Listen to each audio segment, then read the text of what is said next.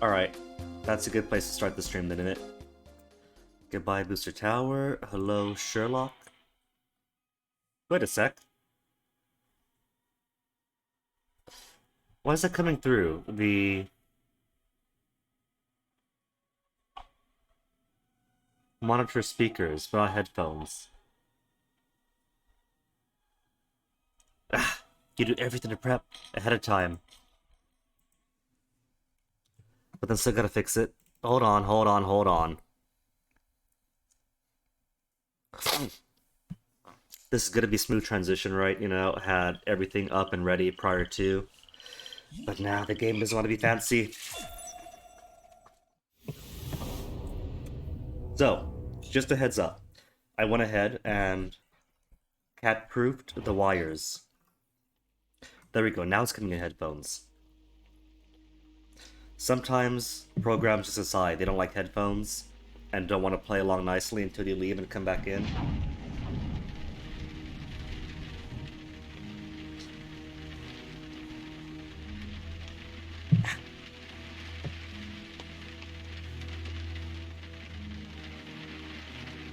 Well, like I was saying, before the tech went weird,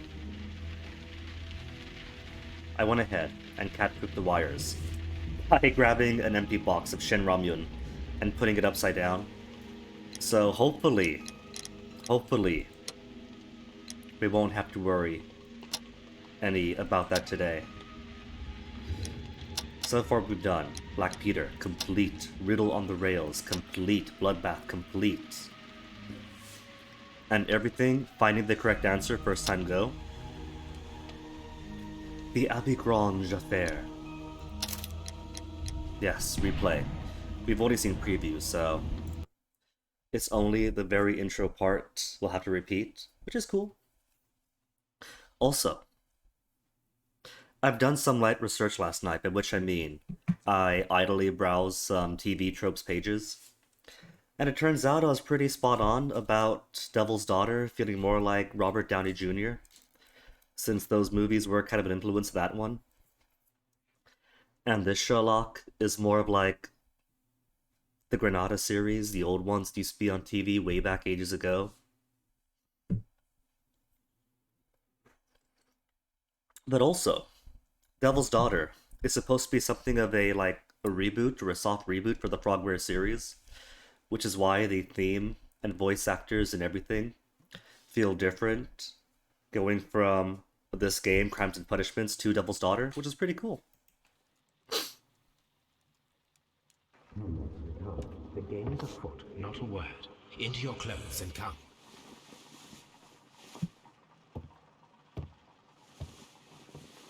I'll wait for you in the sitting room. Though I still think Devil's Daughter I've just received a note from Inspector Lestrade. A letter from the suburbs. He is is in something of need a of step my backwards. presence. Whenever he has asked for my assistance, it has always turned out to be entirely justified. At least with certain design I fancy decisions. that every one of his cases has found its way into your collection. Yes, they all seem worthy of... However, I regret your fatal habit of looking at everything from the point of view of a story instead of a scientific exercise. Holmes, you... I beg your pardon, I digress. It would be much better to examine this letter than to try to convince you.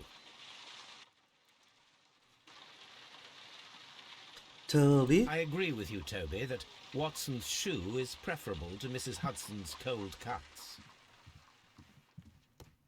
This is where I keep... The letter is on the table, Holmes. You should take... Wow, Watson, interrupting my musings. This is where I keep my post. Oh, it's already acknowledged the letter. Blinkhorn's regret. That's cool then. If you see it once, you keep it forever, even if you repeat. So what souvenir do we get? We got a harpoon, a train whistle. Is it gonna be the golden dagger itself?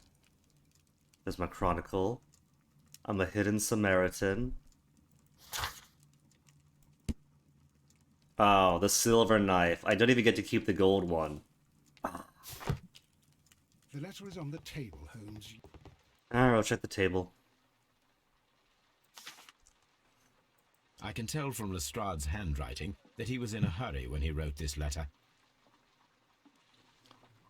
I think that between chapter 1, Devil's Daughter, and this one, I've enjoyed all three different interpretations of Holmes. You have not quite skittish, but very. How to put him? Not quite high, but the Holmes in chapter 1 is definitely on uppers of some kind. Amphetamine Holmes. Amphetamine Holmes in chapter 1, young and full of energy, bouncing off the walls. And a bit too deep into his ideals that he's willing to just barge into whatever. The kind of Robert Downey Jr.-ish, more actiony Holmes in Devil's Daughter, and the gentle, cerebral Holmes in Crimes and Punishment. They're all sides of Holmes that I enjoy. But I think as far as which Holmes I like the most, I think it's probably going to be this one. The Brackenstall family coat of arms. A wax seal with the monogram E.B. Electronic Boutique. Abbey Grange, Marsham, Kent, 3:30 a.m. My dear Mr. Holmes. He's even put a timestamp for his letter. My dear Mr. Holmes, I should be very glad of your immediate assistance in what promises to be a most remarkable case. It is something quite in your line. Except for releasing the lady, I will see that everything is kept exactly as I have found it. But I beg you not to lose an instant, as it is difficult to leave Sir Eustace there. Yours, Inspector Lestrade. So, what is it, Holmes? Promising, as always. It appears to be a case of murder. So you believe that Sir Eustace is dead? I should say so. Lestrade wouldn't have sent for me for less. His writing shows considerable agitation, and he is not an emotional man. These people belong to high society. The quality of the writing paper, the EB monogram, their coat of arms. The crime was committed before midnight. Holmes, how can you possibly tell? He bothered to put a Well, timestamp. it is all thanks to Lestrade. He wrote his letter at 3:30 in the morning. Imagine the chain of events before that. The local police had to be called in.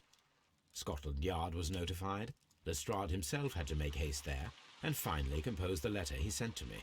All of that makes for a fair night's work. It makes sense. Lestrade also speaks of the woman he released. That seems to indicate that she had been held somewhere during the crime. Much time has been wasted. Let us find a cab and go to Abbey Grange immediately. Grange. I live in hope of an interesting morning. Straight to? Or can we hang out a bit first? What am I wearing? I'm wearing a dull yellowish waistcoat. A very vomit-colored waistcoat. So let me get changed properly first. What am I allowed to wear? It's too high society for a casual unbuttoned shirt. Or sailorin. They might appreciate the Hugh Hefner look. Or the farmer outfit. It's out in Kent, innit?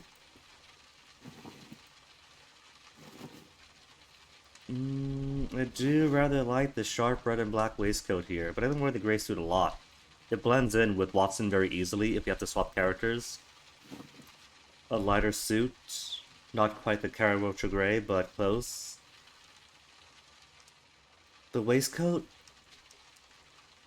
It's not a sweater vest, is it? It's just a texture. No. It's kind of like high-class waiter. That's the one reason that I don't wear waistcoats myself, even though I really, really want to, is that every time I go to look for some, the only real options are waiter. Or waiter. Green and brown, I'm not an accountant. The black suit? It looks a bit candy striped though, isn't it? That's like somebody's grandma's candy tin. I don't want to be dressed like hard candy. Casual is allowed. But casual is the vomit yellow waistcoat. Alright, back to gray then. Oh, it's just a gray. I'm sorry, but I just really like that red and black's best. Now to Abbey Grange. So, case book. What are the facts of the case book? Investigate the murder at Abbey Grange. We have no evidence. Only a single document.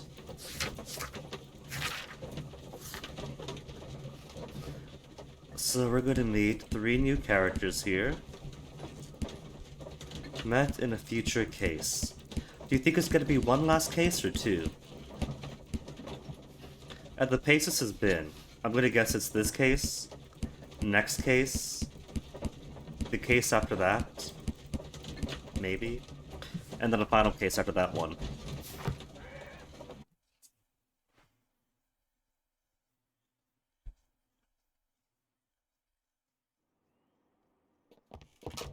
Huge vaulted ceilings. Mr. Holmes and Dr. Watson, here you are. Guy lives in a museum. I'm very glad that you have come, but perhaps I should not have troubled you after all.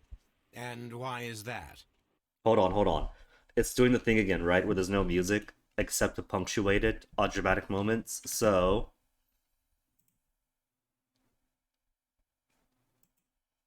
where is it? Not this one. Nice as it is.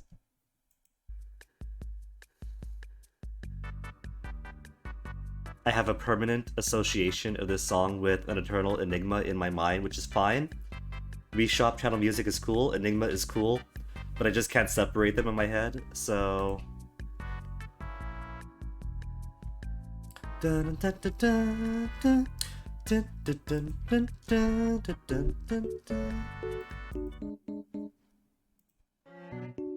know what? Why don't we? We did Wii theme all yesterday. Let's do the Enigma music today then.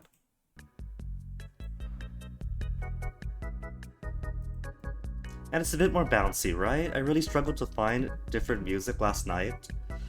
But the default Wii music is great. Here we go. Lady Brackenstall has come to her senses, and she has given so clear an account of the affair that there is not much left for us to do. You remember that Lewisham gang of burglars? If there's not much to do, then why am I here? Exactly. The father and 2 sons. It's their work. They stole a silver service, which is of great value. Sir Eustace Brackenstall is dead, then? Yes. His head was knocked in with his own poker. A violent act of aggression. Yes, Put him with the card poor game. lady. She has had a most dreadful experience. She was assaulted and tied to a chair. But I think that you would best see her and hear her account of the facts. She's in the morning room with her maid, Teresa Wright. Where is the body of the deceased? In the dining room. We haven't touched anything. All right, I'm going to examine it. Very good, Watson.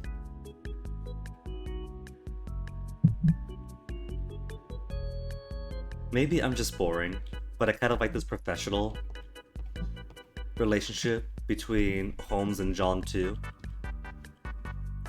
It's definitely not a BBC thing where there's a sexual tension between them, blah blah blah blah blah. And you know, it's all like zany and whatever. No, these are 2 guys who are comfortable with each other and are able to feed off each other in their activities. Sir Warthen Brackenstall. Brackenstall. Lord George Brackenstall. Carrying on the proud tradition of wearing some chin hair to cover the fat.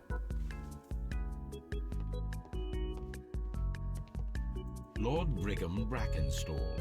Brigham Brackenstall, that's not a real name, you can't fool me. Lord Ramsay Brackenstall. Somebody had cruel parents. Lord Brigham Brackenstall. Lord Brigham Brackenstall. Lady Brackenstall awaits you in the morning room. Lord Brigham Brackenstall. This has got to be like an alert or something. Lord Brigham Brackenstall. Lord Brigham Brackenstall. Lord Brigham Brackenstall. Soft beat.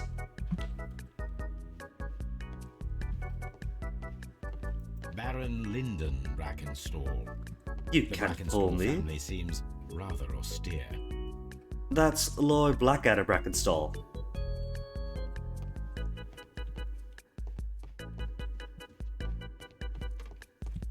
Alright, there's nothing else here. Ladies, allow me to introduce Oh, myself. she got hit in the My eye. name is Sherlock Holmes. I'm assisting Inspector Lestrade in this investigation. Mr. Holmes, I am the wife of Sir Eustace Brackenstall. We were married only a year ago. I am sorry for your loss. Please accept my deepest condolences. I suppose that it is no use my attempting to conceal that our marriage has not been a happy one. I fear that all would tell you that, even if I were to attempt to deny it. Is that where the eye comes from? From your unhappy marriage? Bleeding in the eye, just like when my ham-armed ex slapped me across the face just once with an open palm. But the joke's on her. For a little while, the sheer pressure of sustaining her own corpulent body was enough to do the same to hers.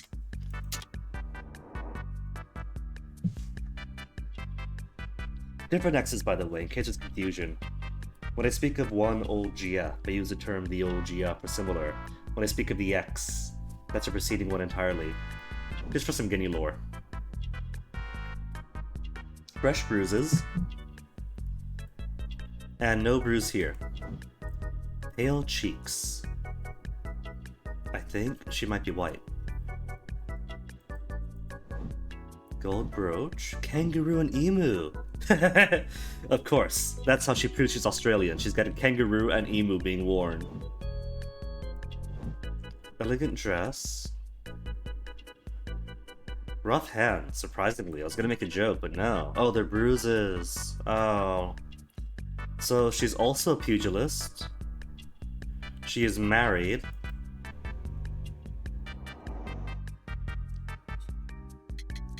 Not a happy marriage, was it?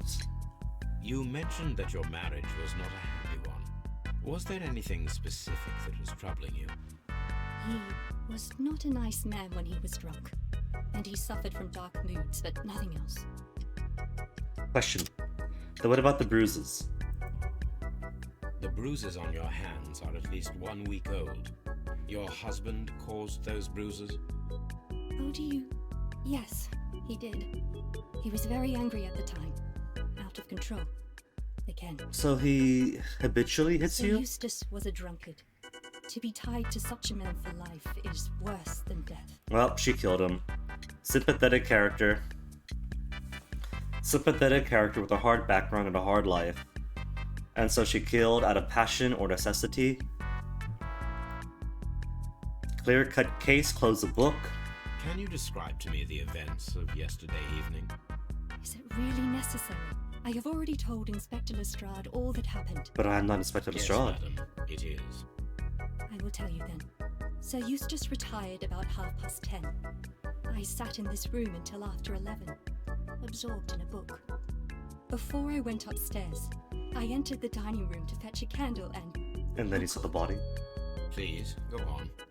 As I approached the French window, I found myself face to face with an elderly, broad-shouldered man who had just stepped into the room. Lillian Close broad behind shoulder. the first man, And two I more. saw two others. One of them struck me a savage blow with his fist and felled me unconscious to the ground. And then? When I came to myself, I found that they had secured me tightly to a dining room chair.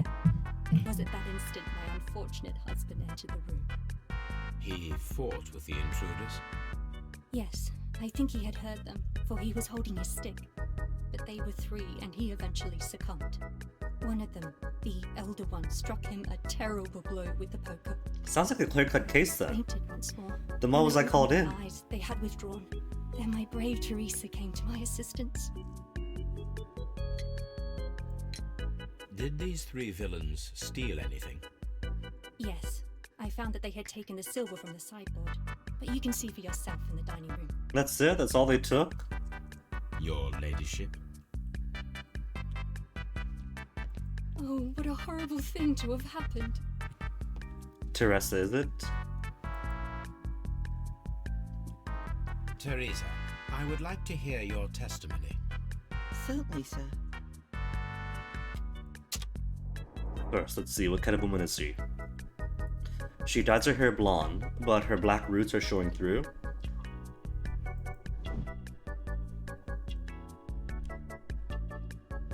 No emu or kangaroo on her brooch.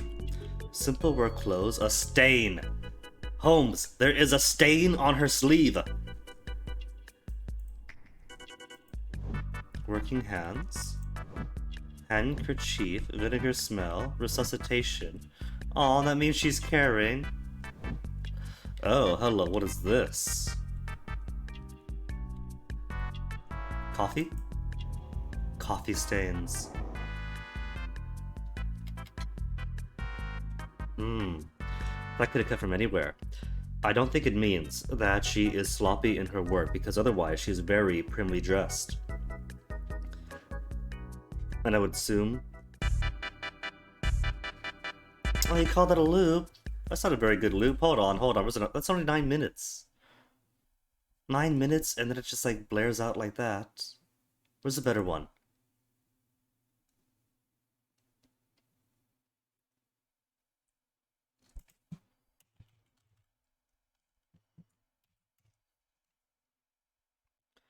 This is which channel, so I could avoid it. There. Oh, that's the same one.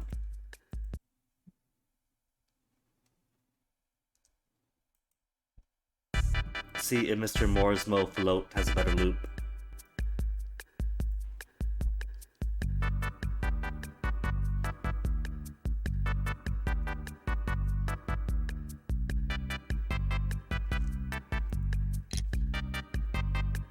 Alright, tell us about last night.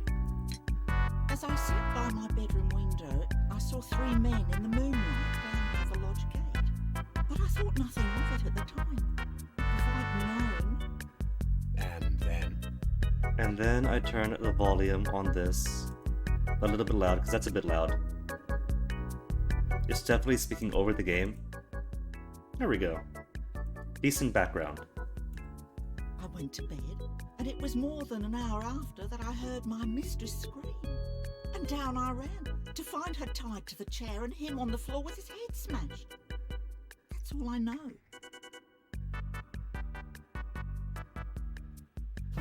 So what have we got? Teresa is very attached to her mistress and has known her considerable time. She's the only resident servant at Abbey Grange, cooking for, serving, and nursing Lady Brackenstall. She would not hesitate to protect her in the event of any trouble. But did... And Lady Brackenstall, not quite 25, is from a wealthy Australian family. She has been married for little more than a year. She has, in all probability, suffered physical violence over the course of the last fortnight. The lady lives a solitary lifestyle, seldom venturing outside. She carries old bruises. Lestrade's statement.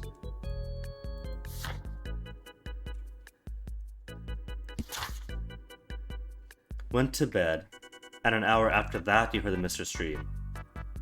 So, you saw 3 men in the moonlight by the gate. And then an hour later... Oh, this loop's also bad. That was only 2 minutes.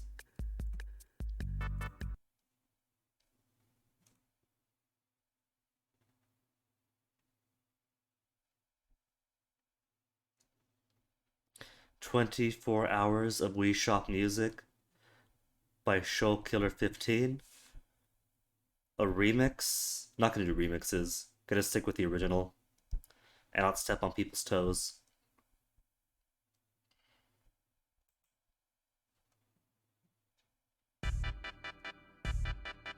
Try this one. All I ask for is a simple, good loop. Letters. The Times, mysterious drama in London. Family business booming. The Randall gang is back on the street. Less than a fortnight ago, this infamous family of burglars, the Randalls as they are known, made their reappearance by way of a brutal but successful intrusion into one of the wealthier homes in Sydenham. The police are already on their trail. However, the details of the crime are being kept confidential, including that of the name of the victim. A witness was able to provide a precise description of all 3 men, and this will surely give the police a chance to complete their profile of this family of delinquents. We would take the liberty of reminding our esteemed readers about this highly dangerous band, and to provide the full description, as it is available at the moment.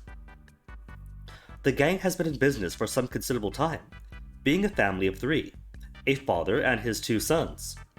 The elder, Jack Randall, is a man in his 40s and already gray-haired, while of average height and build. Being the mastermind behind the burglaries, he retains control over his sons, both of whom are close in age, but very different in appearance. The first son, William Randall, is tall and broad-shouldered with a small, disproportionate head. Broad-shouldered, but a disproportionately small head. The younger brother, Melvin Randall, is of a somewhat weaker constitution, and is skinny as a rake.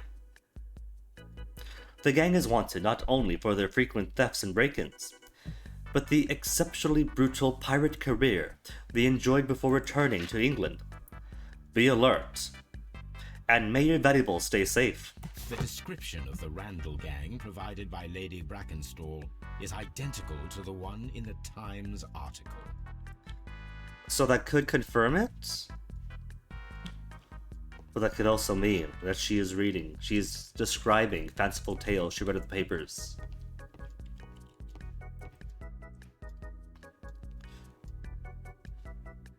Oh, I can't read her diary. A vial of a clear, odorless liquid. Oh, it's not important.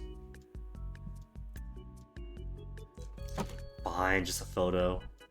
Is that the lady and Teresa? This photograph of Lady Brackenstall and her maid Teresa was taken at a port, but which one?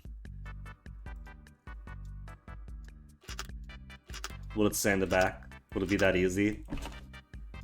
Rock of Gibraltar, Adelaide, 1839. So the lady and her maid came from Australia a year and a half ago on this ship. You know what I'm thinking? Maybe it was Teresa who defended her ladyship because of the violent abuses that she has suffered under the hands of her new husband. A trapper's hut. Just get your face all up in that picture, Holmes. A picture that has been moved. These scratches are most definitely made by the picture frame. This is Sir Eustace's safe. There may be something important inside. I must ask Lady Brackenstall to open it.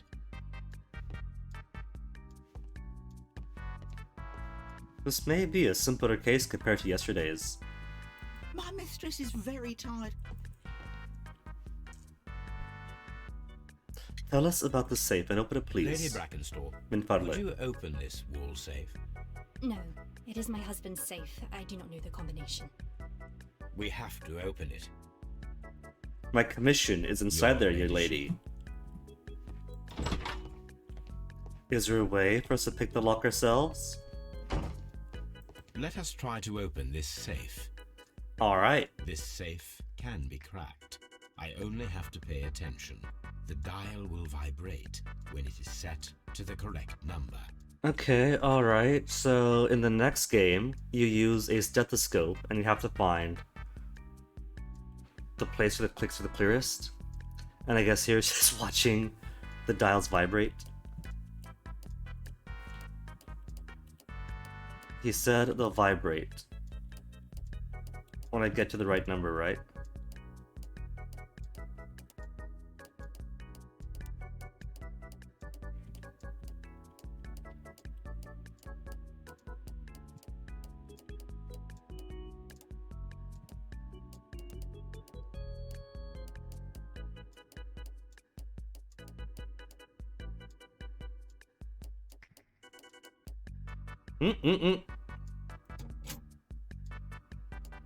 There it is. There's alright, I see it now. So 15.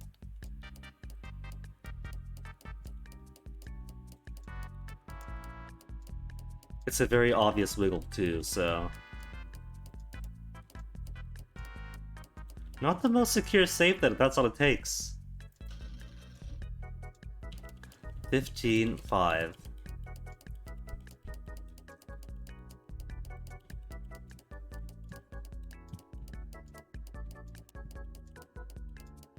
Then 15 again. 15, 5, 17. Oh, he made it easy for us. Give her the dolls dancing to the music.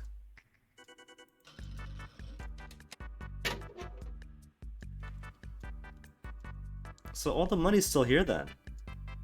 It is common practice to keep one's valuables in a safe behind a painting. It should not really pose a challenge for a criminal. So, the Randall gang then, as celebrated in the careers they are, should have made it through here at least. They came all the way out here to the state of the country, killed the guy to get at the loot, and they only took some silver. I don't buy it. Antique coins, possibly of value, but they're scattered without care. Medical reports. Sir Eustace, your current physical and mental state is a great concern. There are several signs of hepatic decompensation. The last time we met, your eyes were bloodshot and your skin was tinged with yellow. There's a particular odor from your breath that is common to those suffering from liver damage. Then there are the lung abscesses that we have discussed. The leg cramps you have described to me are caused by an alteration to the nervous system, which in turn is caused by an excess of alcohol. That includes the tremors. Your liver seemed excessively hard at the time of your examination, which is a sign of evolving cirrhosis. There are also signs of ascites, fluid in the peritoneal cavity, which are evident with your swollen stomach. The pain beneath your left rib indicates a pancreatic malady. Oh, that's where the pancreas is then, beneath the left ribs?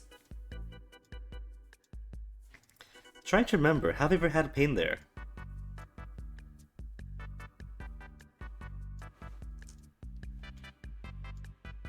I don't think so. Which may lead to fatal and fulfillment pancreatitis. Your condition may pose a risk to others. Your excessive alcohol consumption lowers your self-control and heightens your aggression. I am available to help you with this problem. There are a number of treatment options. Well, being a drunk doesn't absolve him of being abusive towards his wife, but what stands out to me is that not only is his physical health degrading, his eyes are bloodshot, skin tinged with yellow. This in mind might inform some things of the autopsy. Did you know your husband's a violent drunk? Oh, what a horrible thing to have happened. I agree.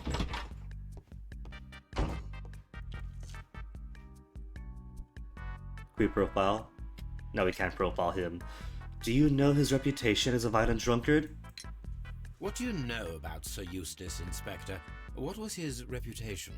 A charming man when sober, but an absolute demon when he was drunk. In such moments he was apparently capable of anything. Why, once he splashed fuel on Lady Brackenstall's dog and set it alight.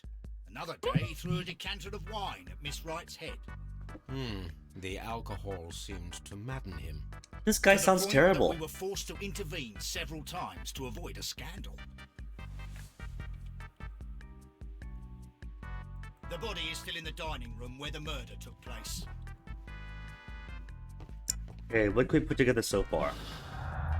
The inspector's tale, severe drinking problem, set the lady's dog on fire and then threw a decanter to Teresa, violent behavior, domestic violence. Yes, he was violent towards his wife, that is a fact of the case now. From Australia, criminals are identified, the notorious Randall gang, who are well known.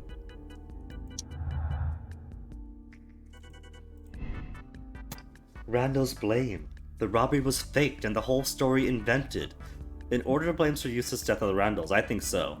I think the Randalls are being used as a scapegoat to cover possibly Teresa's defense of her lady. And we could possibly choose to blame them if we go the absolve route, given the circumstances. The testimony's evidence match and point to the Randall gang. Too conveniently. They're from Australia. Ergo, they know each other.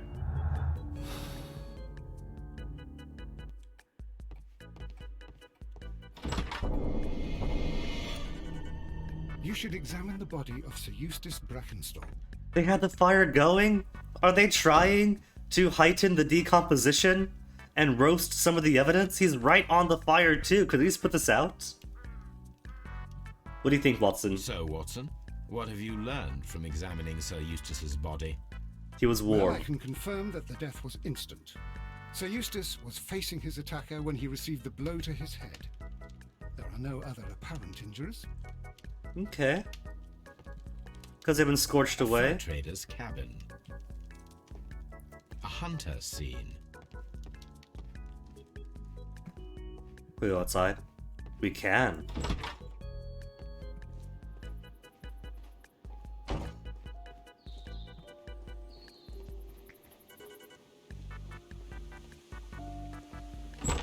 And there's a front room, right? There's a front room where Lestrade is. We can't go to the back garden. Just gonna spend my day lounging here and then take my paycheck. Oh, the statue repeats. Okay, so you weren't unique at the dig site. Unless it is the same statue for the dig site. And they purchased it after the police work was done. There's a gate. I could just leave. Just leave, because I'm not wearing the correct waistcoat. I can't go in the garden, Shed.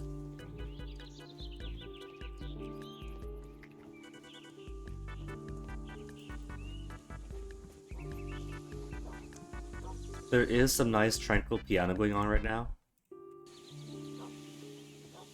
I guess to set the mood for the garden. And now it's gone. Oh, no, it's back. It just doesn't want to compete.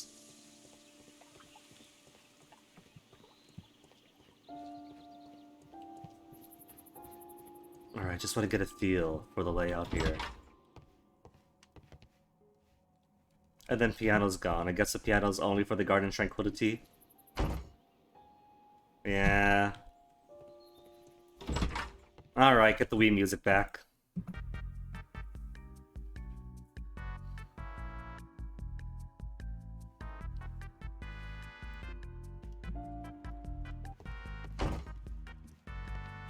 The hunting scene. A hunter's cabin. So all the pictures are hunting related. Oh, still going. No? Wrote a couple of notes. Antique hunting weapons. So he was drinking, wasn't he? Chateau Salon Seguier, Grand Cru. Chateau Calon Ségur. French wine. Grand Cru.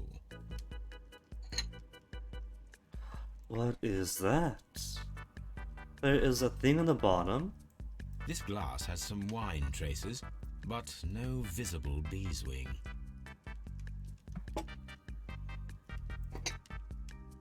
Is that nothing on the bottom then? That looks kind of like a light bulb to me, but it could just be me not knowing wine glasses, who knows. This glass has some wine traces, but no visible beeswing. Whereas a third glass, on the other hand, is just right. There is beeswing at the bottom, as if the wine had not been decanted before being poured. What? They didn't properly It is decant rather it. strange that only one of these glasses has dregs of beeswing inside it, while the other two are clear. A decanter standing next to the open bottle, an inseparable pair indeed. What can we conclude, Holmes? I don't do wine. At least not professionally, properly. If I do rarely drink it, I just go with tastes good. I just pour it out. 2 glasses with traces of decanted wines without beeswing, and a third glass with wine and a large amount of beeswing were found in the dining room. Could ask them about poor health and the wine glasses.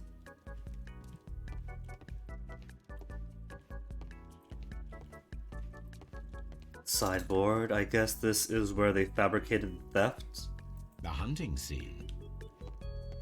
It's all hunting scenes. A fur trader's cabin. A deer hunt. The Brackens... A fur... Whoops. Was that the last A one? de- The Brackenstall family appears to adore hunting or something. What is this? Chair has a tail on it? A rope. Oh, the rope that the wife was tied to.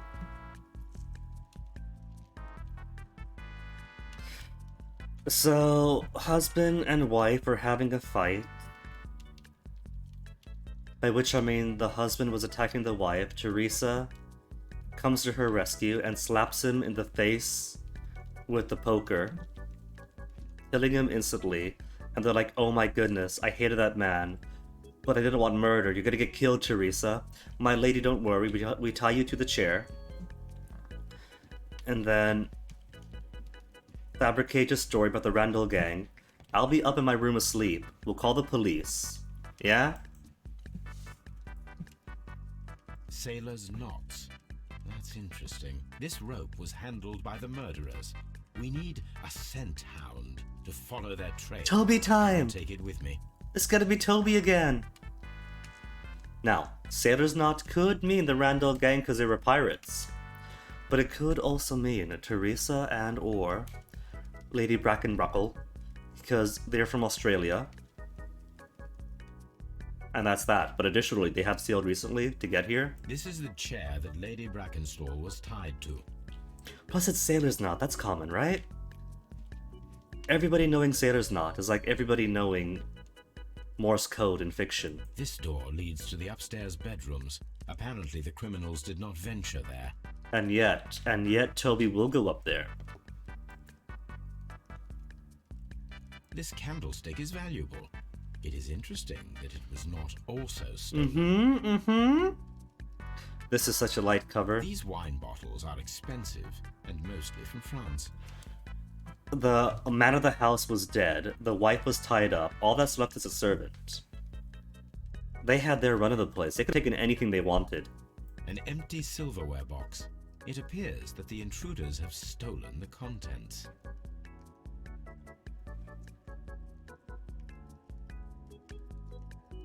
We're not done here. There's a missing bit. Oh, well, that's just one at the table, isn't it? A bottle of wine is missing here. The criminals did not thoroughly ransack the house. They only took a little silverware. Definitely not celebrated pirates. Okay, that's everything except the body, so... What else do we have? The mantelpiece. A cut bell rope. Oh, is that what the rope went to? It appears that the bell rope was cut by someone taller than me.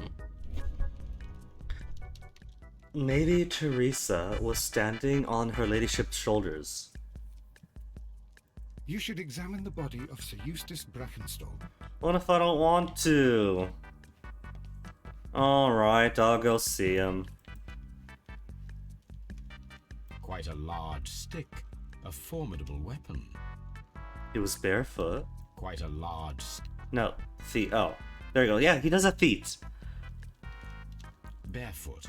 He had therefore been in bed and did not have time to fully dress. There were 3 wine glasses, right? Maybe her ladyship was being entertained by somebody better than him. That must be the murder weapon.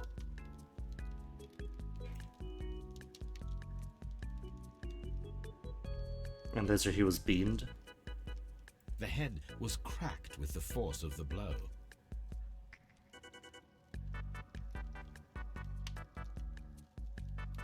But that's not everything, because it hasn't...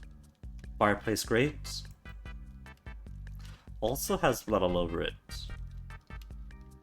It is covered in blood. Sir Eustace might have struck his head upon it while falling from the blow. That is one possible explanation. But Watson said no other injuries, right?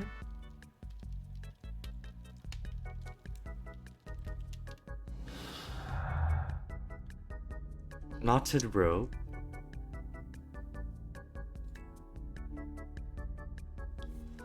Okay, let's see. Glass with bee's wing.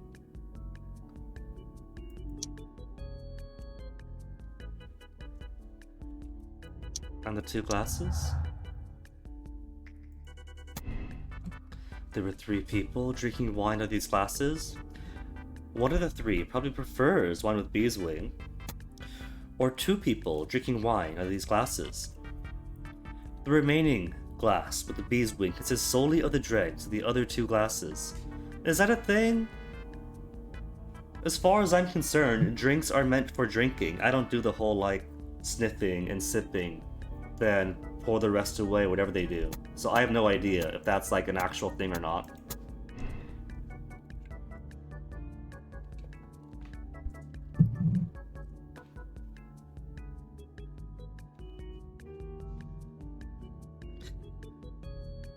But if there were 3 people, then the Randalls had to be there. So it's impossible for the solution to be that husband and wife were drinking properly decanted wine, and Teresa only gets non-decanted because who cares, you're the servant. So I guess 2 people drank, and the remaining wine was poured into the 3rd glass. Okay. Alright, so dead body with a fractured skull for the bent poker. Could have been due to a poker blow. Or was it from the fireplace grate? A deadly accident? The death of Sir Eustace could have been due to his accidentally striking his head on a fireplace grate. But then, why make up the story if it was an accident?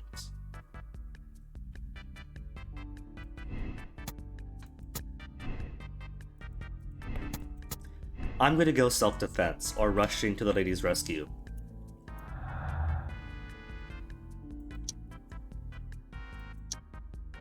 Sailor's Knot.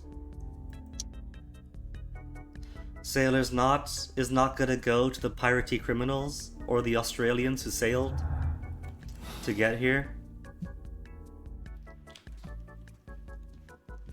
The death was instant. Okay, who to talk to about stuff? Aw, Inspector Lestrade wishes that he had a garden as nice as this in his house. Don't you, Inspector? You gaze out, longing, wistfully, thinking, why has life taken you to only visiting these grand manors and villas and estates, to stare at a dead body or comfort grieving widows? Why hasn't life taken you to being the lord of such an estate? If you keep on working so hard for Scotland Yard, will you someday become a lord with an allowance that would permit you such grand acreage of your own? And he knows this is not true, for his hair already goes grey, and that the shabby tweed is all he'll ever know, and the tiny box apartment that he has to live in, on top of an ethnic grocery store, is the best he'll ever have to pass on to his kids if he ever finds himself a wife by the time he's 60. Anyway, Inspector. I've searched outside for footprints without any luck. 3 rough men coming up here, and no footprints. That is interesting, Inspector. A negative result is also a result.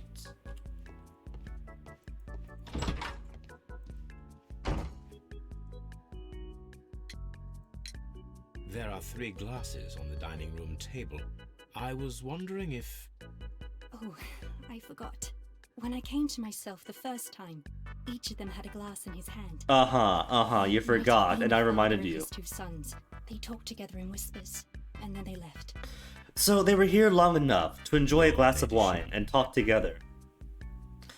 But in that time, they didn't think to take more from the house than just a box of silverware. This story does not hold up. That might be what the Boggins do in Australia, but that is not what the Gavins do here.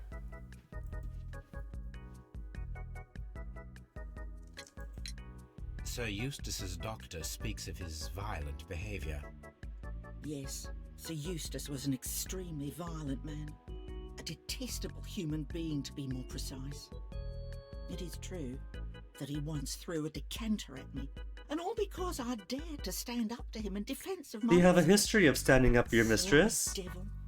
God forgive me that I should speak of him so now that he's dead. But a devil he was, if ever one walked the earth. We met him only 18 months ago. Only been a She'd year. only just arrived in London. Yes, it was her first voyage. She'd never been from home before. Wonder with his title and his money and his false London ways. If she made a mistake, she has paid for it, if ever a woman did. She doesn't have any friends here, so it was especially hard for her. I think she did it, and we have to absolve her because young, naive lady just leaves home for the first time, goes across the world completely, is wowed by the first man she sees, but it turns out that he's extraordinarily abusive to her. She's got no friends or comforts, and it's been that way for a year and a half. Teresa did what she had to do. Any court would absolve her. Oh, what a horrible thing to have happened. Okay, let's go get Toby.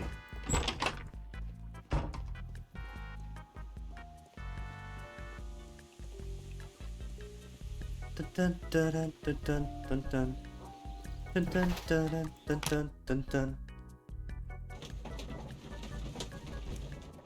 New deductions while we wait. She had no personal life because she was from Australia. Acquainted with a sailor? She is acquainted with someone from the Rock of Gibraltar. She married Sir Eustace shortly after arriving in England and remained at home during the time. There is little possibility that she or her maid are acquainted with anyone in the country. I mean, it's possible she knew sailors of the voyage, but that doesn't mean they kept in contact for 18 months since afterwards. It doesn't contradict anything in the case just yet.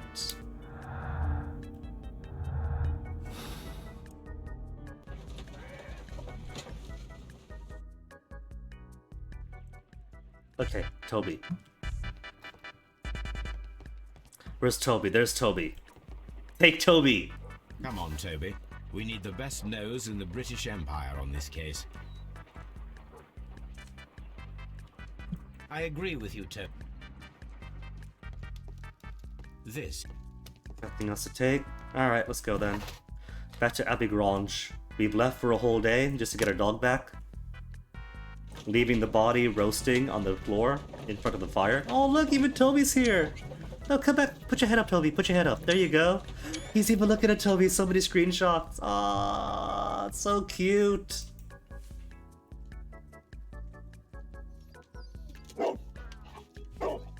Such, Toby. Alright. Put the Twilight Princess this. Go in a circle. And then pee on the carpet. Then resume. Oh, so did you go outside?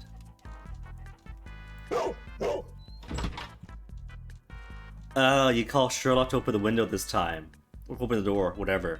See, in the next game, Toby could just open doors himself, if he has to.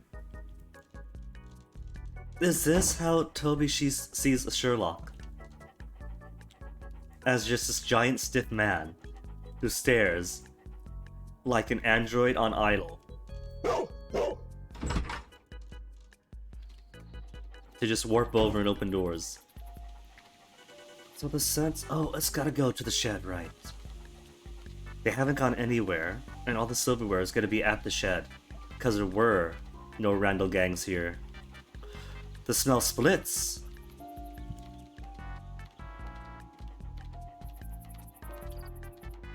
It goes around, and then back over. The scent does split, but it doesn't actually go outside. The well, maybe. The shed or the well.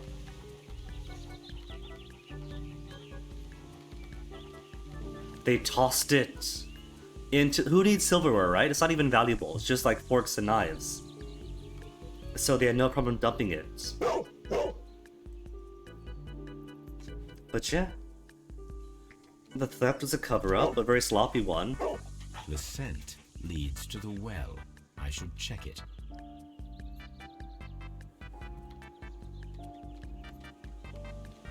Oh. We have to tag both places then, don't we? Tag the well and the shed as areas of interest.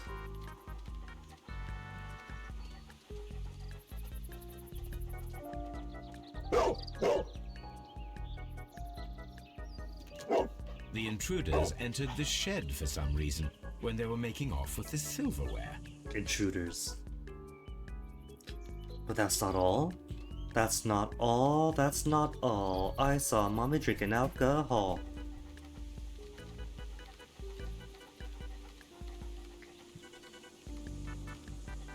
But it ends here. It terminates. Or does it? No, it just keeps on going. It's a smell that keeps on giving. Then over the wall? Not over the wall, just here? Just terminate at the wall? Interesting. The intruder's trail is lost behind this wall. But that can't be right, because they could just use a get Criminals snare, left the right? house through the French window. They walked to the shed, then across to the well, before fleeing by climbing over the wall. I wonder why they chose such a winding route. Into the sun. Can we inspect all these places? Is it shed time? Yes! We have a hook. A hook This for the well. hook might be useful. Watering can is not important. Shovel's not important. Small gardening tools, nothing of great interest. So just the hook then? A This old suitcase. suitcase sounds hollow. It must be empty. But trust your eyes, Holmes. Trust your eyes and not your ears. Bags of seed. Some empty bags were recently moved. And that's all? So maybe they took supplies from the shed. Hook, rope, bags. Put the stuff in the bags. And then dump them in the well for later retrieval. A bag. There's something glittering the silverware? at the bottom there, but how can I reach it? Rope and hook. The bucket can be easily removed.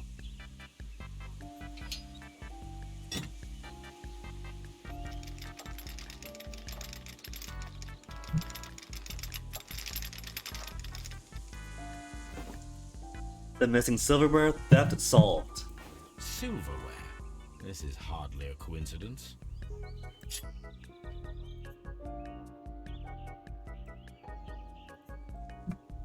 Hello, a coat of arms and a silverware. That is fancy. The Brackenstall coat of arms. It appears that we have found the stolen silverware. Are we supposed to be personalizing their silverware? Am I missing out on something? And then the wall, right?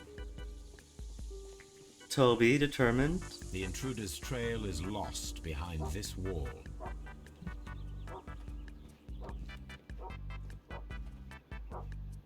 Just wall. No footprints or anything.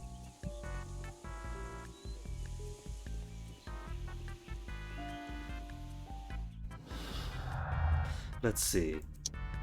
Silverware found. So it could have been them. They would have stolen a lot more and they wouldn't leave it behind. It's an imitated robbery. That's the only possibility to entertain. Imitated to explain Sir Eustace's death. It was not supposed to be found. I mean, look at this option, right? Robbery is confirmed as a motive for the crime. The criminals may have plans for return for the silverware that they have dumped. They're really good to return to this walled estate, where the police are now going to prowl because it's a murder scene. No. A murderous visitor? Sir Eustace was murdered by the one person who visited that night. It was he who tied up Lady Brackenstall. He is tall and strong. No, I don't think so. I think it's It's the maid. It's gotta be the maid.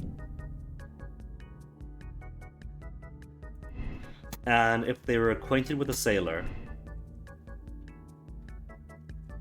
I don't think so. Poker blow or accident? If it's an accident... They had no acquaintance. A domestic accident? Is that the only way for it to be someone involved in the house? If there's no acquaintance, it had to be an accident. If they knew a sailor, then they had a visitor. The death of Sir Eustace was an accident caused by a struggle with his wife. Out of this one case, accidents on the left, Lady Brackenstall and her maid committed the crime in self-defense. You decide there's no point in blaming this poor woman. See, I think so. I think this is it, but not from an accident. I think that somebody picked up the poker and did him in. Deserve to be treated as criminals with the same facts of the case? Nonsense. There are still clues to find. Unless this is just supposed to be like a really small case. Have we not met anyone? We could analyze the sailor's knots and talk about the silverware.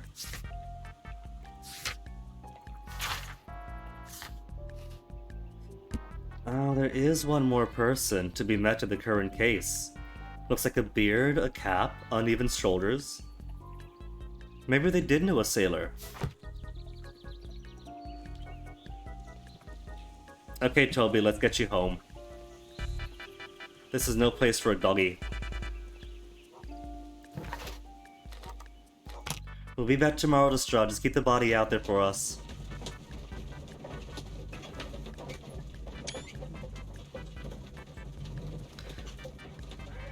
Just gonna screenshot all the Toby and Holmes moments. Aww. Okay, let's go, Toby. Brave Toby. The best nose in the British Empire. Toby is Let us definitely see the how best the part. rope was cut. So, let's see then. Can we examine the cut? The fibers at the end of the rope are smoothly cut. So, it could Let be us try to scissors. find out what tool was used to cut the rope. By further destroying it.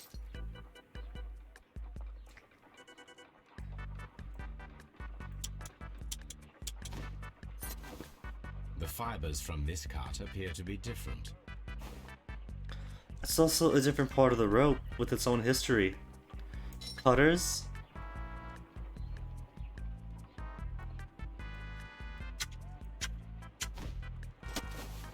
The fibers from this cut appear to be different. But only a sailor's knife. Do we have a sailor's knife?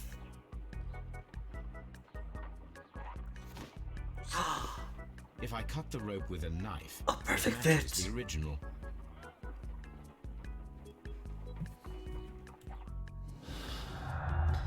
A sharp knife.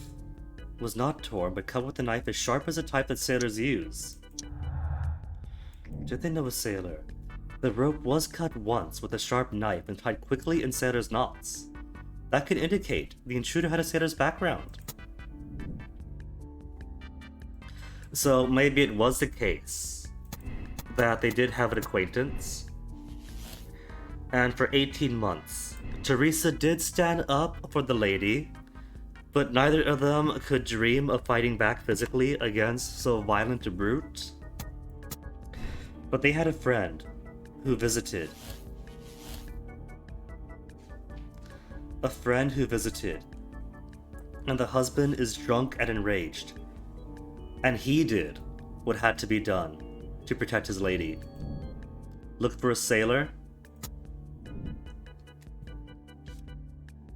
Once again, the series goes to where do sailors hang out?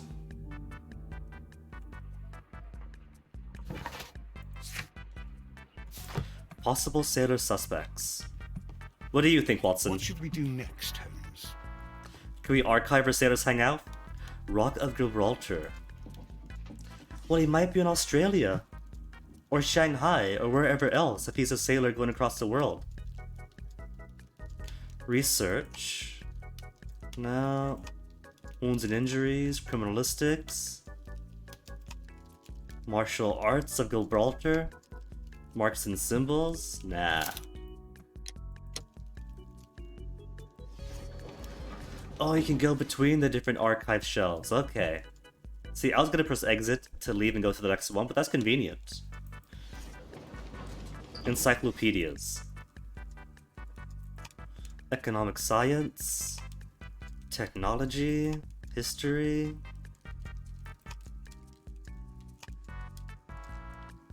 Is this all we got? Rock of Gibraltar, 1893. What about newspapers for 1893? Because there is a year involved. Rock of Gibraltar's arrival. Arrival of the Rock of Gibraltar. A ship returned. The Rock of Gibraltar, a bulk carrier from the Adelaide, Southampton, London line. Cunard Building, James Street, London, has returned from a 6-month voyage to India, New Zealand, and Australia. The ship brought to England Miss Mary Fraser, the heiress of the Fraser family, owning land and tin mines in Australia. Oh, they got tin! This is a source of tin brought to England to cross the Transalpine route to the Mediterranean. To bring tin to the Mycenae region. To create goods. Possibly to go back in some other northern route for the amber of the North Sea, at the Scandinavian region, or possibly down to Nubia for ivory.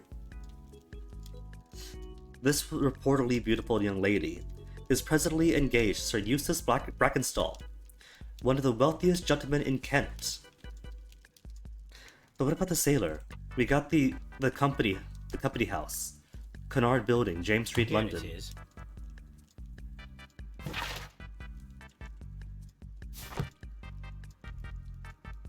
The shipping company, the Adelaide, Southampton, London line, and its address. Interesting. It must be the place where they keep the records, including the one for the crew of the Rock of Gibraltar. I think that if you pretend you're from Scotland Yard, they'll give it to you without any problems. Oh, so can't go I dressed as a have sailor. a solution. I'll call in the specialist. Wiggins? Is it Wiggins again? Specialist Wiggins? Call Wiggins.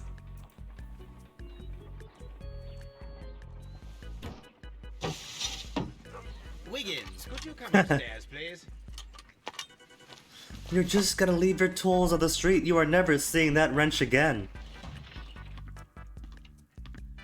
At your service, Mr. Holmes. I need a register, my young friend. If you could borrow it, there will be half a guinea for every one of you. I need the crew list of the Rock of Gibraltar in 1893 and their current employment. I'm straight on it, Mr. Holmes. Get at least 2 pages. I don't want to be half a Find guinea. it, Holmes? My secret police is better than the Yard in many ways. Only took him 3 hours. Here it is, Mr. Holmes. But we can't take it back. It's too risky. Put it on the table. I'll take care of it. Good work, young Wiggins. Because we chose Pub Wiggins steal it instead of pretending to be from Scotland Yard, the evidence is going to be thrown out in court. Right?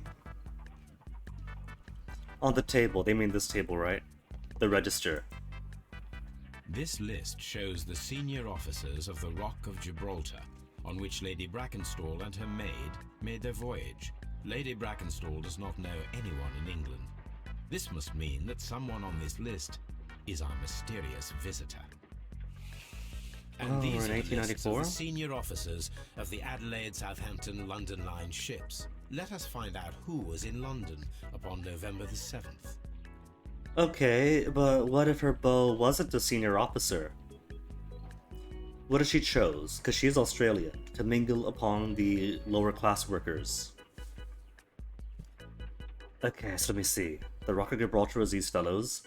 Departed Adelaide, 1893, arrived 1893.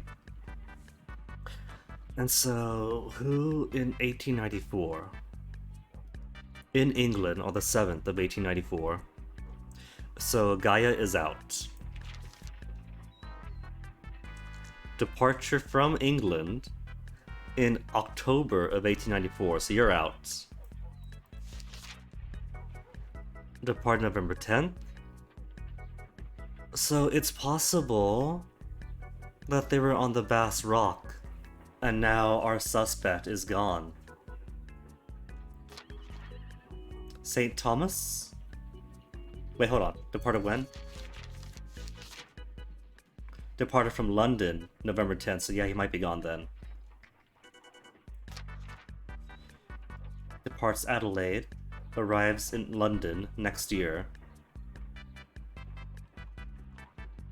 So the only possibility then. Wait, now go back. Bass Rock and who else? Now depart from London a month ago.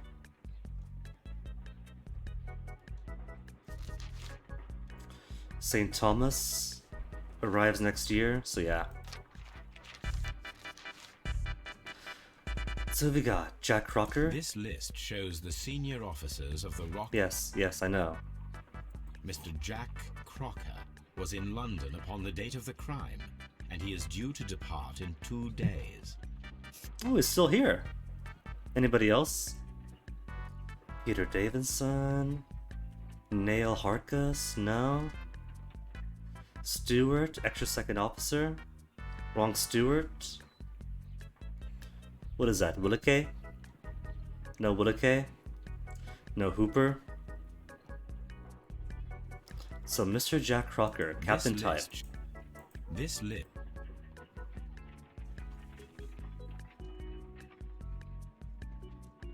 I don't think there's anybody else, but if I hit escape, it's are you sure you want to quit? So is there somebody else that I'm missing? Duncan Chalmers, no. Peter Davidson, there's no Peters. No Nails. No George. No Frank. No Murdoch. Okay. Does anybody else's name appear? What about Rock of Gibraltar again? Which has already left as of a month ago. This officer was on a ship that sailed half a month ago. He wasn't in London at the time of the crime. Do I have to go through all the ones who are bad choices and cross them all? Even though we have the only one who could have possibly been it? Charles Chill left a month ago. This officer was on a ship that sailed half a month ago. He wasn't in London at the time of the crime.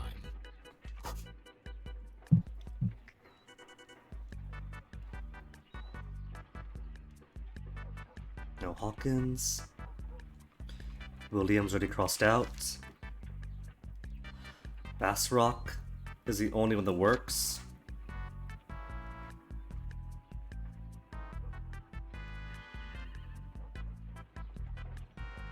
This officer is still at sea, therefore he cannot be involved. Come on, Holmes, you have the guy, you already have him. Herbert Bullington, also at sea. This officer is still at sea, therefore he cannot be involved. Southward and Woods. Southward and This Woods. officer is still at sea, therefore he cannot be involved. This Okay, Captain that's it Jack then, right? Crocker Amazing. is our mysterious visitor. He was the only one around at the time of the murder. So, where to find him? Call Crocker to confront him? This Crocker, do you think... It would be interesting to meet him. Our young friend should be able to find him. Wiggins again? I don't get a dress as a sailor myself? Alright, Wiggins, back to work. Wiggins, could you find a way to bring this Captain Crocker here to us? Here? Holmes, that could be dangerous. No problem, Mr. Holmes. But if he dresses a sailor, then he'll be at ease, right? He'll be in comfort. Mr. Holmes, I was informed that you were looking for me, and I'd like to know why. Use a taller sword. Yes, it is important that we talk. You will soon understand why. First, examine him. He is also using a cheap disguise. That hat is right out of Holmes's closet. The beard is glue on. A clear and honest look. Crooked nose, not of importance, to tell us how rough and tumble he is. So he's a clear, honest folk. I think he did do it because, you know, self-defense for the lady. How could he not stand up when she's being attacked by her terrible, violent husband? Strong build.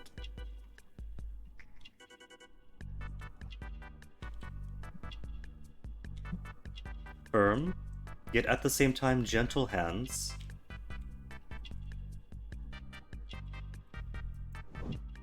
Newspaper ink.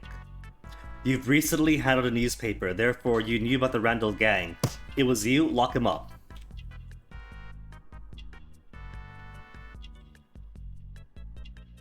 Not married.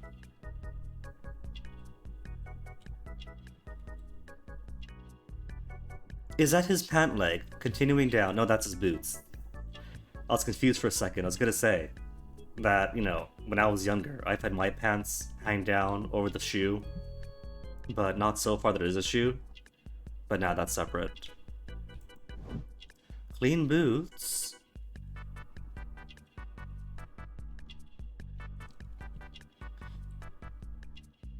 And a knife. He carries a knife.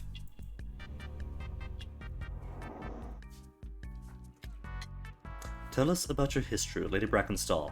Just friends? Or was this more of a crime of passion? You are acquainted with Lady Mary Brackenstall, are you not? Yes, I think I do remember her from when I was first officer, but I still don't see. It seems your relationship went beyond that of mere passenger and first officer. How dare you? Indeed, how reckless a feeling is love, particularly if one is prepared to commit a murder in its name. Explain yourself this instant. Was that the cat's belly, You or are was it aware defending? that the murder made the headlines of the morning press. You read the newspaper report, but to your dismay, found it much fabricated. Once you learned that I wanted to see you, you came straight away. You needed to know what I had found. You...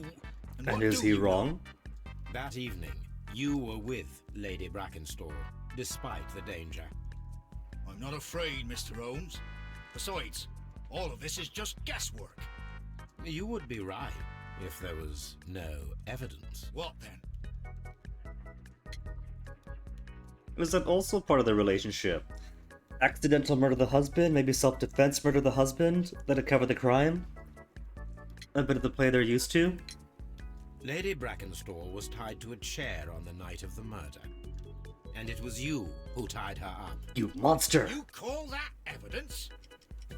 Cute, the rope, the cut, the knots! Yes, as she was tied with a sailor's knot. Your handiwork. So, it's a sailor who's done it. That proves nothing, Mr. Holmes. I'm not the only sailor in London right now. By random chance, he Your absolutely theories is. flawed anyway. On the night of the murder, I was aboard the Sharp. I was supervising the repair of a porthole. At night. It was an emergency. There was a leak. You can ask the ship's carpenter. He can confirm. Oh sure, your friend can I'm confirm. sure that he can. Perfect. In that case, we have nothing more to talk about. Good evening, gentlemen. Holmes, what should we do now? Would you like to check his alibi? No, there is no doubt that these men will testify in his favor, Mhm, and there will be no way to check. So, what then? So, we must work with what we have. We have all the puzzle pieces. Not quite. We still have to ask about the Now I silverware. understand why you dissected the bell rope.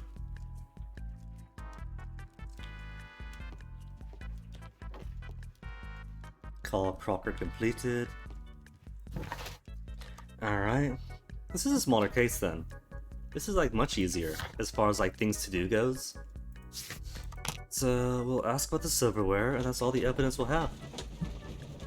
Do we have anything more to deduce? To connect?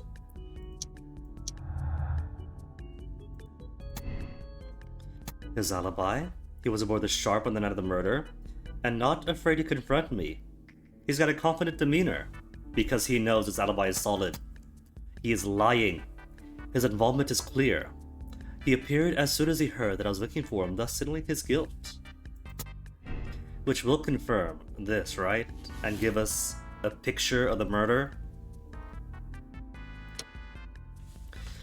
Sir Eustace was murdered by one person who was visiting that night. The murderer is tall and agile, and a high-ranking sailor.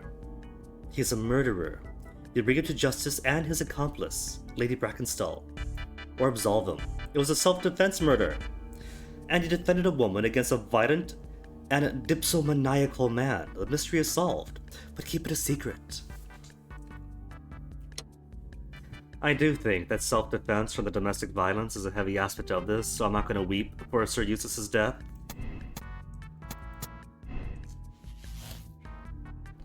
It's possible that it was an accident.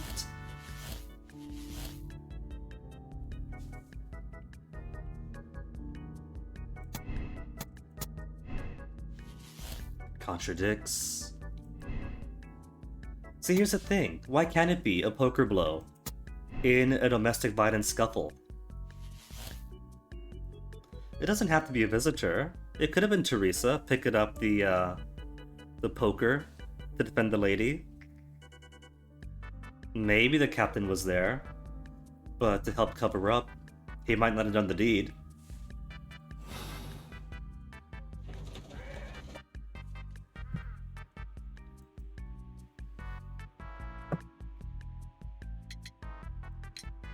Inspector, I have recovered the stolen silverware. Possession You is are not a under the law. wizard, Mr. Holmes did it. And where is it? In the garden well. Excuse me? Unique, isn't it? Rather absurd. What is the point of stealing silverware and then throwing it down into a well? What indeed, Perhaps it Lestrade? was used as a temporary hiding place, or simply the thieves wanted to get rid of it. It is up to us to solve this mystery.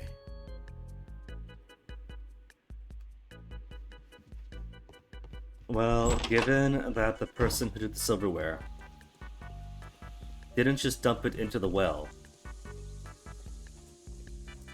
but then leapt over the wall, neither taking the front gate nor just going back inside, so probably wasn't Teresa after all. Left over the wall, and not the front gate, to add weight to the story that the ladyship was tied up after being knocked out, and that the maid was sleeping at the time, then came down to find everything.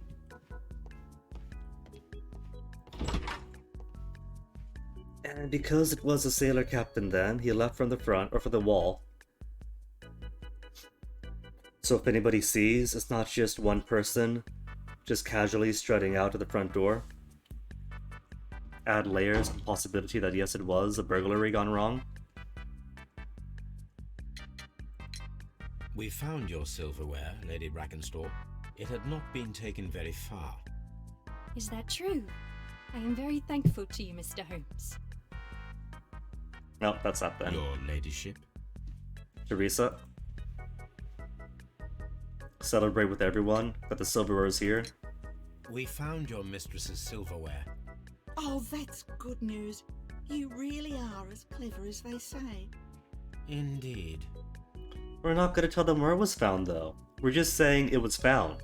And they're like, oh good. Thank you. But we're not letting them know that it was found in the well. Maybe they didn't know then.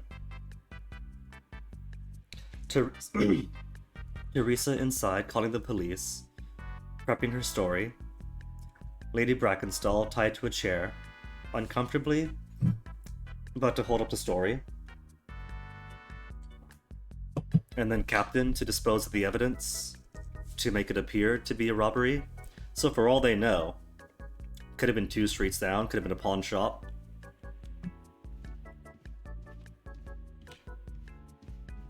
Unless they're really good at bluffing.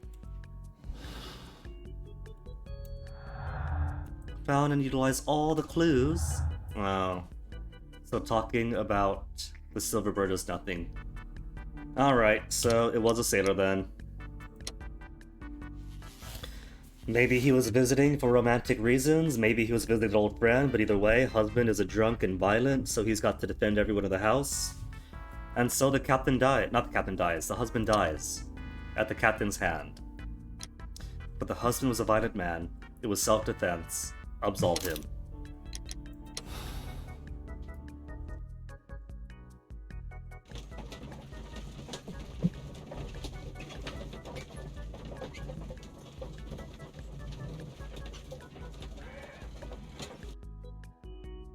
Am I correct? Wiggins, could you ask Mr. Crocker to come here again, please? Right away. Poor Wiggins is all beaten up by Crocker. That's all the bruising on his face, right? Why did you make me come here again, Mr. Holmes? It is over. I know that it was you who killed Sir Eustace Brackenstall. What? I know. Hold on. They got punctuated dialogue again, or punctuated music again. Because of the height at which the rope was cut. The knife used was a sea knife. The knots were sailor's knots, and not least the sheer force that was put behind the killing blow.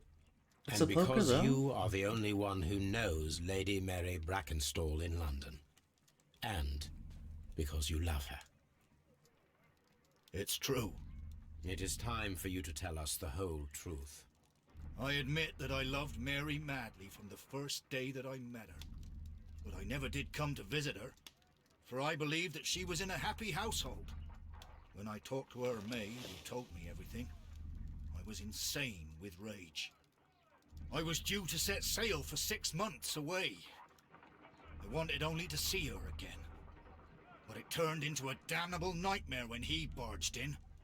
He dared raise his hand to her. He was not even worthy of licking her boots. Oh, I regret nothing. I admit I killed the monster out of love for her. She will forgive me if she is able. Lady Brackenstall already forgave you. She said nothing. Mary. Aww. That makes Aww. her an accomplice as well as her maid. It places her in danger yet again. Come on, it was Mr. self-defense. You would not have managed to protect her. Till I die, do you hear me? Here is a letter that sets everything clear. And it is the one that should be disclosed to the police. I am the only culprit. Mary had nothing to do with it. Toss of the fire. Now it is time to end this. A final QT for the case. And you're going for we're going to absolve you, man. Quit being so dramatic.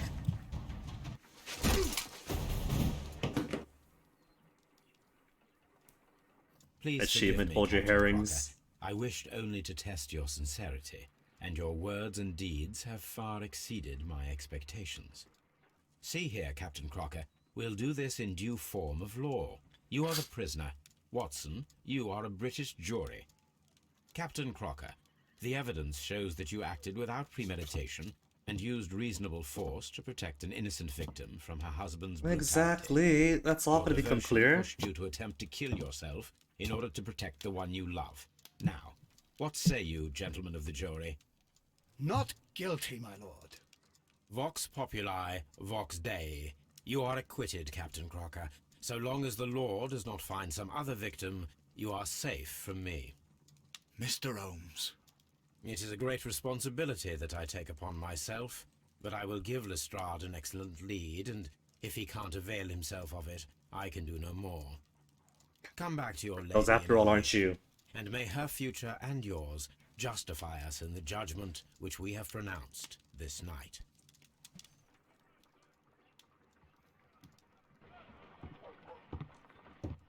Inspector, I'm afraid that the murderers have escaped us. What? Do you mean to tell me that you failed? Never thought I'd live to see the day. I mentioned the murderers, not the case. It is obvious that the crime was committed by 3 criminals who cannot be the Randalls. You really think so? You only need to find a gang of 3 thugs wandering around. I can trust you to do that. It If must they be the Merry exist, Men. Get Mycroft I'll on catch this. them. You'll find someone, I have no doubt of it. Goodbye, Inspector. Abbey Grange affair. Was the conclusion correct?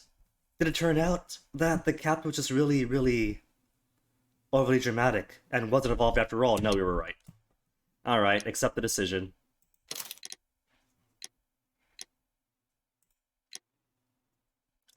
A very conscientious personality ranking.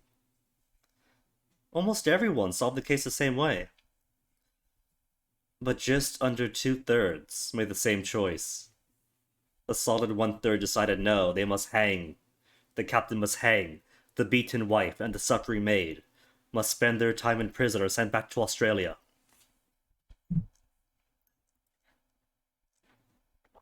But I think that's a decent place to grab a BRB really quick before starting the next case. So, I'll quickly leave it here. Toss on some suitable BRB music. Then we'll come back and start the next case. Sound good? Good? Good.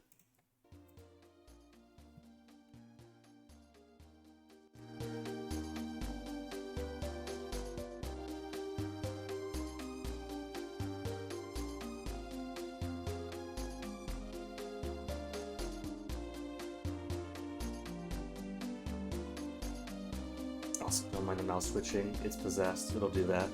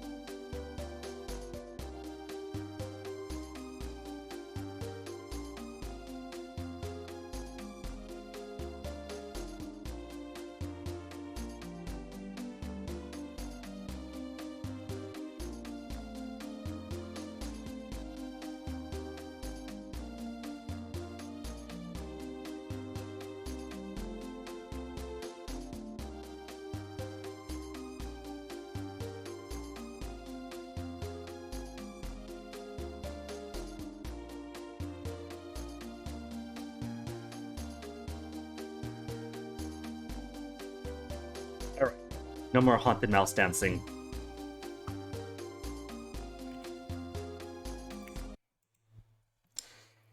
To the next case then.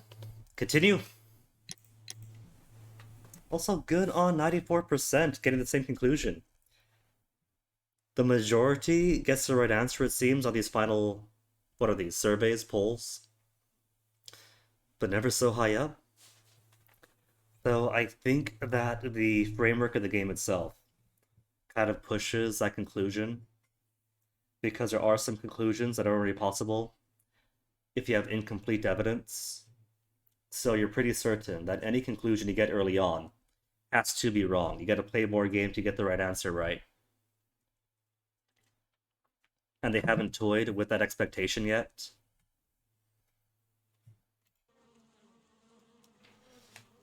Tilt this, tilt that. Holmes, for heaven's sake, whatever's going on? Oh, hello, Watson. You're early. Did you kill all of your patients? What? Holmes, where have all these wretched bees come from? I Leave the increased window the open temperature once. of the room so as to prevent them from hibernating. I needed to take a sample of honey. But it worked, Watson. We will have honey all year round. Oh, Mrs. Hudson's gonna love that. Ridiculous and dangerous. They're domestic bees, Apis mellifera, such industrious workers. Good Protestant bees. Anyway, Watson, I am sorry, but I must leave you. I'm in rather a hurry. You have a new case? Yes, but nothing as thrilling as this experiment. A theft of plants at the Royal Botanic Gardens in Kew. They stole I'm the helping Kew a minister Gardens. who's an old friend of mine. I love You the can Kew join them if you Gardens. like. They got giant lily I'll pads. admit that I'd far rather accompany you than remain alone here with these workers of yours. Besides, you'll need a helping hand with the flowers you're intending to bring back. Watson, however did you guess? For the great Sherlock Holmes to bother with the theft of plants. Come on, admit that you're planning to spoil your little bees with some rare pollens. Since when did I become so transparent? Let us go. Is this case going to be how the parakeets get out? Henningsen parakeets? The Q? Oh, it's been so long since Q. What year is it now? 2021? So like 5 years, I guess. 5 years since Q.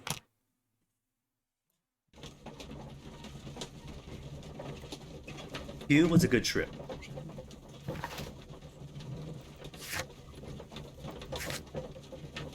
Souvenir is a single fork. We didn't pick up the echo though. We'll have to come back. So it's 1, 2, 3, 40 people. A final case is 3. And then a final after that, maybe?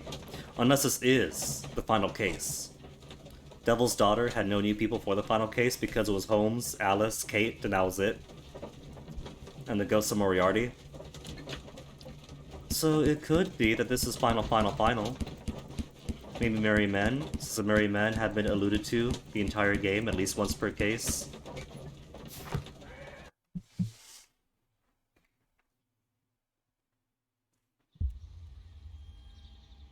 Well, Holmes, here we are at the Royal Botanic Gardens. There's no doubt that this place is beautiful. Just see But them. are you really intent on investigating the theft of the plants? Yes, of course. Alright, and that music ending means music is all over for the chapter, so... What are we doing, Holmes? We're Let us enjoying find the someone gardens. who could help us.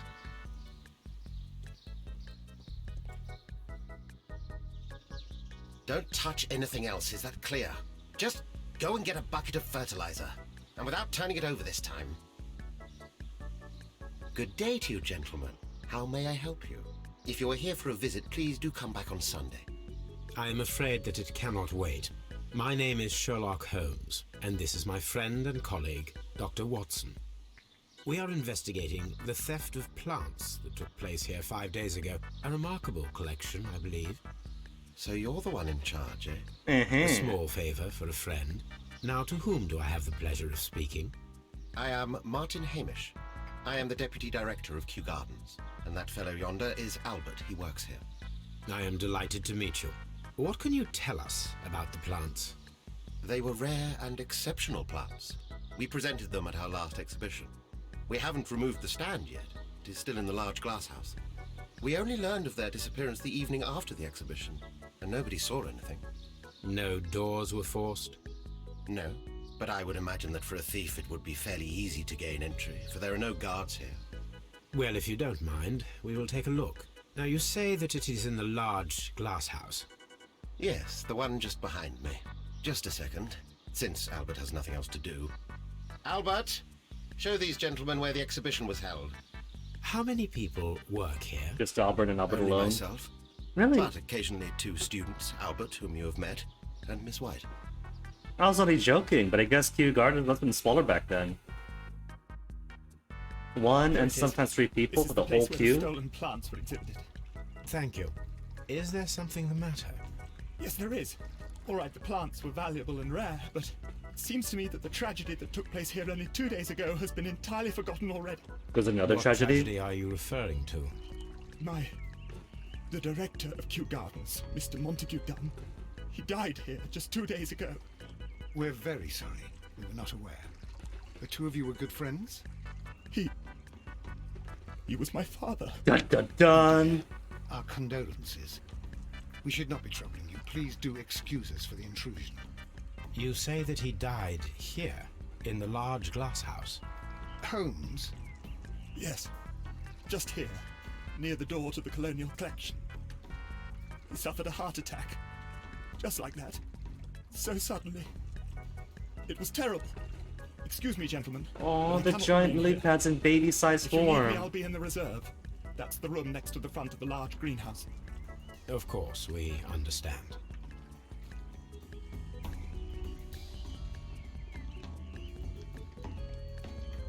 Alright, so, do not touch. First and foremost, what are you?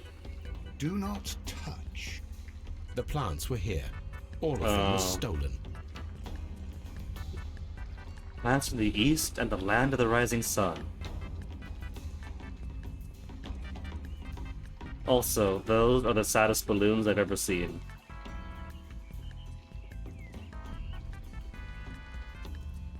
They must have gotten them back eventually because there were the bonsai collections back in 2016 on similar tables. Look at the lily pads, Holmes. They get so much bigger in 100 years. According to Albert, this is where his father, Montague Dunn, was found dead. And there is blood. So let me see. The plants were stolen 5 days ago, and Montague was killed 2 days since. So it's not that the plants are taken to hide evidence. Is plants first then murder? Fragments of a flower pot. It fell down Hey, here. weirdo! The old-timey British Orientalism. Yeah. The gardens are a lot more diverse these days, I'll say. And even the foreign plants are less, oh, the exotic flora and fauna of the Orient. But more like a celebration of the cool plants themselves. There's dirt. What is dirt doing in the Royal Kew Gardens? Soil. It should have come from a flower pot. Soil. It should have come from a flower pot. But where are we gonna find a flower pot at the Royal Kew Gardens? Footprints. Footprints? And a broken pot? This pot was broken fairly recently. A flower pot recently fell down from these shelves and was misplaced. See, this is really cool, right? Because a broken flower pot is whole again. This uses the ancient British art of using adhesive glue to line the broken pieces and render it whole again. It's a beautiful concept that sparks the idea of reusing the thing and adding extra life to it. It's very exotic. Thin black tracks of fancy The Oxfords. traces are thinner in some places. These boot marks are fresh. It appears as though someone was dragging their feet. So The that's my footprints boots. reveal that someone staggered here. Staggered and then hit their head here. Giant water lilies basin. Ah, so the giant lily pads have always been a draw. This sign is broken. Something heavy was dropped upon it. Just think right. Just think. In Holmes's time, the lily pads are only this big. When I came to visit, each lily pad was at least the size of the entire pond. 100 years from now, a single lily pad would encompass the entire room. Blood. Someone fell violently against this sign, and they were injured in the clash, most likely a head wound. Fragments we've seen already. The door's broken too. The door was smashed at shoulder height. This door handle is new. It was recently changed. So there's more damage to the door. And the ensconson. The esconson was breached near the handle. The door was forced from the inside of the Colonial Collection room. The handle was changed afterwards. I think we need to inspect the Colonial Collection room. But All first, the clues around here are quite suspicious. I need my imagination to make sense of it all. imagination.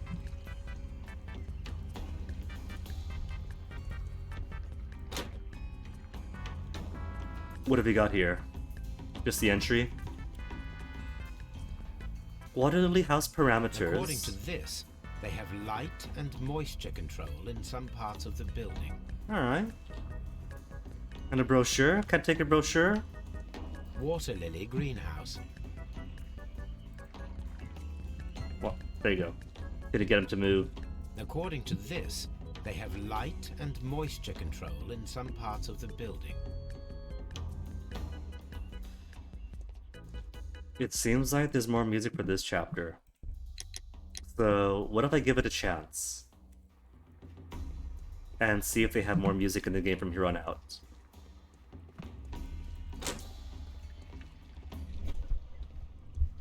Alright, so the order of events. Naturally, first...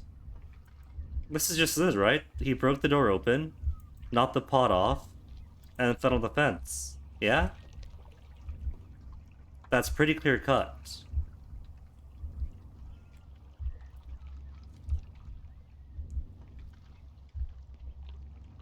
So why did you break the door open in such a state? This reconstruction reveals a disturbing fact. Montague Dunn damaged the door of the Colonial Collection room. He was in a panic, or the door was locked. Was it an accident, or a murder then, I wonder? I think we need to inspect the Colonial Collection room. Watson, we came to the exact same conclusion. But we'll let you have this one, that's okay. We have cacti. The cacti collection has also grown by the time I visited. British Honduras. Is it though? Calcutta, British India, These plants come from all the territories of the British Empire. New Zealand, Bengal, Singapore.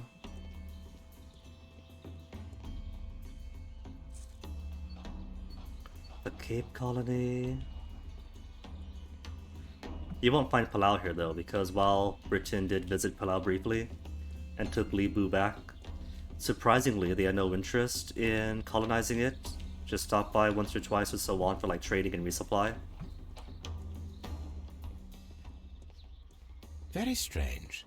Half of the Colonial Collection is absent.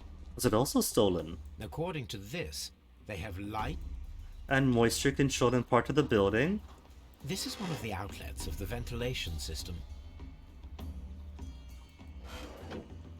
Nah, keep it open. There is something upon the floor. A stone ship? Part of a pot, maybe? Or is it like stone? This broken fragment was the result of a heavy blow. A fragment of marble, most likely chipped from a statue or sculpture.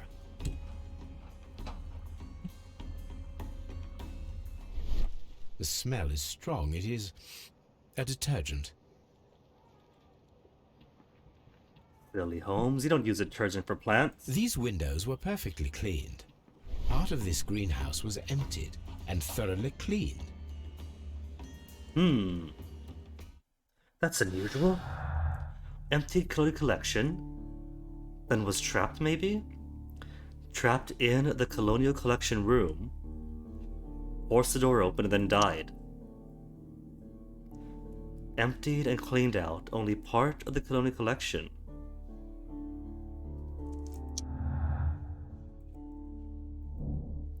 Autopsy on Montague done. The death is suspicious. Why had he forced the door of the colonial collection room? Why had someone cleaned and emptied the room? How do I misplace stuff so easily? There you go. Was it a trap or an accident? Something new for the to-do list.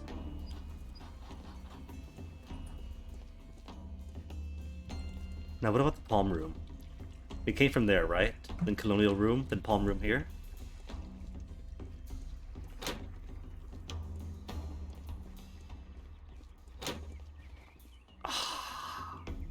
This place was also cool.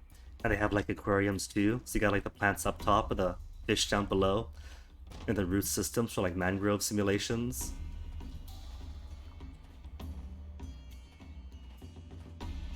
And it's all humid and nice and everything.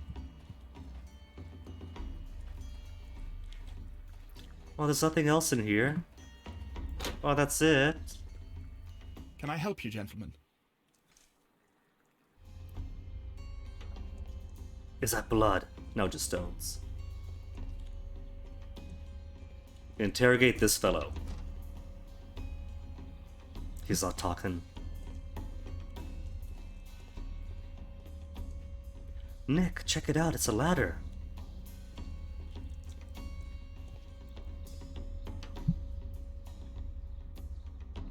Task list for Albert done. Sweep out the palm house, tidy the workshop with a large glass house, scrub the toilets, wash the gloves and overalls, clean the storage shed tools. Note, you are only allowed to read the newspaper during your lunch break. Hamish seems especially harsh towards the son of the deceased director. A task list for Albert, compiled by Martin Hamish. Sweep out the palm house, scrub the toilets, clean the storage shed tools.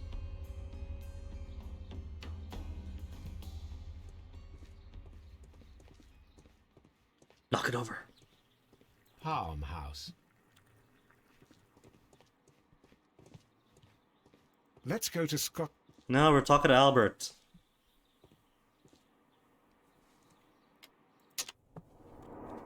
Okay, let's see. He's cut himself shaving is the first thing that stands out. Shaving cut.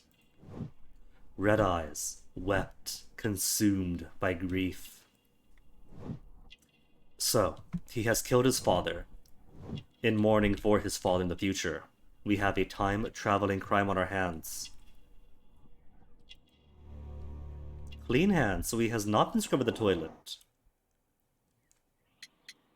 Do you work here, Albert? Do you work here? Yes, but part-time only, for I'm also studying botany at the University of London. You're following in your father's footsteps, then that is commendable. Well, even if botany is not my strongest suit, there are people who say that I could be a good manager. Thank you, young man. We shall see you again soon. That's all we get from him. Gift shop across the way.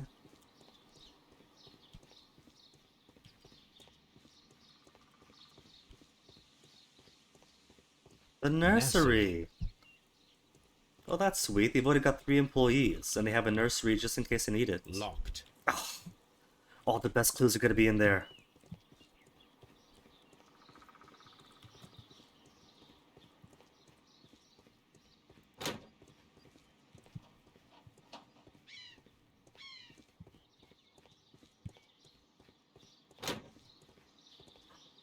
With a Q. Hamish is the most British name. So we are here. Ventilation system has a whole thing. Color collection. Water lilies. We came for the palms. So did we just skip to the dry tropics to get to the water lilies? Okay, so the nursery, the seed house, and that loops us back around. Director's office, and the cloakroom, and the laboratory. Is that here then? The office house? Director's office, cloakroom, and laboratory. So then where is the, where's the sprawling grounds that you could wander around? It's so much smaller than I remember. Where's the big old canopy thing? We take the elevator up, and they could walk along the catwalk in the top of the trees? Nursery. Seed house. Ventilation system. Dry tropics. I just want him to read it all out. Colonial collection. Water lily greenhouse. Palm house. Reserve. That's it, right? This, oh, then the map of Kew. A map of Kew Gardens. Thank you, Holmes. Wouldn't have known that otherwise. It's an object of interest. Can I take it? I can't take it for my own. Well, the nursery's locked. This takes me to the dry tropics, right? Dry tropics room?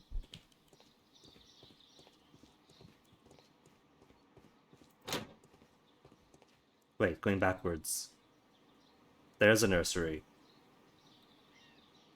Office.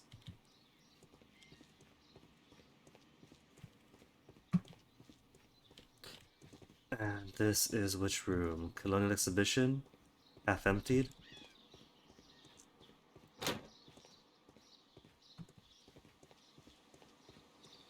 Back end nursery, also Nursery. locked. Locked. Also locked. Then seed house. Seed. Locked. Now I'm oriented. There is a smell of burning.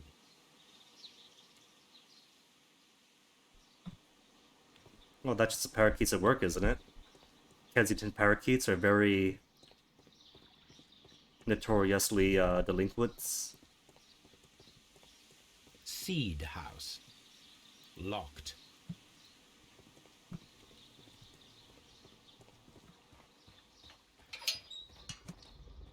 Cool. The wicket isn't sticky.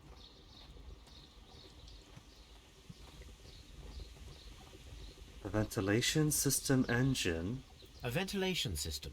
It should regulate the temperature of the staff buildings. Could it be he was murdered by the ventilation system? Water? A water tank.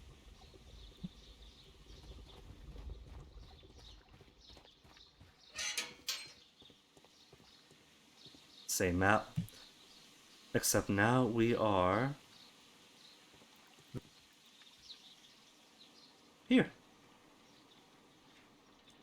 Then around to dry tropics. Okay.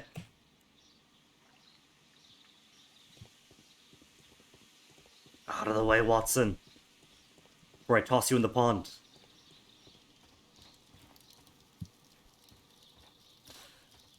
So, what do we hear? Just debris? Not quite a shed, just things piled on top of each other? Clever. They are making some ash to sprinkle into the soil or the pots to simulate. What is it? Cut and burn?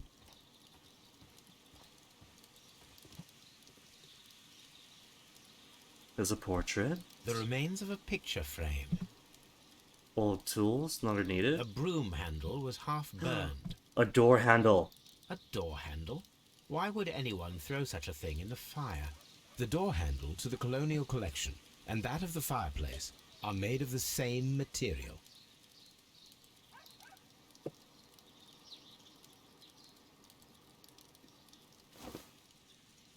A gas mask. Now that is suspicious. So he could have been killed by the ventilation duct. Something poured in that had him freak out and choke and cough and have to break the door open.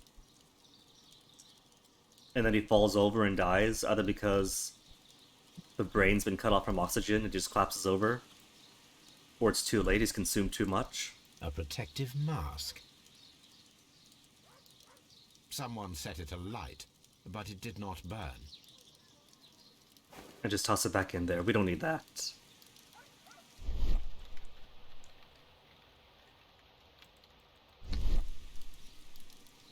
What's this?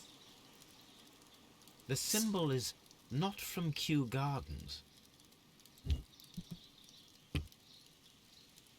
And still more evidence to be found here.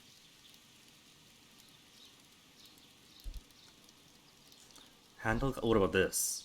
A piece of plant.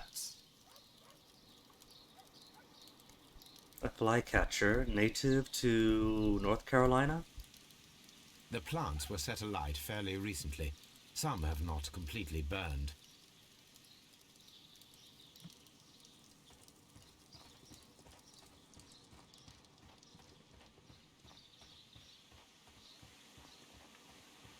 How about the pond homes? Not afraid of water this time around?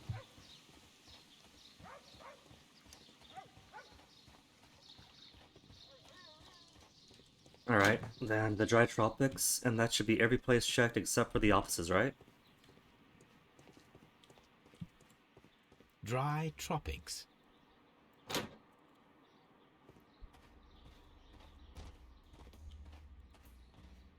These flower pots are beautiful. They are intended to be used for exhibition purposes. Different symbol. The symbol is not from Kew Gardens. Well, of course. Kew isn't exactly manufacturing their own flower pots. You gotta come from someplace else, don't they?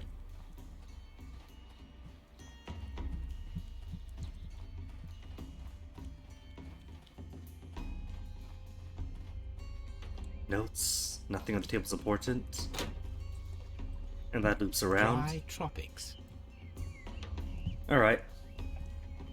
Watson, you're in the way. According to this, We have light and moisture control on part of the building. water lily green. According to this,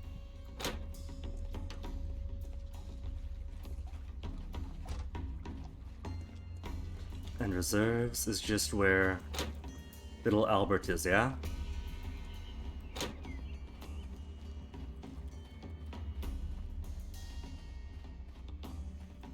Cool, that's the whole queue then. Nothing in the flower beds.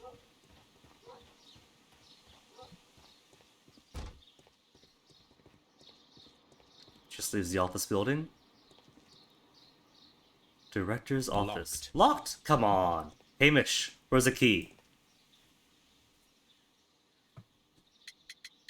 Door keys. But first, profile view. Respectable skepticals. Myopic. Everybody's myopic.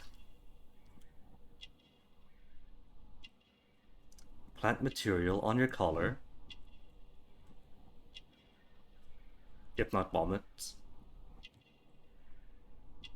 Is that sunbeams or pollen? Unmarried. And gardener's hands. Maybe you murdered the old director because the old director was less of a botanist and more of a manager. And you're like, no, there can only be a gardener's eye watching over the royal queue. But first the keys. would you unlock the doors for us? Do you expect to find the stolen plants there? I am sorry, but those rooms are private. Albert told us about the tragic death of Mr. Dunn, the late director of Kew Gardens. Tragic indeed. His heart attack was quite Heart unexpected. attack, huh? So Thank you, Mr. chemically Hamish. induced We heart shall attack continue our then. investigation. Chemically induced heart attack, so he hits his head. Locked.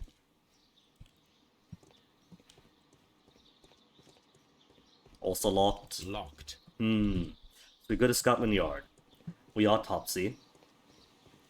Then we prove that the death itself is very suspicious. Come back, not for the plants, but for the death of the director. Then you give us the keys. Now that the case has changed. But first, Baker Street. Gotta change clothes, because the yellow waistcoat is kind of vomity.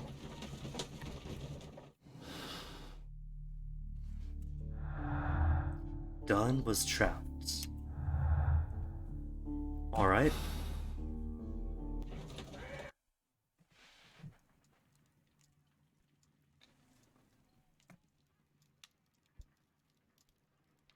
And first, how is Best Dog Toby doing?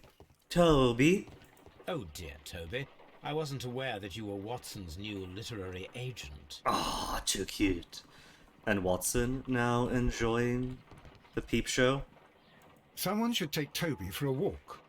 Have you Oh, found what? something interesting? Now that you're staring off this way, you don't have time for Toby?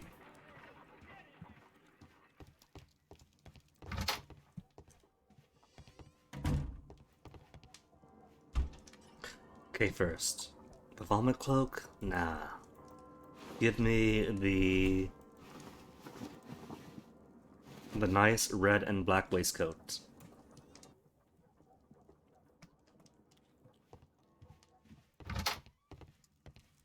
So we got the encyclopedia stuff, symbol of the broken pot, and the exhibition pot. We got what? Art stuff from these shelves? Looks like complex circles and lines. Must be early relay. That is not the one I need. Ah. Maybe Antique Art of British Museum?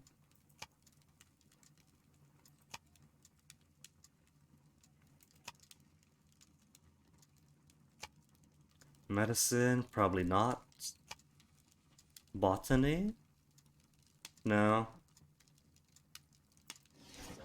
Not newspapers.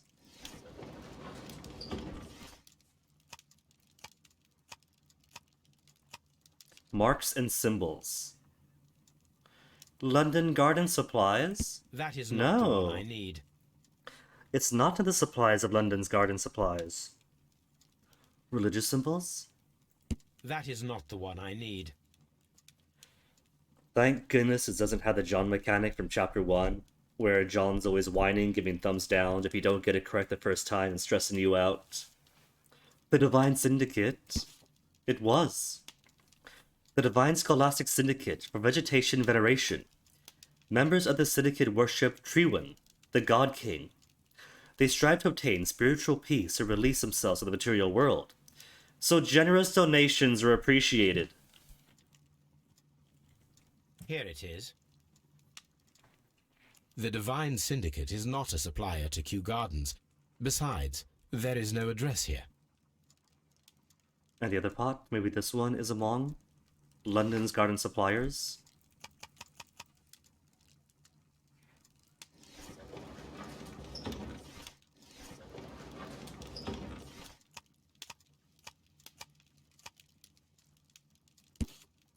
Seymour's Garden, garden equipment and supplies. We are a premium supplier for all your landscape, gardening, and timber requirements. Full range. Supply and delivery of sand, soils, mulches, pots, and anything else you may need. 3 Blurton Road, London. Here it is.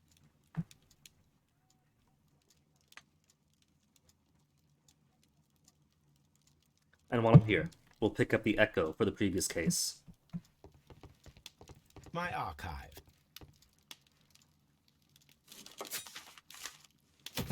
Happy couple, must be halfway back to Australia by now, right? Lady Brackenstall's confession. Dear Mr. Holmes, I have finally found the courage to write you a letter. I can scarcely find the words to express my gratitude for your kindness. On that terrible day, I believed my life to be ruined, but at the same time I realized there was to be one person in the world who truly loved me, and who I loved in return. His name we both know. He is Captain Jack Crocker. His love has given me true reason to live, even if we could not be together in the end. Aww, really? What, now you're too good for him, now that you're a lady with an estate inherited from your husband? Even if we cannot be together in the end, none of this could have happened. None of this could have happened without you, Mr. Holmes. Yours sincerely, Murray Brackenstall. Blah. Alright, let's go. We got a garden supplier to visit. No, we don't? We got the address. 3 Blurton Road. Trowin, the God King.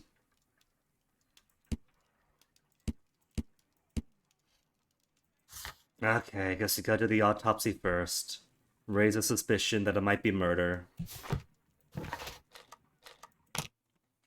Then we get free range to investigate this as a murder. Anything new on thought processes? No, nothing else.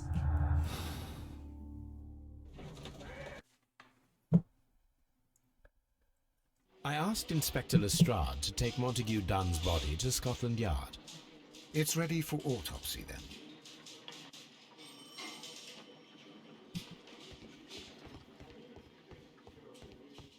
But he was in.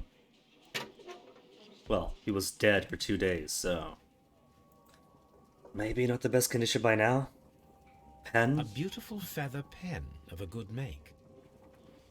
Holmes, you say that, but where was the feather? This watch is of great value. Club card. Does he worship the Tree God King? City of London Club, number 165, Mr. Montague Dunn. London Crest Club. A membership card for the London Crest Club. Laub. And a letter to Mr. F. Wayne, director of Wayne & Sons Printing Company. My friend, your posters for the great exhibition at Kew Gardens are very beautiful, but it is surely unnecessary to mention all of the staff. My name alone will be sufficient. Montague Dunn. Ah, so you see. Hamish, then, with his garter's hands and his not afraid to get his clothes dirty mindset, probably isn't appreciative that all the credit is going to Dunn alone. And if there is bitterness that Montague Dunn is rocking the rockstar lifestyle with the plants, and you want a more plant-focused botany at Kew, that you might continue your humiliation and vengeance against Montague after death by further humiliating his son.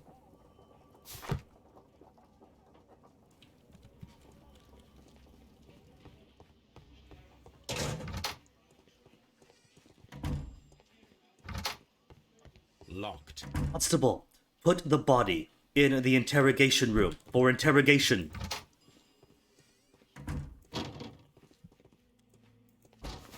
First of all, let us carry out an external examination. Alright, first things first. The scene is safe. Second, there is no pulse. He appears to be dead. He's got a bump on his There is an injury forehead. to the skull, most probably caused by the fall in the water lily greenhouse. The vessels and the pupil of the eye appear quite normal. So, is he gonna be okay, Holmes? You think he's gonna pull through? The air from the lungs carries a faint floral aroma. Indeed. So something for the ventilation system got into his system, and by the time he stumbles out, disoriented is too late. And the bleaching is to cover the fact that there's this high concentration of something right on that corner of the Colonial Collection. There are no suspicious marks upon the chest. Let us finish our external examination, so that we can proceed with the autopsy. Nipple, nipple, nipple, nipple. He's got skin. Very suspicious. No redness, stings, or bruises. Nothing suspicious here. Now, let us examine the internal organs. Oh, I don't get a cut on myself. There's lots of QTEs in this game and the next one. You have to manually use scissors and things and pipettes. But I guess this is more Watson's wheelhouse.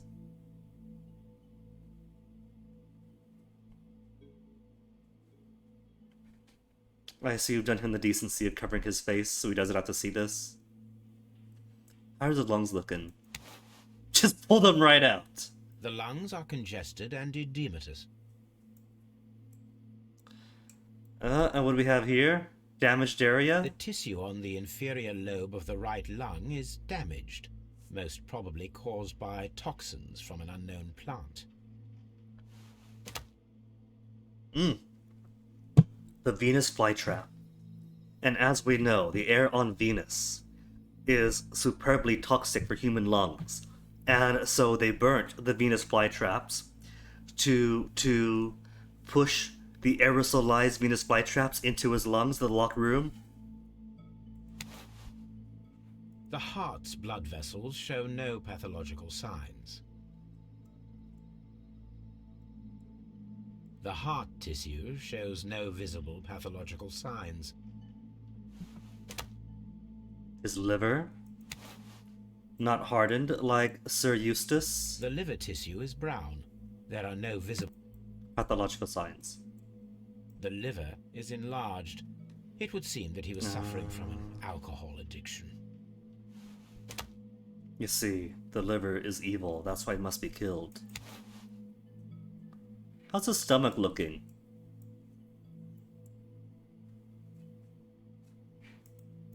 There is a small amount of content. It appears that he breakfasted lightly, only a short while before his See, death. this is why you have to keep your stomach filled every hour of the day, right? A full stomach helps to absorb toxins in the body. If he had a fuller breakfast and lunch and snacks from the Mr. Whippy van that comes around, he might have survived. He could have told us exactly what happened. He would be here today to be there with his son. The stomach tissues show no visible pathological signs. We can't inspect the large intestines. My suspicions have been substantiated. Montague Dunn, the director of Kew Gardens, died from poisoning. Plant poisoning, to be more exact. You mean... Yes, it is murder. Smile, Holmes, it gets the excitement. Yes, but do remember, Watson, that I discovered the murder. The challenge is mine. The challenge, Holmes? We need to locate that deadly plant. Such a perfect murder appeals to me. Murder of any kind appeals to you. Is that all we need to do? No, we also have the people working at Kew Gardens. Martin Hamish and the son of the victim, Albert Dunn. What about the third and person? Also Miss White. Exactly, Miss White. Mr. Hamish. Should we bring them all here for interrogation? Put them all in the No. cell, yes. A No. few innocuous questions at Kew will suffice, as well as a discreet delve into their personal affairs. Yes, delve into their personal Yes, life. Watson. It is time now to open the doors. Even those in the staff building. I suppose Yes, that is yes, necessary. please. We should also be concerned with the victim himself. After all, we don't know very much about Montague Dunn. To the You're archives. enjoying this already, aren't you? Yeah. More than a little. Oh, that evil chuckle. If the entire world is burning, then Holmes would be so happy to investigate all the scorched corpses. Lestrade! No? Not gonna tell you?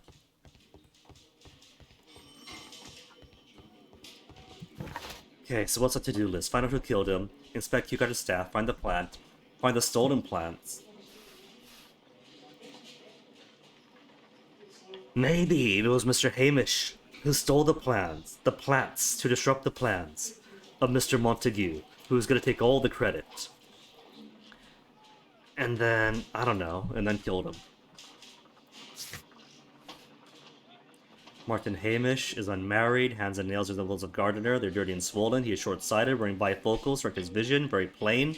He works hard to the point of neglecting his appearance. And it is sadly unlikely that he has any female companions, he lives alone. Albert Dunn is a nervous and anxious young man, clearly evident by his bitten fingernails, uses a quantity of detergent with which to clean his hands. Which is a poor decision, seeing as he handles plants and soil. His eyes are red, he's been weeping very recently, his age tells us that he is still at university. Okay, what if he killed his dad by accident? Hoping to trap Hamish? We'll meet. You're Miss White, and who are you? Or wants one? Is that for Mr. Hamish? Doesn't have any female friends, but would like one? Or was that for Albert Dunn? He uses detergent, wants detergent. Still lives with his mother, or wants a mother. I mean, could be. That is some people's types. They find a gal who could replicate the experience of having somebody to feed and clean for them. Any evidence? No, there's nothing else to analyze. We can't use the archives to Google stalk the deceased done. Alright, to Q then. First, to speak to Mr. Hamish to inform him that yes, this is murder, and so we must have access to his keys. Trapped and poisoned. Question becomes, accidentally or on purpose? After being trapped in the Colonial Collection by the killer, Montague Dunn was affected by inhaling a virulent vegetal poison.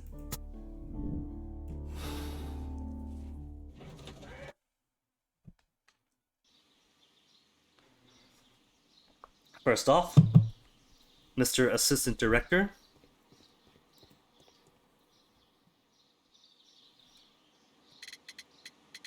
talk about everything. First, the Divine Syndicate. What do you know about cultist plant worshippers? Are you aware of the Divine Syndicate?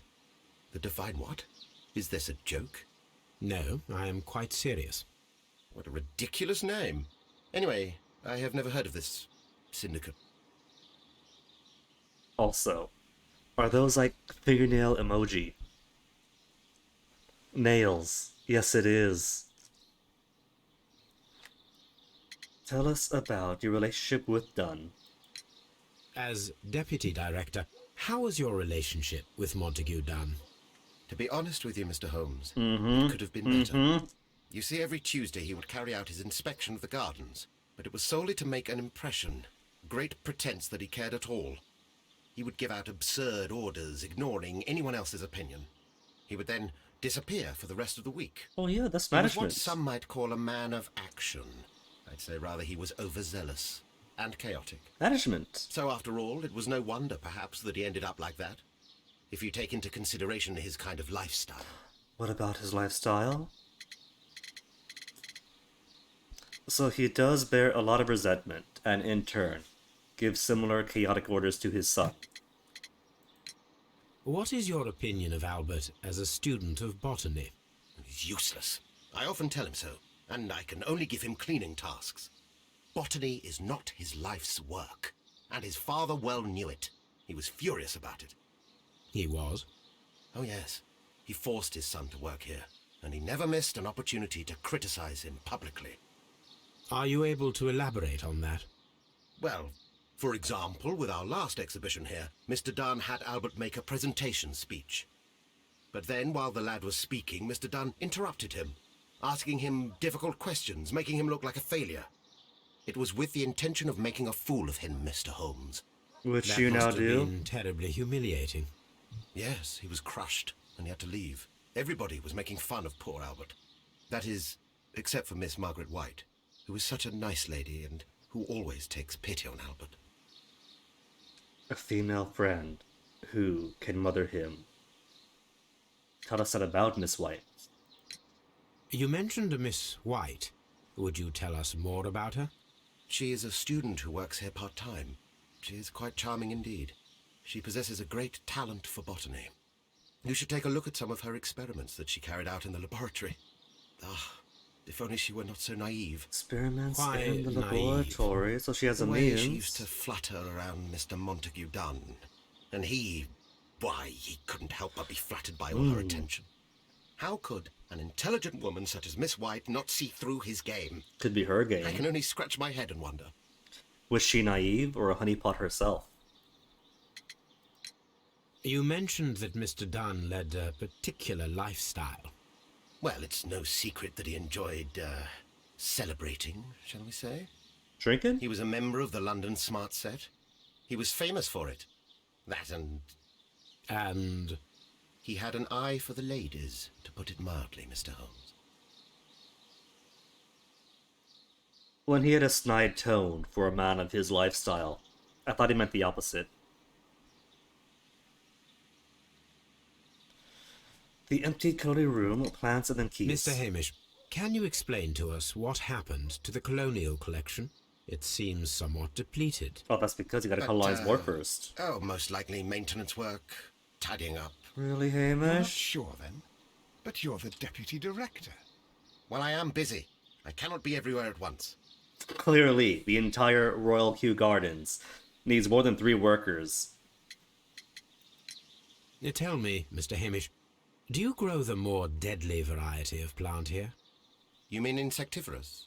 Yes. but No, nothing not larger than insectivorous, like poisonous, toxic. He dodged the question. Mr. Hamish, can you tell us who holds the keys to the locked greenhouses? that. That would be Albert, Mr. Dunn's son. Albert has the Yes, keys? Albert keeps all the keys. All the One can only keys? imagine why. What do you mean? Well, he was never interested in Kew Gardens before. And now all of a sudden he's trying to act as if he owns the place. I think he wants to take over the management here. He'd do better to leave that to me. He has no experience. No, none at all. Albert Thank you, could Mr. Hamish. see. We shall continue our investigation. Albert might see management of Kew Gardens being his birthright. But I think there's also a lot of professional bitterness coming from Hamish.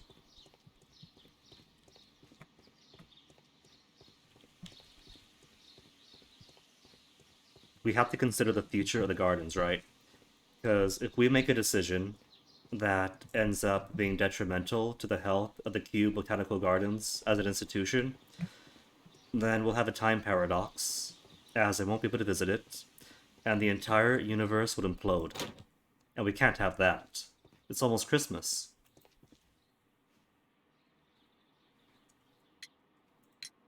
Do you hold the keys to all of these locked doors?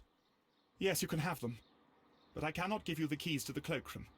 The employees' effects are private. I am sure you understand. We could pick the lock. I imagine that your relationship with your father may have been a strained one. Yes. I cannot say that he was a kind man, for he never listened to me at all. He forced me to work here. And yet, you Now, want to continue that? After his death, I've been pondering it over. Perhaps he wasn't so wrong about me after all. I have to follow his path, and I have to manage Kew Gardens. And I can do it. I can be as good as any other who works here. That's how it goes, isn't it? Nothing like the death of a father to change how we see them.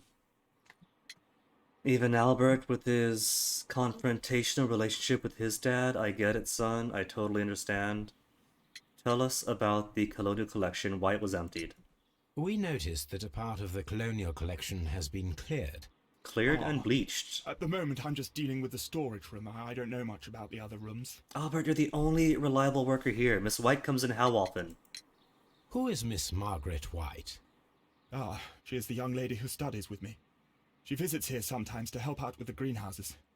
In fact, she should be here today. She wanted to work at the seed house. That's the small greenhouse across from the large glass house. Would you please tell us about Martin Hamish, the deputy director?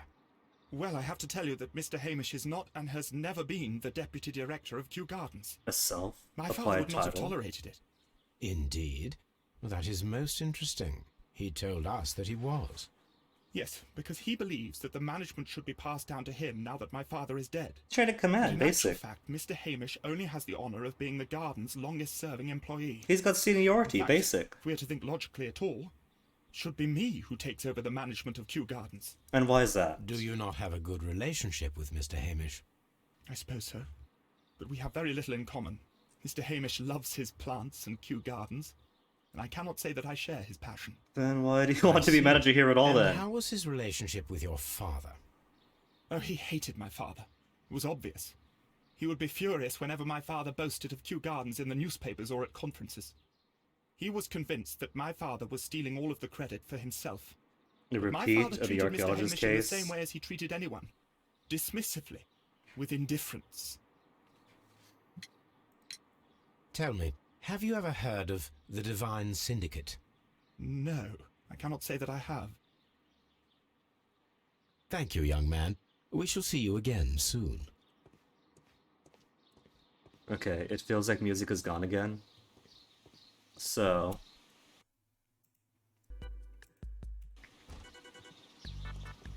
investigation music.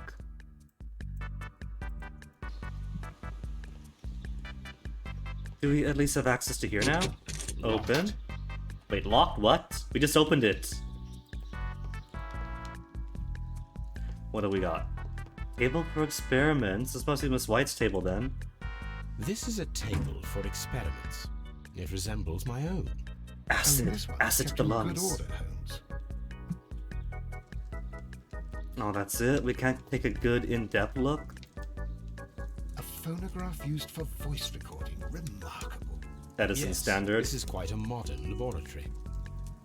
Okay, what is 281? Or 821? How do I put you in? Use cylinder. Martin Hensch's perception of plants.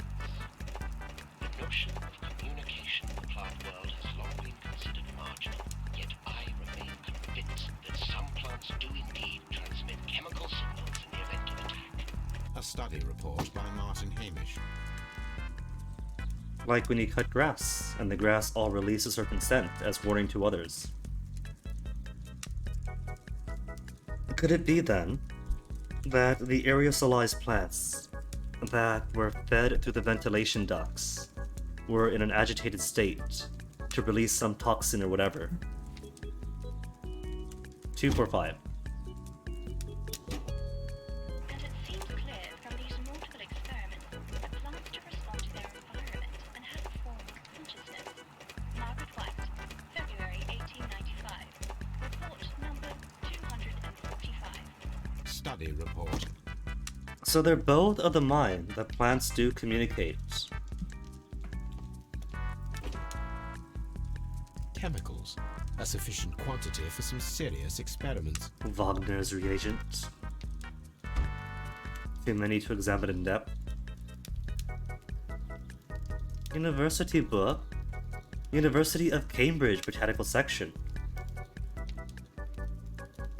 But young Albert is studying in University of London. White's maybe? Albert Dunn. Repeat year. This student's book belongs to Albert. A botany book. Maybe he's trying, you know?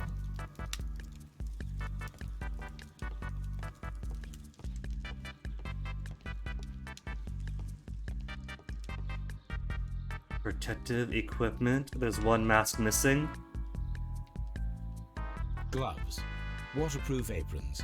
Everything one might need for self-protection. Do they grow dangerous plants here? Such masks are generally worn when dealing with toxic chemicals. They got the roundup going. It appears as though the protective equipment is missing from here. There's a bag. Cancer's a bag. Alright. So what mysteries does this room hold? The missing cloak and mask, and a laboratory table, a wet bottle trace. There was a bottle here. It left behind a trace of the substance that pervaded the laboratory. So we get Toby. We fill Toby's nose with this substance, and then follow him. Gold dust. Good heavens. What's it doing here? The gold is almost immune to chemical attacks, so it may be a valuable auxiliary for various experiments. But why would anyone perform such experiments in a botanical garden? Plants have chemicals too, Watson. Come on, man, you're a doctor. Several drops of the substance were spilled. Someone carried this bottle around. And so we follow it. Several drops of the bottle is no longer here, but it is possible to detect a faint scent. Toby to the rescue again. Nose. Fetch Toby. This is a good day. We get Toby twice. Now pick the lock. Locked. Yes, pick the Holmes, lock. Albert Dunn didn't give us the key to this door. It does not matter. Mhm. We can open it. Oh, they got a complex one this time. What does that symbol mean?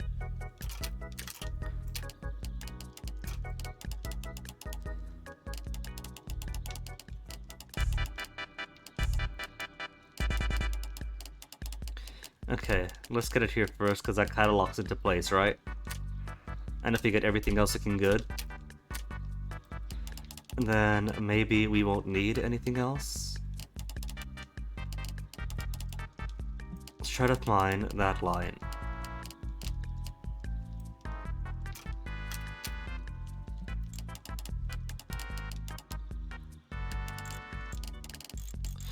Oh, I see. You move. Okay, that's kind of cool. We got a new mechanic here.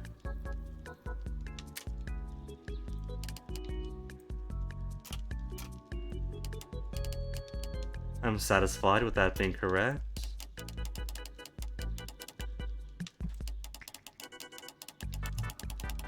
And then this should line up every place else, and victory.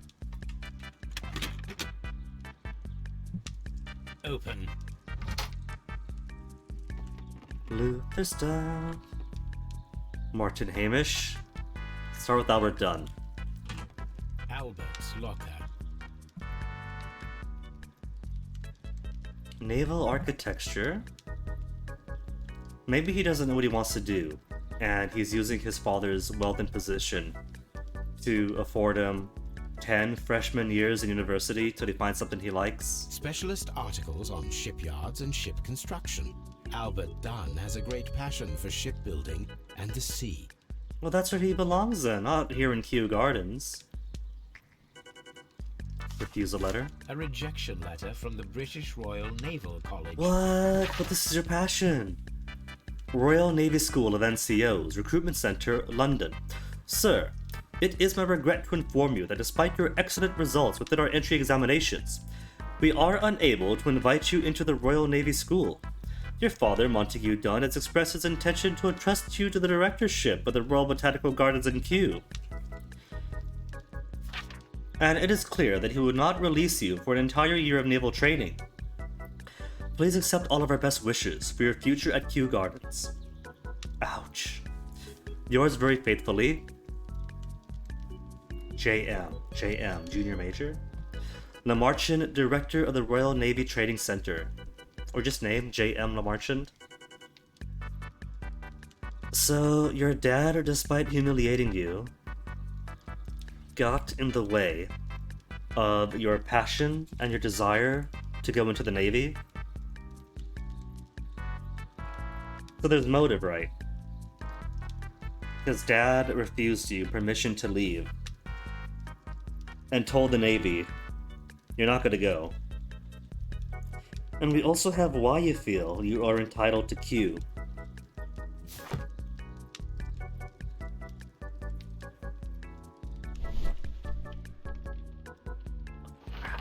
Young Albert, standing with a woman in front of London University. Is it Miss White?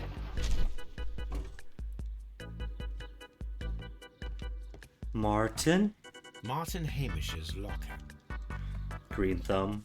Organic chemistry. This guy's all about the plants. A review on rare and exotic plants.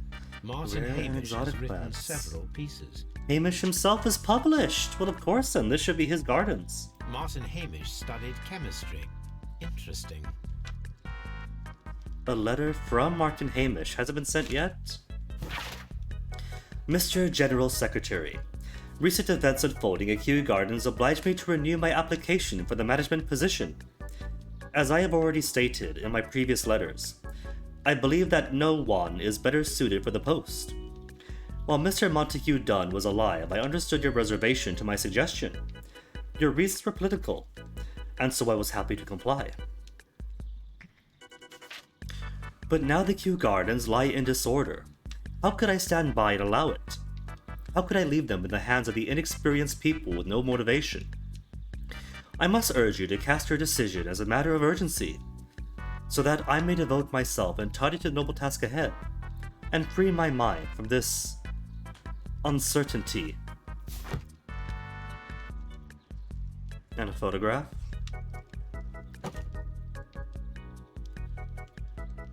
Hamish and a frightened young ladder lass.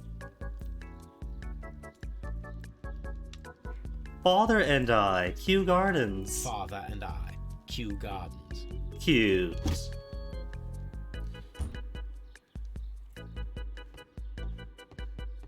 Miss White. Miss White's locker. She has a hat. Miss White's request.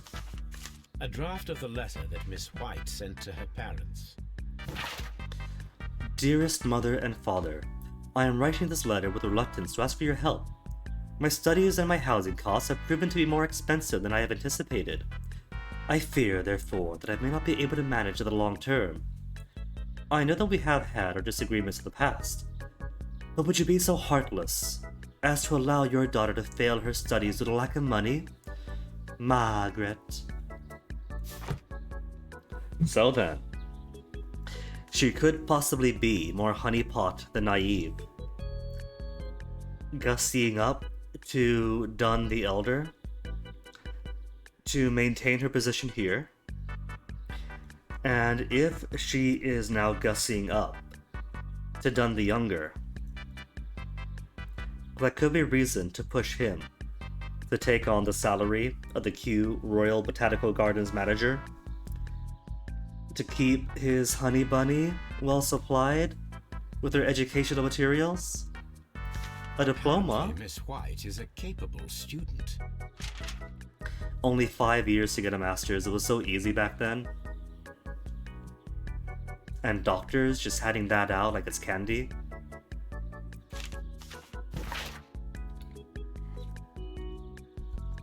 Your devoted servant Albert. Did I call it or what? Dear Margaret, I know how your financial troubles are overwhelming you at the present time. Please let me reassure you that I could not permit you to remain in such a dilemma. I was born to a wealthy family. I would consider it an honor if you might accept my help. Your devoted servant, Albert. To be honest, this sounds a bit predatory, like he knows that she has financial difficulties, and so he's holding this financial clout over her head. Permit me to help you for a date or 2 or 3, or you don't get this money. The classic Akiyama. A vanity purse. It is of high quality. How do I open it? There's a gem. Spill everything on the floor. Family's reply. Margaret, we were surprised to receive your letter. How could you think to ask us for money after all these years that have passed since you left? And without any thought of us. You have never shared with us any details of your success at the university, but you choose to do so now. We suppose you must be ashamed of us, for we are not for the same high class as our new friends, yes. We are modest people, but you should learn to put your family first, as we at home have always done. And none of us have ever compromised our reputation, as it appears you have already with your employer, Mr. Dunn. No, Margaret. It is you who makes us feel ashamed. Your parents. So has she maintained a relationship with her employer? Compromise the reputation as you have done with your employer. And family says no.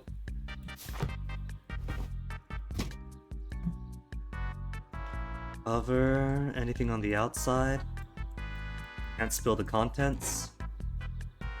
She's got lots of jewels, she's not hurting for anything, and she's got a diploma already. These jewels must be worth a small fortune.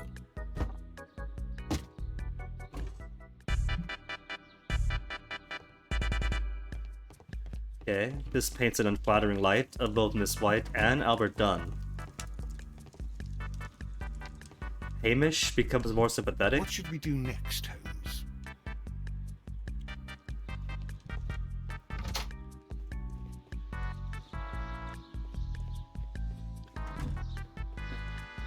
The nursery should be unlocked now. Locked. And the seed garden too, right? Where Miss White should be.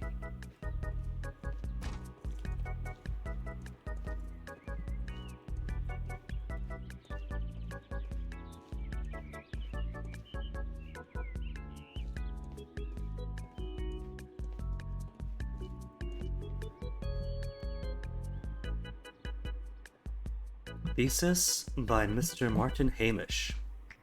More publications. This guy's a hard worker. A thesis written by Martin Hamish.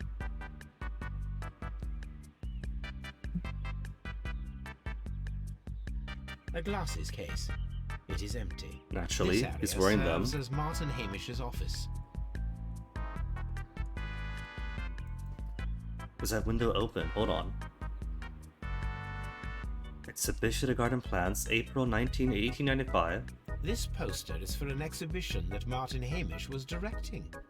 But it had nothing to do with Kew Gardens. So he's not just the longest serving employee here. This guy is published.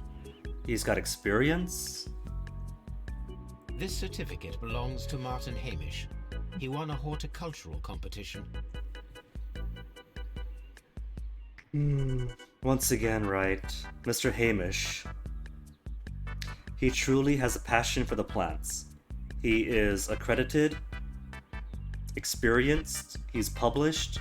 This is his life, and he's constantly passed over. So naturally, the man who has his heart in this the most is going to be the killer. We can see the interior of the Colonial Collection Room from this window. If it's open. If it's open.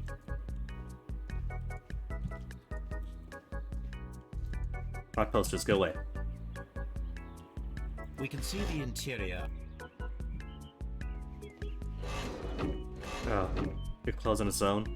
These young plants must be delicate if they are kept in the nursery.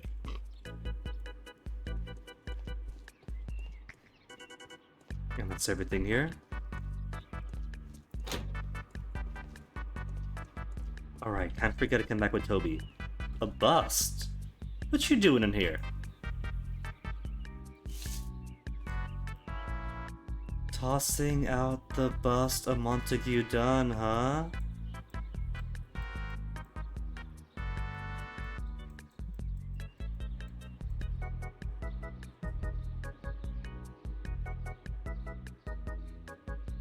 It is a bust of Montague Dunn. Is that where the chip comes from? From the same area as his head injury. Coincidence? I am curious if the marble that we found... Here it is. The marble fragment that we found in the Colonial Collection Room is what they have in common. But what's his purpose? Because he wasn't killed by the bust.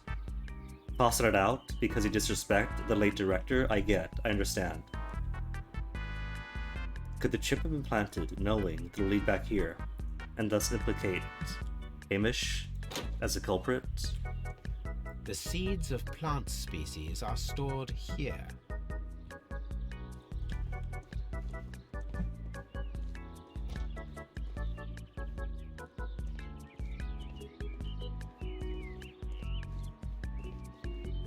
And nothing else at the seed room? Locked. It sure is, Holmes.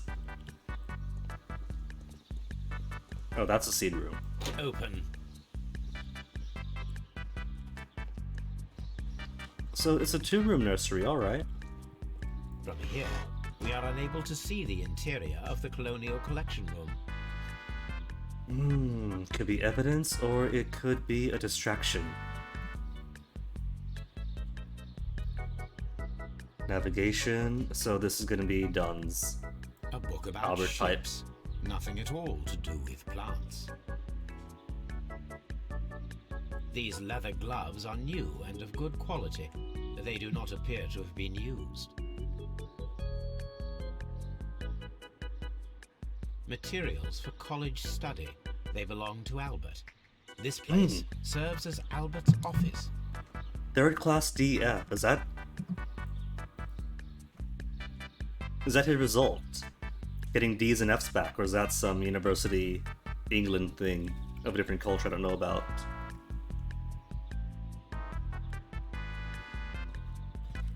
What's this? Monocotyledon. Cool. Don't mind me, Miss White, just snooping around. Snooping as usual.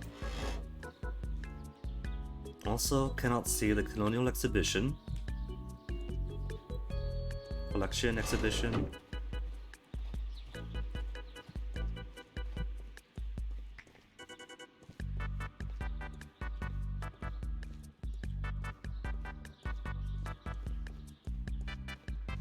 Alright, there's nothing else is there. Everything but talking to her. Good day to you, miss.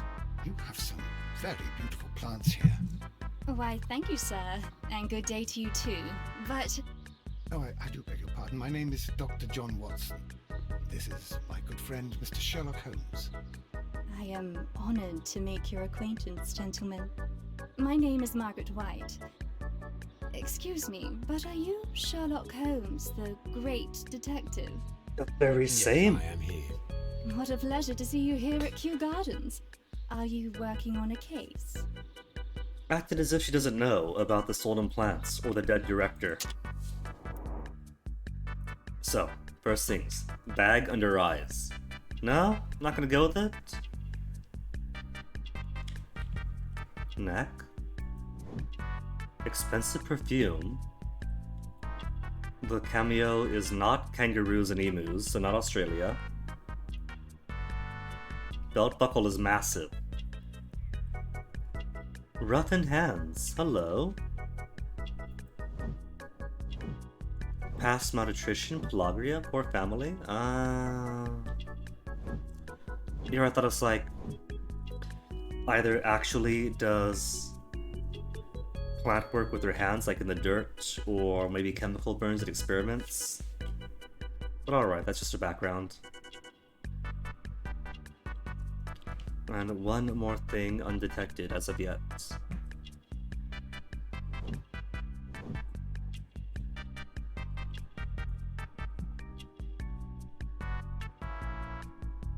Nothing up top?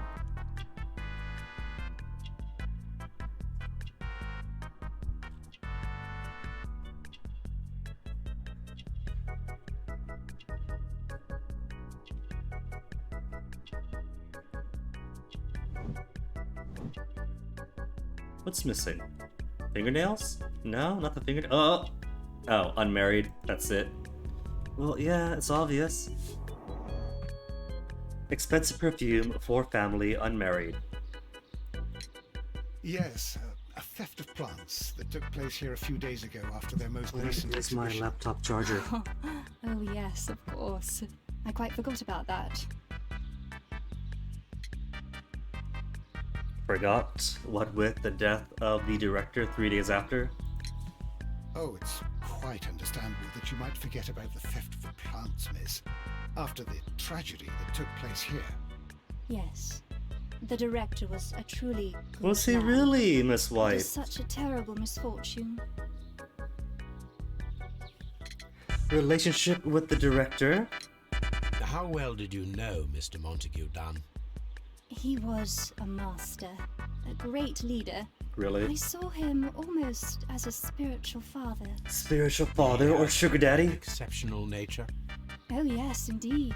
He was always so active and so optimistic and very nice to me. Although he could behave harshly towards his son. Why so? He loved his son dearly and wanted the very best for him. It made him extremely demanding. Albert, who is naturally shy, suffered because of it.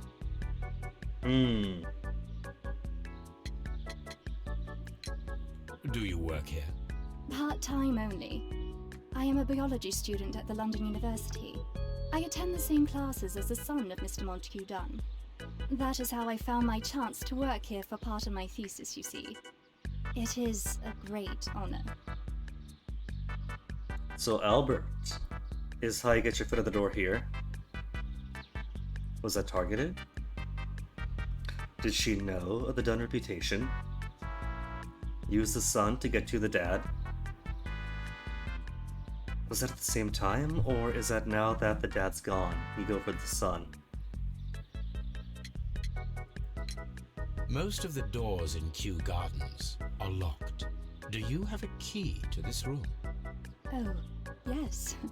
She Albert has gave me a set duplicate of keys. duplicate keys. He agreed I might carry out my studies without disturbing him. It is only temporary. Would you happen to know why part of the colonial collection was cleared? No, I have never been there. Everyone denies it. Either it's a ghost or somebody's lying. The Divine Syndicate. Does that name mean anything to you, by any chance? Not at all. But it is a very pretty name. Thank you, miss. None of the 3 people who work at Kew Gardens know why half of the colonial collection was cleared. So, someone is lying. It is obvious. It's like I said from the start. It's the Kensington Parakeets. They are notorious delinquents. They had carried out this murder.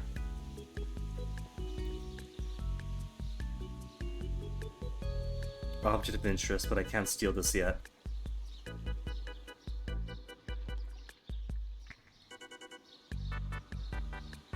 You know this murder, Edwardo, really? It was Agatha Christie. Oh, for real? That's actually pretty cool. The Frog wears this drawing from, like, all the classical murder mystery folks.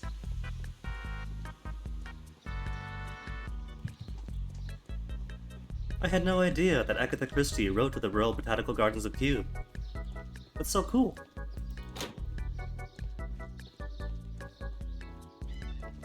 So there is where the murder took place, visible from Hamish's office.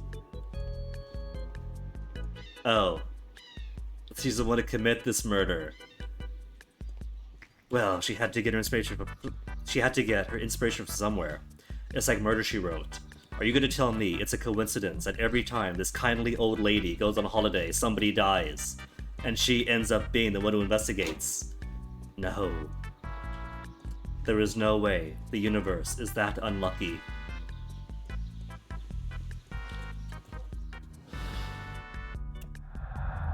Miss White's family is too poor to maintain her studies. Albert's ambitions, and thus poisoning. White's study, and thus poisoning. White's studies, and Albert's ambition. They're pretending nothing connects, but it all connects.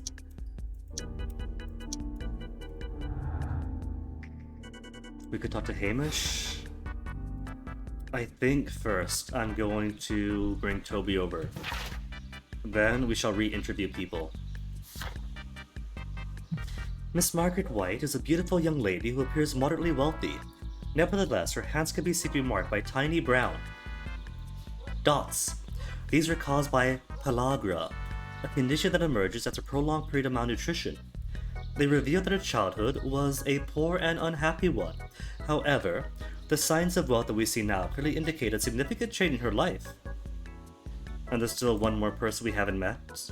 For this case, a possible true culprit. And the last 3 for the last case.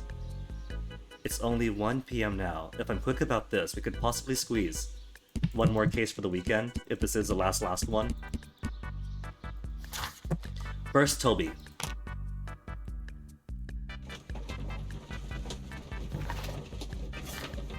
Find the plants just kill him, inspect the garden staff building. Use Toby to track the scent.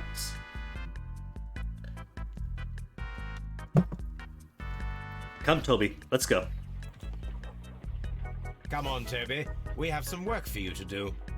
Let us go to Kew Gardens. He's even got his name on the blanket.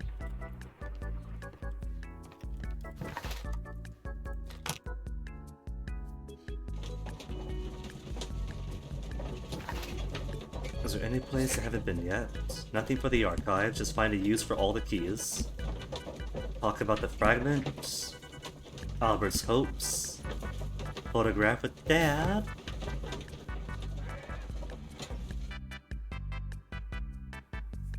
Let us take Toby to the laboratory. Yes, he will Holmes. pick up the scent Holmes. of this mysterious substance. Holmes. That's why I brought him Holmes. I know. It was my Search, idea Toby. first. Search. He comes out the door. Woof woof.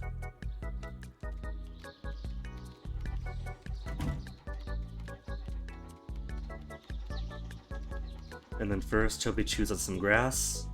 He pukes up a little. He licks it up. He chews on the grass again.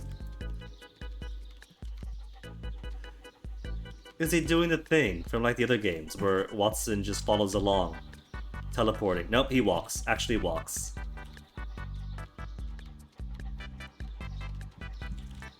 Ah! I'm being chased by a giant!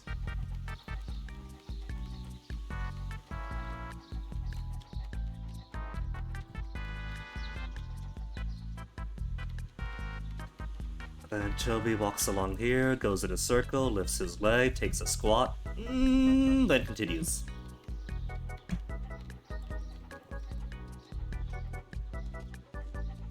What up? Eat more grass. Roll around for a bit.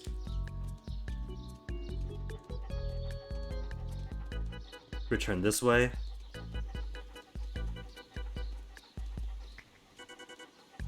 Sniff his poop to make sure it's still there.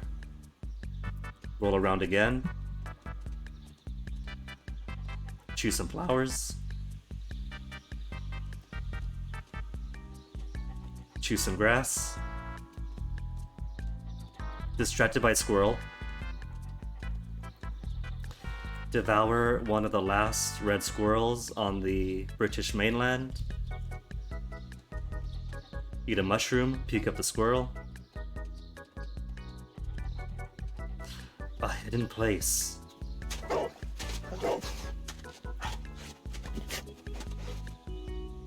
Congratulations, Toby. Now let us see what you have found. A hidden bottle? Does this have some reagent? Some aerosolized plant stuff? This is the bottle that was used in the laboratory. It was There's plant matter in there. There is still some liquid remaining in the bottle, with gold flakes. A tiny caterpillar. A caterpillar? Not surprising to see one in a garden, but at the bottom of a bottle. How's it gonna play out? Maybe caterpillars consume a plant, and then caterpillars left the vent to release the plant stuff through their digestive system, like very expensive coffee, to then drop into the deceased's lungs. Analyze the flask. Alright, we'll bring Toby home. And while we're there, analyze the material. Toby is so cute, I love it.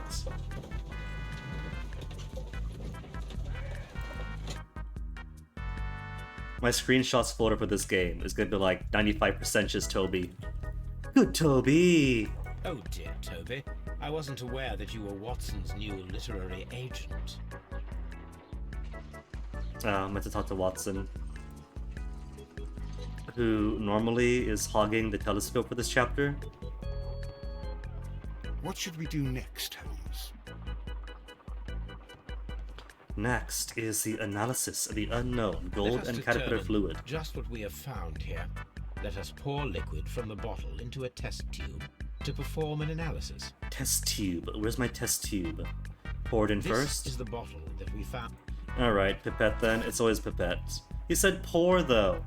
Pour means pour, not pipette.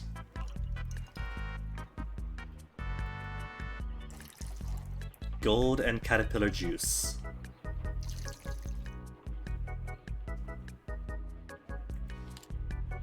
Shake it. A colorless, water-based liquid. Quite a strong floral aroma. A floroma, if you will. Taste it. Go ahead, Stromes. Taste the caterpillar gold juice. Holmes? What are you doing? It has a bitter taste. What if it's poisonous? Did you ever see poison stored in enormous jars like that? Anyway, there is a doctor nearby. So, what do you think it is? It is some kind of organic compound. Let us vaporize the liquid and see what happens. Yes, hot box a flat with the gold caterpillar juice.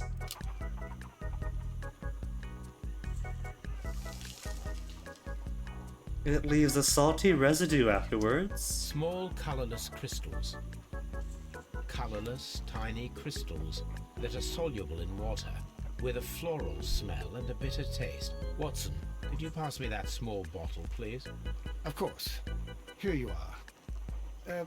Holmes. Can we do turn you the know what it burner is? off? Wagner's reagent. There was a label on the bottle that you passed to me. No, Holmes. I meant the bottle that we found. Let me add the reagent and see if there is any sediment, and then I shall tell you. There was Wagner's reagent in the chemical cabinet. I need to take a pipette. Yes, yes, a pipette. Be bold, Holmes. Just pour it all in.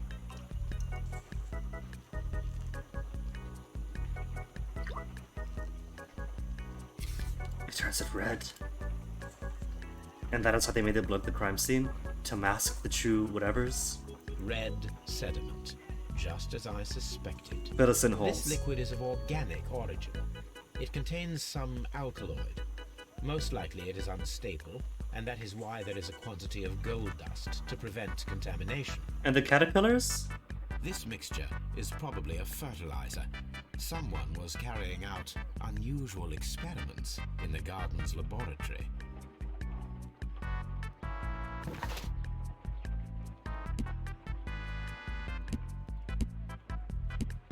We can't use that? Is that just one of the clues we can use to deduce? White's studies, White's family, poisoning. No? Didn't give us anything new?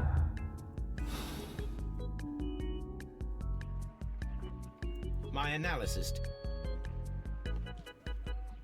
Well, it can't be nothing, given it was disposed of in a secret burial spot. This is where I keep. Alright, back we go. We'll do questions now. Interrogate everyone about everything.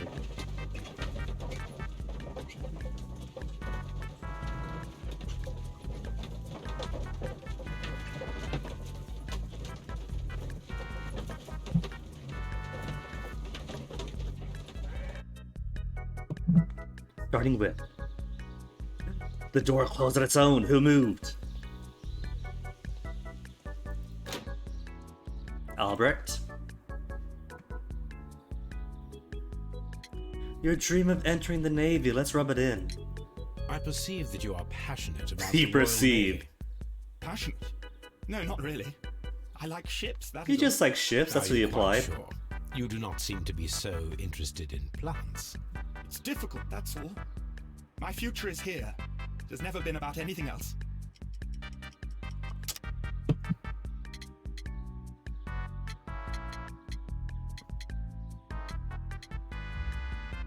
And yet I know that the Royal Naval College rejected your application. Ah, you truly are as clever as they say. Yes, that's correct. And in fact, my father was strongly against the idea. He did his best to ruin my plans, although I almost did succeed. But my dreams were shattered, Mr. Holmes. Thank you, young man. We shall see you again soon. It's pretty interesting to see, like that mechanic of how is something poison.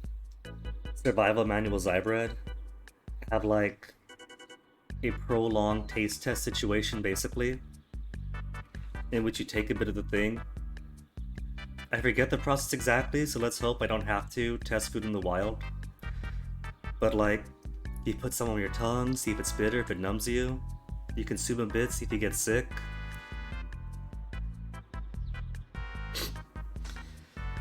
And that's the light weirdo. In Victoria era, basically everything was poison. The wallpaper, poison. The cups, poison. The paints, poison. Excuse me, but I have to tidy up this room.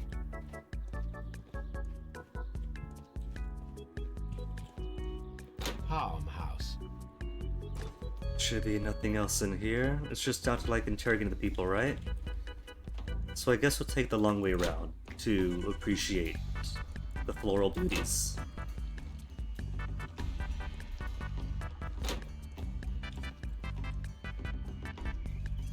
Dry tropics. Even the bathtubs. Oh, that's gotta be the worst. Has a bathtub had feet? so they can kill you and then get away with it?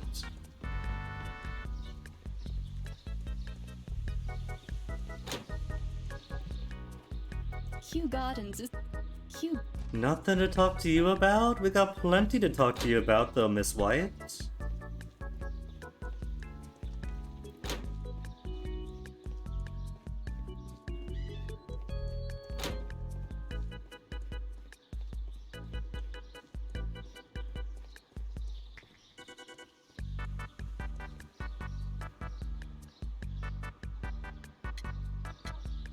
Tell us about your beloved Kew Gardens. Clearly, you are the best suited candidate to direct. Mr. Hamish, was someone from your family connected with Kew Gardens? Family? No. I'm the only one with a passion for botany. Cute. Father and son photograph. Early heating bathtubs are just a fire underneath the tub. You know, I often joked that with how hot I would put the bath back when I was a kid, it was basically cooking me alive, but that really was no joke, was it? Literally a pot of boiling water, then jump on in. Photograph with father. I do not think so. This photograph of you and your father at Kew Gardens suggests the opposite. But you have no right to. Do tell us more about your father. He was, indeed, the greatest botanist of his time in the British Empire. Truly, He that's worked pedigree. together with Montague Dunn until the end of his life. He brought me in at the age of 12. Did he get on well with Mr. Dunn? No, I couldn't say that. They expanded Kew Gardens together, that was all. And it was all my father's work, for Dunn always lived the high life. So Mr. Dunn was not helping your father? Oh yes, he provided the financial support. And as far as he was concerned, that fulfilled his role. The So, worst of it was, he declared himself as the master of Kew Gardens. so it's Fame meant nothing to my father. So it was easy for Mr. Dunn to take all the credit. stealing credit for 2 generations. I don't know. This guy's got the credentials, and by rights should be the director. I think he did it. But then again, if he murders him, then the way things are set up, it all goes to Albert. So while he does have motive, and him being the murderer does follow the rule that the nicest people who are in the best position and credentials to actually care about the subject are the ones to do the murder because of professional pride or whatever else, it wouldn't help him here. Because Dunn the Senior dying just means Dunn the Junior takes over, which is what he's trying to do. There's a conflict right now between him and the son.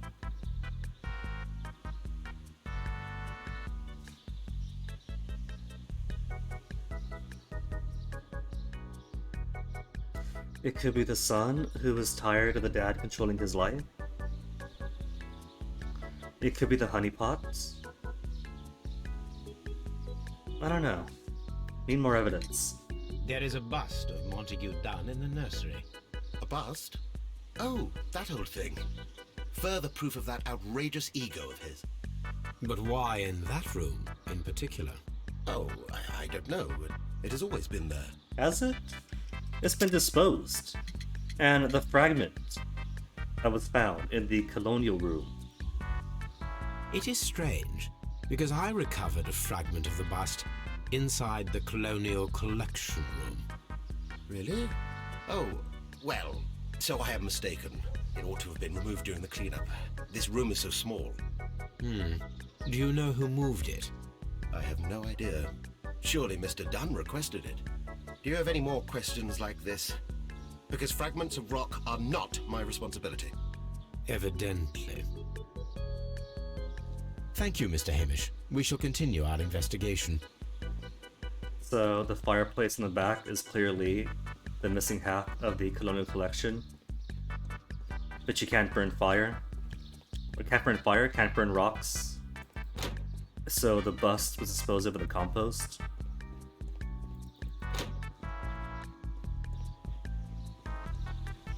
Could be the missing plants have also been burnt or composted by now.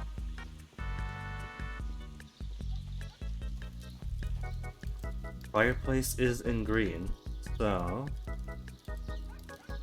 I mean, look at this. You got some plants in here, you got some picture frames. That's a collection. You got the doorknob. The doorknob since replaced.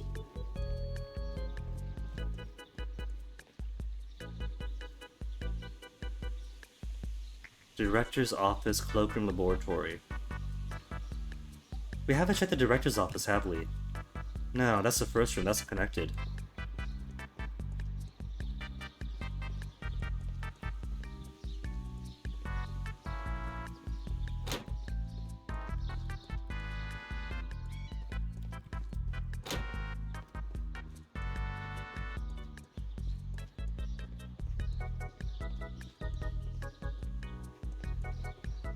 And open!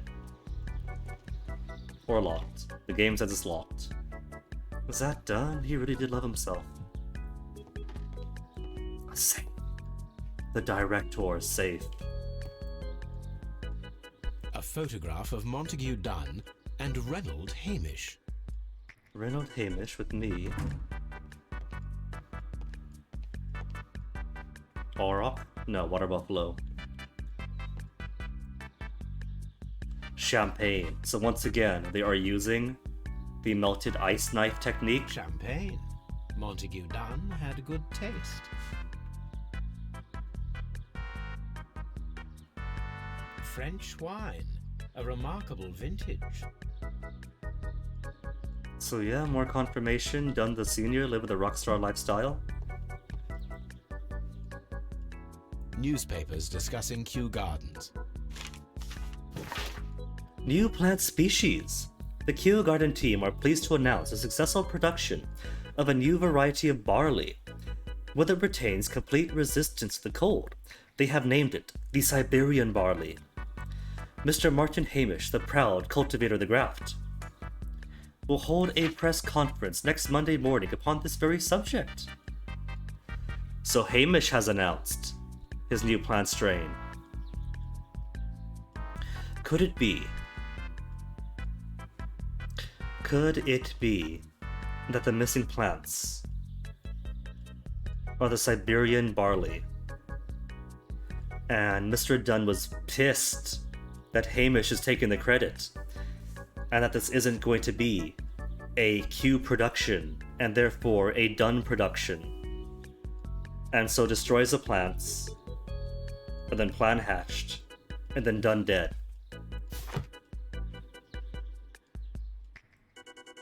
They have a telephone! Very modern. The breakup. My dearest Margaret. So you were dating Margaret White. Following our last conversation, I believe it might be better if you vacate your position here at Kew Gardens. As you pointed out quite bluntly, you are no longer in need of my support. You are quite able to stand up for yourself in this world, as you say. Well, I give you back your freedom, and wish you nothing but good luck, Montague Dunn. So Mr. Dunn wasn't as good to White as she let on. They were dating, but then Dunn broke up with her and thus cut her off from her material and financial support. And with Montague dead, here she is, still enjoying her position in Kew Royal Botanical Garden, thanks to Albert Dunn. She might have murdered for money then.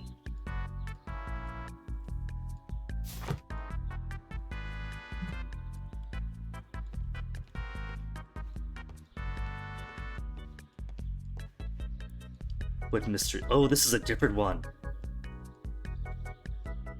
What am I rotating right and left? How the heck does this work? This is a new safe tracking minigame entirely.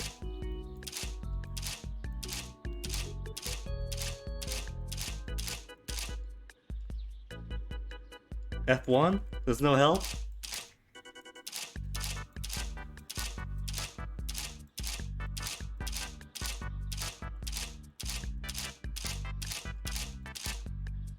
I don't know what this wants from me. And if I chip to escape, then it's, are you sure you want to leave this part? So I think I just have to find some way to do this. But not with a full bladder, so... I'm gonna give myself some time to clear my head and bladder and then come back to this fresh. So give me a BRB, and then we'll crack this case together.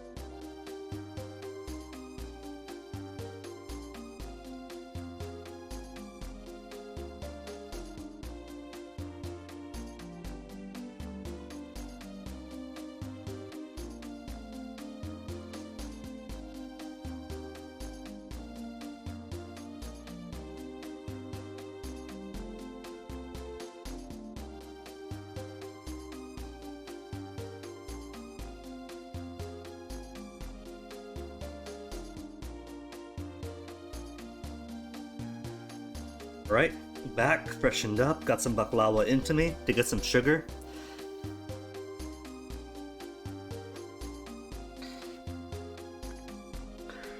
So we are in the best tip-top condition we can be to crack this.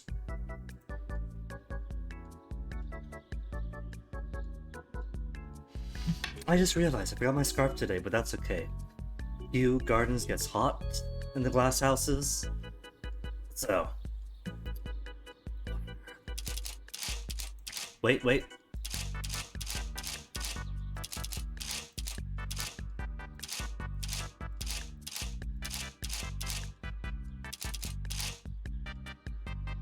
Ding ding clang. Ding ding clang. Hello, Governor. Corpse eater. How's the corpse eating these days? What? That was awful. I'm never doing that again.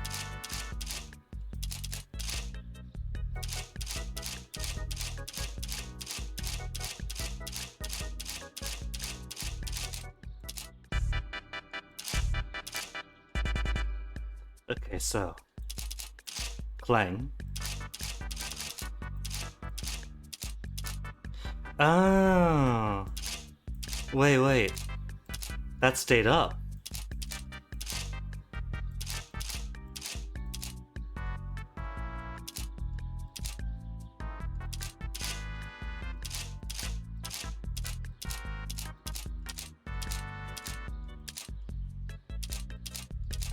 I think I see then. It's one of these things, huh? No! Oh no.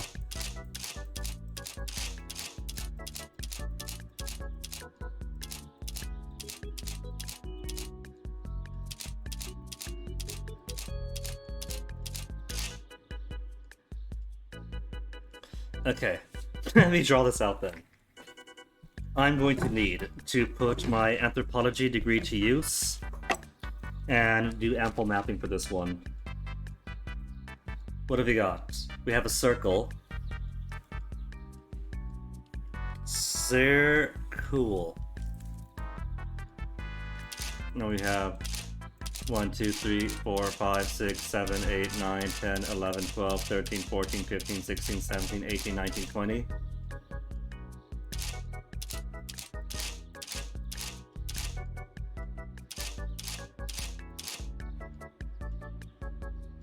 And 10 on each side.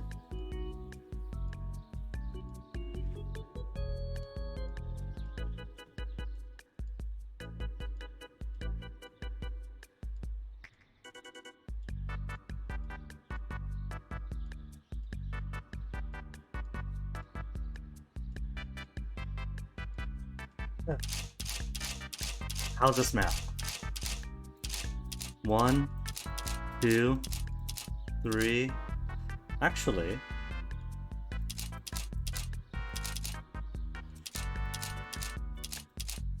it seems like these first 4 are easy enough. It could be one. It could be 1. Well, either way, this cluster's first 4.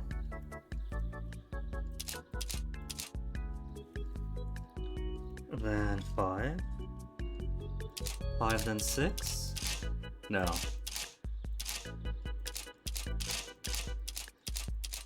Has to be you two. Then you. Then you. Okay. So 1, 2, 3, 4, 5. Then 6. 5, 6. Really? All the way to 7?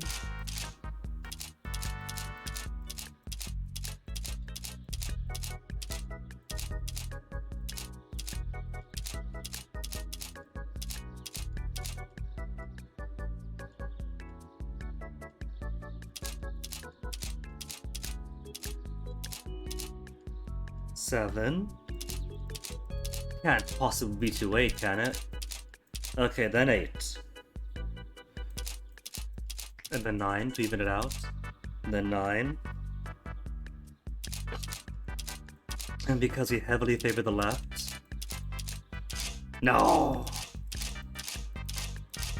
1, 2, 3, 4.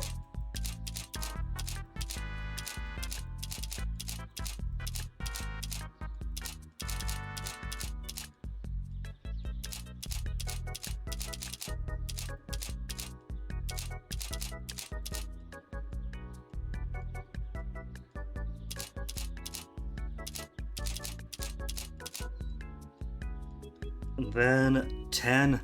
That's halfway through.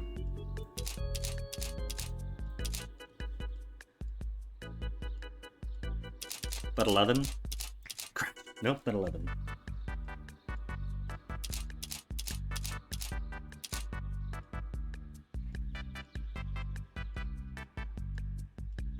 So first cluster is 1, 2, 3, 4, 5, 6, 7, 8, 9, 10, and then 11.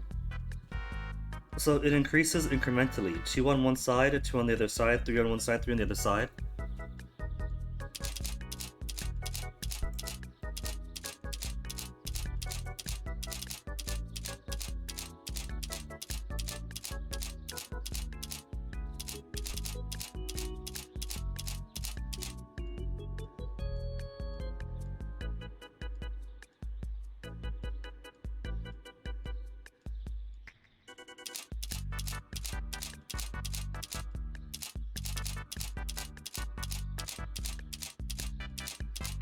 And then repeat for the right side, right?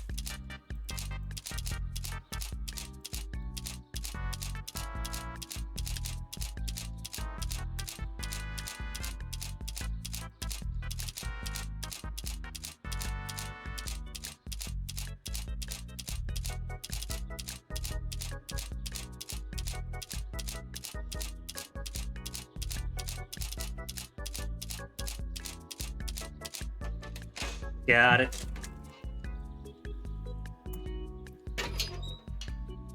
The director's safe itself. What have we got? Just books? A list of plants? A list of the plants that were displayed at the exhibition and later stolen. Letters. My dear friend, please allow me to express my disappointment upon reading your last letter. I am paying you to defend me, not to accuse me. Kew Gardens is a royal institution. We are granted the great opportunity to travel the world and save the most extraordinarily precious and rare species of plant. See, this era of the sciences, even the less intentionally destructive and exploitative ones, is a case of, well, we gotta get all this stuff and bring it back here, because if we don't, it's all gonna disappear.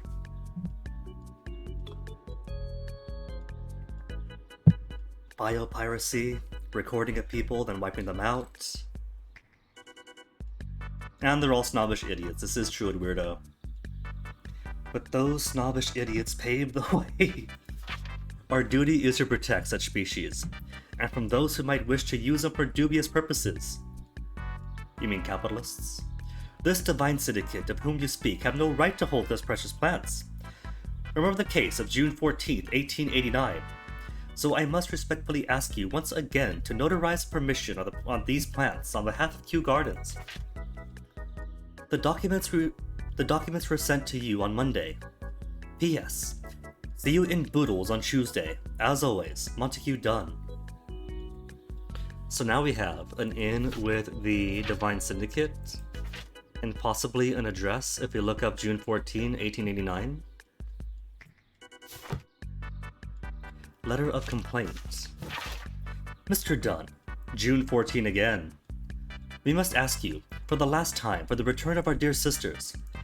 You do not have any right to hold them imprisoned. They do not belong to you.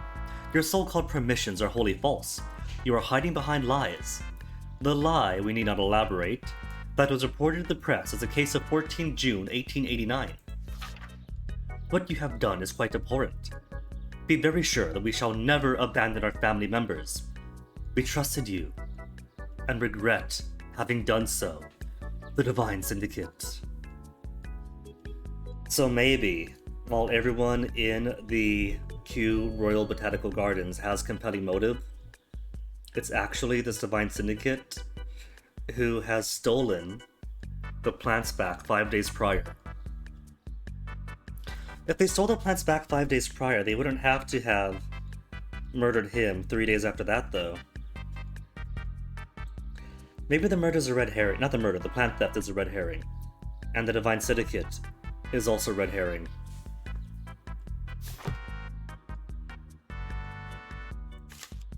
I suggest that we don't tell Miss Margaret White about this document. Debt of Miss Margaret White to Mr. Montague Dunn. From White to Dunn.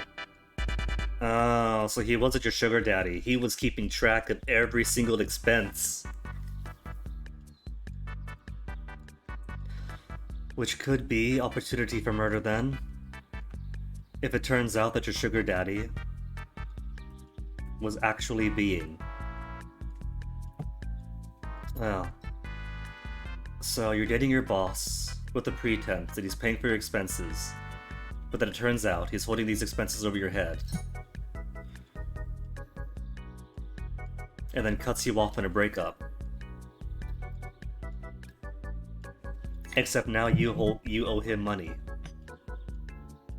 Could see this being reason to kill? Rental of a suite of rooms at Oxford Street, an educational scholarship at the London University. You're holding her entire educational expenses over her head. Credits at Hamilton, Radigan House Tailors at the Bard & Sons Luxury Jewelers.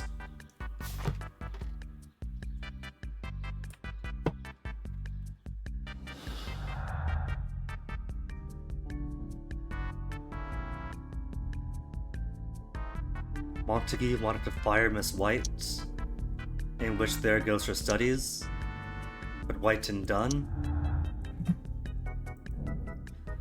A disagreement. Miss White and Mr. Dunn had a recent disagreement. Montague Dunn was planning to release Miss White from her position. But what about the debts?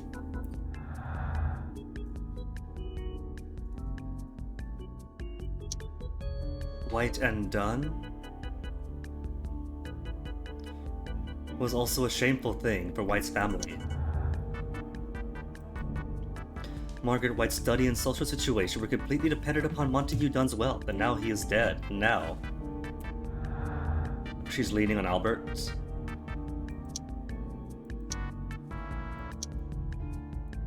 Ambition, new director, humiliation. There's motive on Albert's side. He had motive to kill his father, Montague Dunn, who had thwarted Albert's dream of joining the Royal Navy. By killing his father, Albert could have had his revenge, and eventually succeed his father's place as the director of Kew Gardens. Studies. Hamish don't connect. New director for Hamish. Hamish's motive? Martin Hamish had a motive.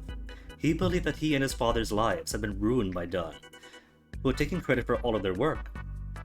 Hamish wished to take over the directorship of Kew Gardens, but he knew that that would not be possible with Dunn still alive. Did he know that Dunn dying means Dunn the Jr. would take over then?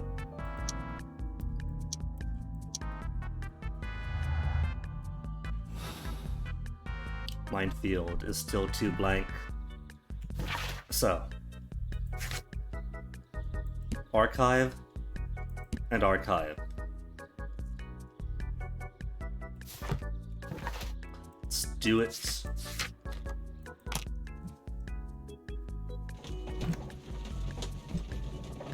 It's a shame Holmes doesn't have his personal... how do I call it? Personal, portable, digestible archives while he's in London. Okay, so 1889 will be newspapers. 99? 1889. Scandal at the Divine Syndicate. The Divine Syndicate Club, followers of the God King Turin, situated on 48 Grosvenor Street, Carlton Road. So just nice enough to give me the address. Everyone, the address in the newspaper article. Protectors of plants, and more particularly trees, are currently the subject of an administrative investigation. The leaders of this organization are suspected of financial malfeasance. It may be that this investigation would lead to charges of judiciary. Meanwhile, many voices have risen high against this inspection, denouncing the state. In fact, this private organization, which has given as its goal the defense and protection of nature, and which incorporates many persons of influence, including political representatives of the opposition party. Here it is. So now we have an address to And check here you is out. the Divine Syndicate's address. Perfect. It is time to find out what they have against Montague Dunn. And one more thing to investigate. Rare plants botany. In my published journals or in the encyclopedias? Chemistry, poisons and toxins.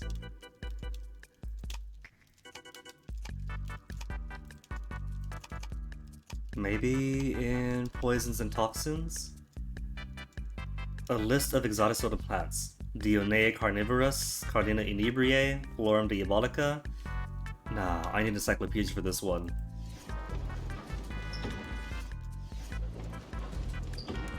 And there is a section on botany, right? Botany. Exotic plants, Volume 4. Poisonous. These plants have a certain toxicity in common, more or less variable. Dionea carnivorus, and all the rest.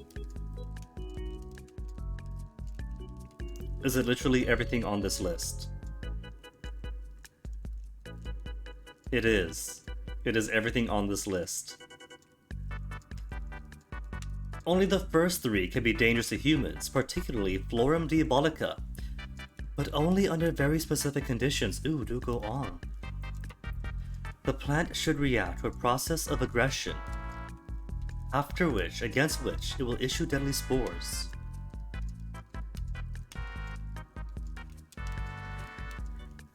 Deadly spores are released when the plant is in a state of agitation. Which brings us back possibly to the ventilation duct. And maybe to the caterpillars. What was the nature of the golden caterpillar juice? An alkaline, an organic compound. Maybe they intended to release the caterpillar juice into the ducts, which would agitate the plants in the ducts, because they would recognize a predator anywhere, to release their spores, to be ingested by by Dunn the Senior, and that has consumed him and killed him.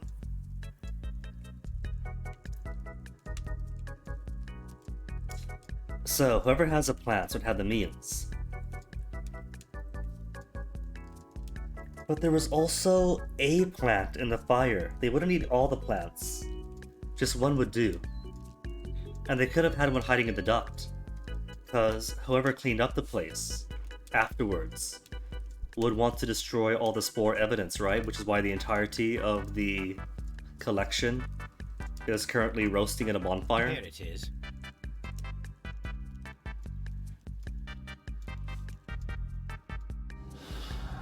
Dun, dun, dun. Deadly plant stolen for the poisoning. Theft and murder. The killers may be those who stole the exotic plants, including the deadly species, from the last exhibition at Kew Gardens. All I have are facts of the case and possibilities. I don't have either or choices yet. Deadly plant stolen. White studies. Albert's ambitions. Poisoning. Goes to neither. Really? Come on. Have fun. Alright, let's go to the whatchamacallits. To the Divine Syndicate.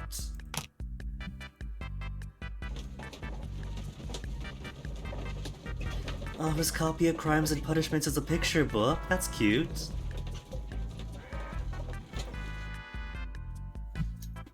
This place is beautiful, Holmes. Its atmosphere is remarkably soothing. Let us find someone who could help us. The Orientalism at it again.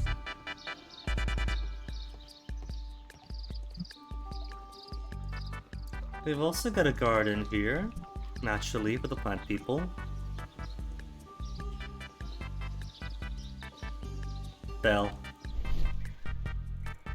What are we observing? We observe something marked as up, but only by the bell.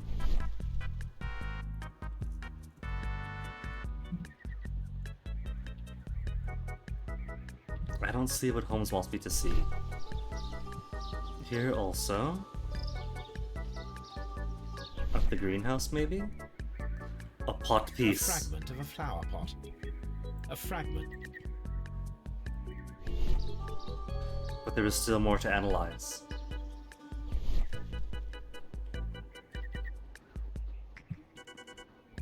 A cover and a broken Fragment piece. of a flower pot. It fell down here.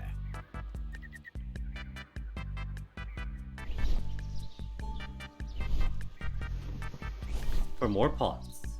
Why hide the pots? Were these the pots the plants were in but when they were stolen? Same symbol? Royal Botanical Gardens Kew. The Kew Gardens symbol.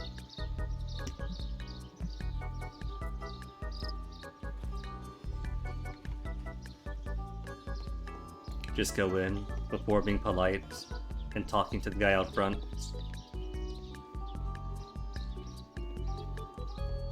Sup, Guru?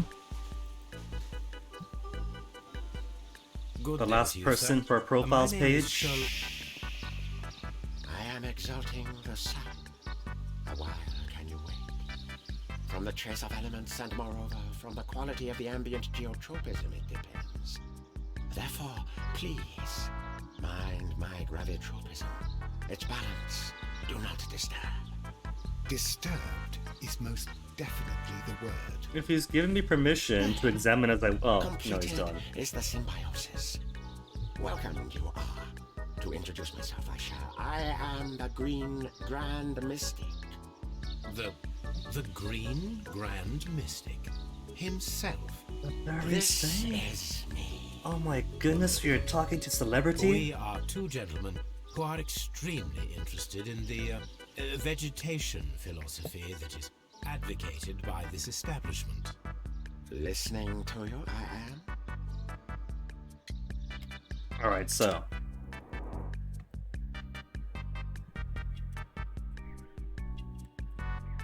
Up top is nothing. Tattoo.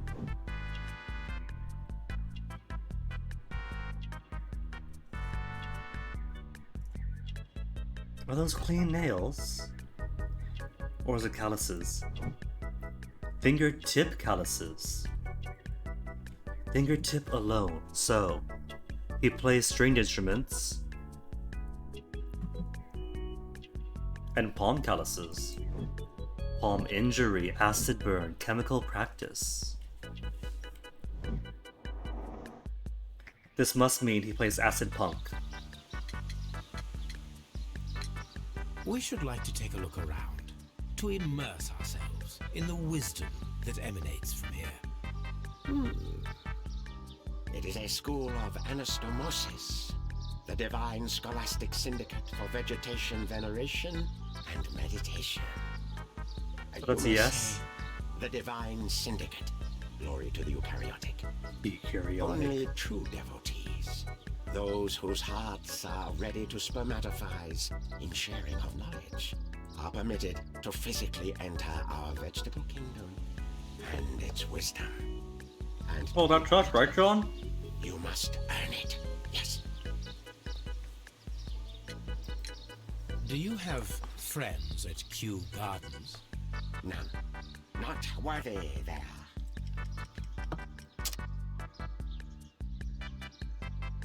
He might be telling the truth. It could be with Dunda Senior dead. They have no other accomplices. The Kew Garden symbol. The symbols of the broken pot. Nevertheless, we have seen Kew Gardens flower pots in your yard. How could they happen to be there? What? Our sacred place you permitted yourself to search. Oh, it's right in the open. Sacrilege. Wind must have knocked off the cover. There was a theft of plants at Kew Gardens a matter of days ago, and we believe the pots we found here may be connected with it. Please tell us, were you involved? No. Those plants were ours. They had stolen them from us. How so? Their director, Dump, I believe. Done. Yes, that's what I said. He borrowed from us 3 of our sisters for the exhibition at his green-fly-infested gardens. But he never gave them back to us. Excuses and imbecility. So we went in and saved them. I see. So, if you stole those rare plants from them, then it means... Ah, I get it. Bravo, Holmes. I think the case is solved. Checklist 1 done. We did not steal. We saved. Well, as a matter of fact, we were unable to find our 3 plants. Really? I beg your pardon. And yet you took all of the exotic plants from the stand. Eye for an eye. They had disappeared. It was the least we could do. They stole our sisters, and so we stole theirs. So I don't think it's this guy then. Maybe. I was musing right that in the framework of this game, the last evidence and things you find point to the true culprit. And so the last people you find tend to be the ones who did it. Like in the previous case. Was it the Randall gang, who's the first suspects you hear of? Was it her lady and her maid, who were pretty compelling for a domestic accident? Or could it be the very last person you finally see? Yes, it's him. And the train case before that, the mysterious Mexican man, the true culprit, and so on, right? Last of the scene, and the last to fill in your thought bubbles is the correct answer. So what did they actually do subverted this time? And the last person involved is not it. Clarifies some elements about the case, but isn't the one who did the do? I guess it helps that there isn't really any concluding traces of thought you could have yet. There's not even any branches. Green Grand Mystic, we are ready to become devotees and gain access to your temple. What is the name of our Lord? It is a Our bit of a God King? cliche, but it's also like how the game limits itself. Kind of like how when you use a deduction thing, and you have to use a deduction thing this one. The very options it gives you pretty much prune other possibilities. It has to be strictly the exact thought processes they have. Which I guess is one way that Chapter 1 does advance from these two games. Because for those ones, right, the whole deduction minigame thing is only a way to organize your thoughts. If you reach a conclusion, you can act against a conclusion. Whereas for Devil's Daughter and here, the conclusion you make is the conclusion you go with. Name of our Lord is the Keys for Kew Gardens. No, Trowin the God King. Our God King's name is Trewan, Green Grand Mystic. Hola, good, I like you. Here is the holy key to the How is wisdom place. Holy donation can you make whenever you so wish. Thank you so much. Just one question I gets us to pray the you door. Taste our fertilizer substance. From the burdens of life, it helps to free. But of course. Raw sap, it is called. It is Raw really sap. interesting. We analyze the raw sap Well, we and see will leave you to your meditation. if it has a connection to the organic alkali we found buried with the caterpillar juice.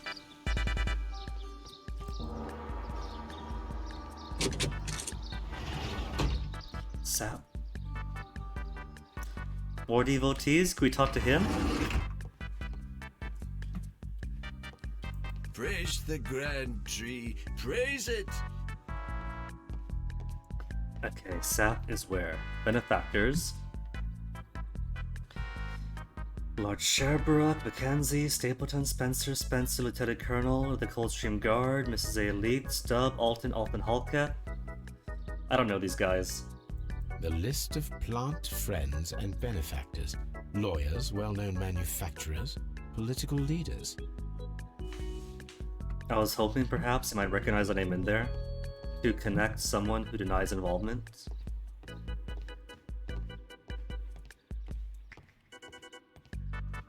Drugs table. That should be the raw sap that the Green Grand Mystic spoke of. I don't know. This doesn't appear to be connected to the caterpillar juice then.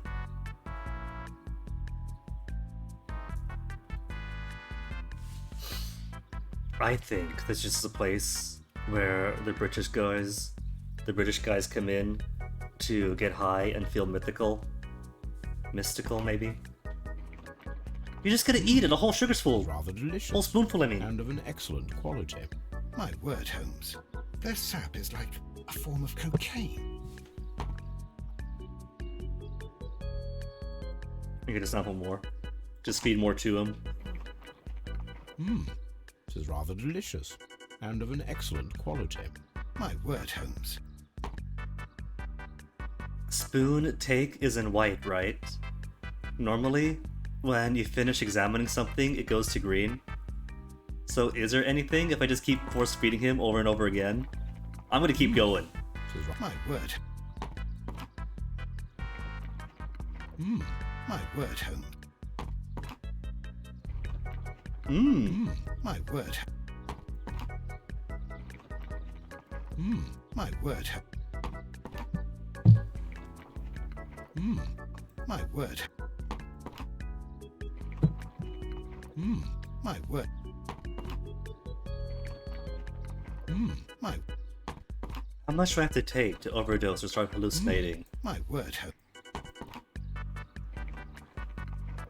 My word. 8 spoonfuls in, vibrating at supersonic word. rate. Maybe Holmes has a resistance to it. Isn't he like a coke user in the stories to heighten his mind or whatever? My word. My word. My It's not doing anything. my my How much more do I have to eat? my my Oh, that's it. It doesn't even change how I view the world. Just one more, Watson. Just one more spoonful, please. A cage. A cage of caterpillars.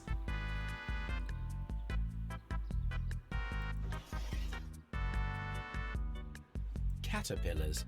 They are raised as food for certain plants. Let's take them. Don't eat this one too, Holmes. Just took all the caterpillars? I was thinking one. Is this where we get the proof? We're putting the caterpillars in the fly trap. We'll make it react and toss spores out. Dionea muscipula. A tropical plant. Nothing of interest. Really? Nothing of interest? A tropical plant.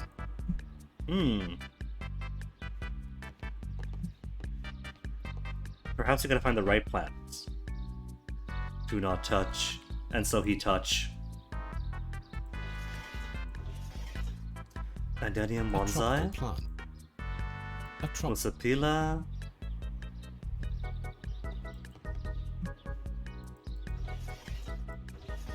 Are you guys spores makers?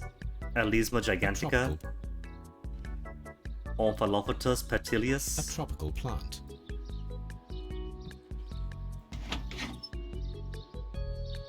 Lorem diabolica? Carnila inebriar? Dionea carnivorus?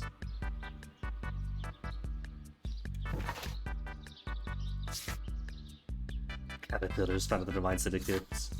Let's see, find out who killed him, find out what they're concealing. Sugar! And find the plant that was used to kill him.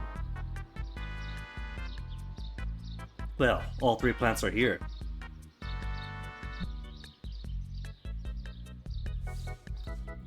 Can we test them all then? These 3 plants are identical to the ones shown at the exhibition. I shall take them. The 3 sisters stolen yet again.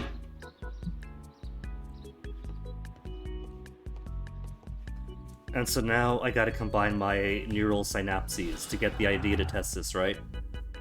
Deadly plants stolen, missing deadly plants, suspicious ingredients, the stolen plants, the missing deadly plants, the poisoning, deadly plants, suspicious ingredients. Set up the experiment. Set up the alkaloid from a chemical laboratory and the caterpillars and perform the experiment with the deadly plants. Hold on. So is that how it works then? You have the alkali compound of some kind that you've soaked the caterpillars in. And so you feed the plant, who drops its spores, and then the spores traveled into the vent system. It's not that the plant was in the vent, and then fed some bad pheromones. No, I get it now. Plant stolen. Divine syndicate thieves. The sect stole everything, stole all the plants of the exhibition, including the deadly species, and could have used them to murder Montague Dunn. Or they stole all but the deadly plants. They took everything. They've said as much. Syndicate killed Dunn. Planned the death of Montague Dunn. Involved in a dispute with Dunn over the stolen plants. Bait the mystic. Lure him to Scotland Yard. That is the only way to deal with the dangerous criminal who organized the exotic plant theft and murdered Montague Dunn in cold-blooded revenge. Or shelter the mystic in an asylum without notifying Scotland Yard. He has an opium addiction and needs treatment. Now, you see, this is the first one that can be filled in. Because it's the first one that can be filled in, before getting motives and lines for anybody else. And we haven't even done the experiment. Clearly, they must be innocent.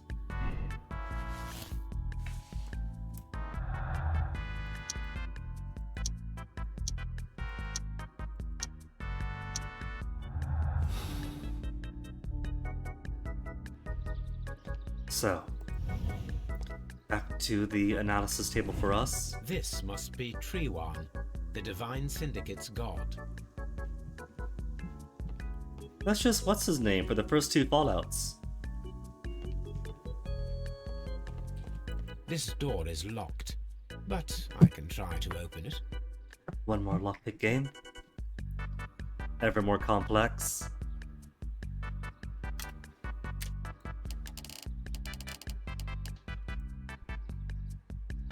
It looks like 3 pieces connected, which means it's probably not correct in this configuration.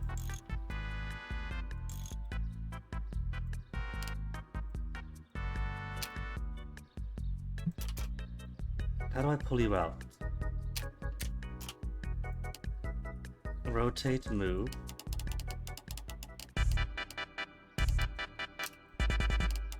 Like, oh wait, I see then. Pull you out first. Then this can move. Maybe it goes like this instead? And then you go back in. And then you go back in? No? There you go. Hopefully, no, that's not correct. I can see it.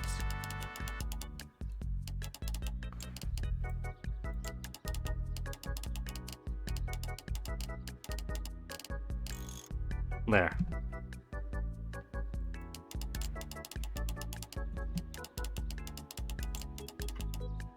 And if this is correct, let's see if green has anything for us. I could line up.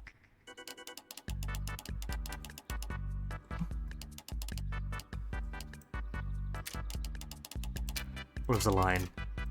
Want to work via the line. The line is there. Okay, let's just get the line together. Bam.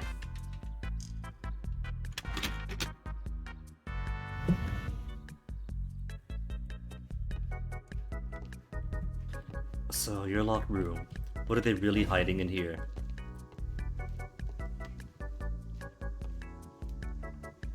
Opium balls.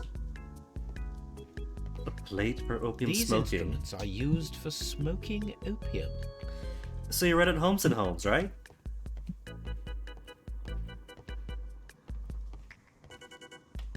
Is it opium bombs? It's not just beetle nuts? A vast amount of opium.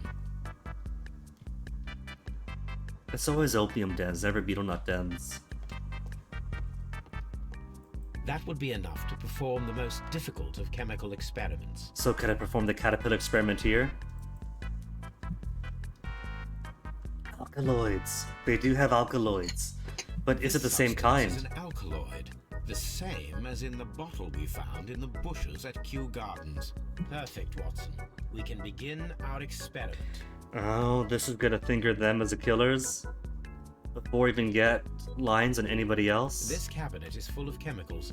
They are the same as the ones we found in the laboratory at Kew Gardens.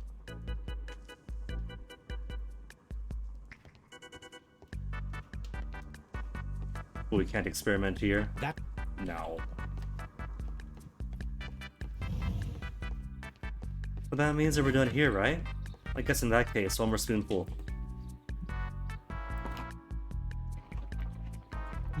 My word, Holmes. My word, Holmes. My word, Holmes. My One more. my word, Holmes. My word, Holmes. My word, Holmes. Okay, one more. My word, Holmes.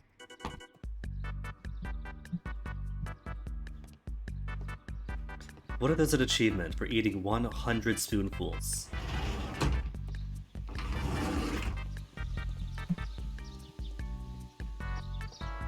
Follow my path, and better you will feel. Uh-huh. So all that's done here, find the plant that was used, find out who killed, set up the alkaloid from the chemical laboratory, the caterpillars. The Green Grand Mystic is a strange character with a Chinese tattoo, a peculiar scar on the palm of his left hand, an injury that occurs if one uses unnecessary force with a chemical pipette. He has practiced chemistry, which requires a Cartesian mindset. Well, that's everyone found. He was the last character to find, but he's also the first conclusion to come to, so it can't be him.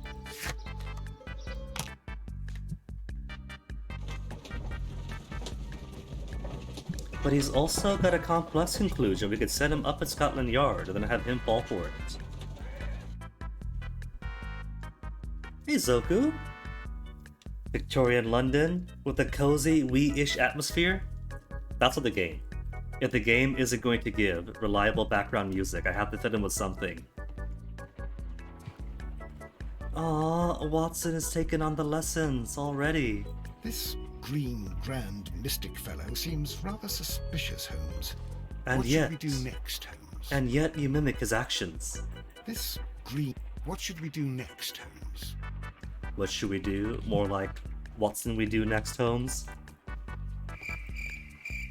I imagine that one of these plants would be capable of releasing a toxic vapor.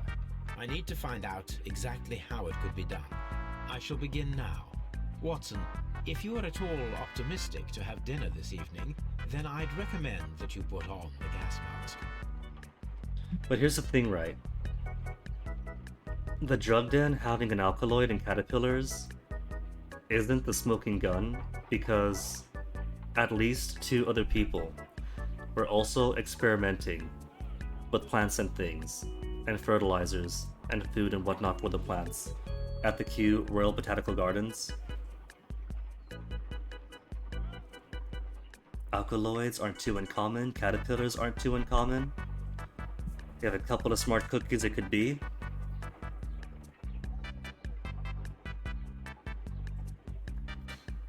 Studying the benefits of Tai Chi as an exercise.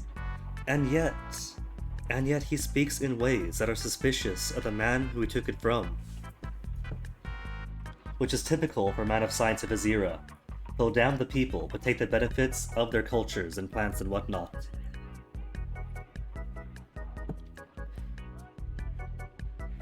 So I'm thinking, this is going to mean either Amish or white, I think.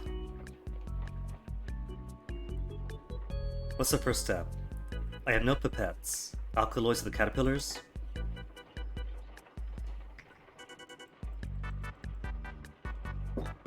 Caterpillars in the alkaloids? Oh. Pin the caterpillars?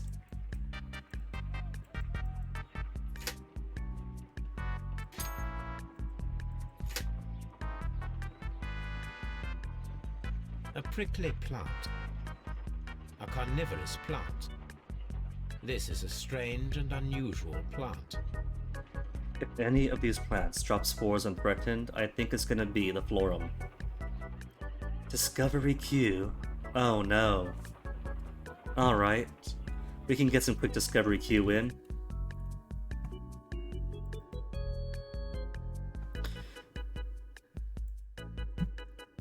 Oh, I haven't set it up on OBS yet. Let's see, that'd just be display capture, right? Display capture for Steam. You want to abandon all hope? Oh no, it's perfectly fine. The discovery queue doesn't take too long anyway. It's just do a discovery queue and see what we get. And it'll very likely be porn because Steam, for whatever reason, wants to. What have we got? What is on the menu today? Noble Fates, a 3D fantasy kingdom sim driven by intelligent characters with a rich simulation. Let me see if it's actually what it is. Okay. Build, craft, farm, mine, hunt, defend, and more. Sounds interesting. You could chop wood. That right there feeds into my Minecraft and Terraria instincts. Maybe, it could be fun. It's a basic, colorful design, kinda cartoony, which could mean that they're all in on the CPU side of things, not the GPU side of things, which would be cool. December of this year, so it's brand new. Wary of 3D build stuff at the Porsche? I don't know.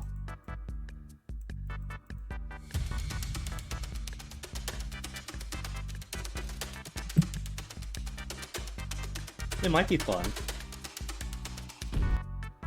We'll count it as a maybe. Neither ignore no and there we go. Next in queue. Normally, when it's porn on the what do you call this? On the discovery queue, it's at least 2 screenshots in.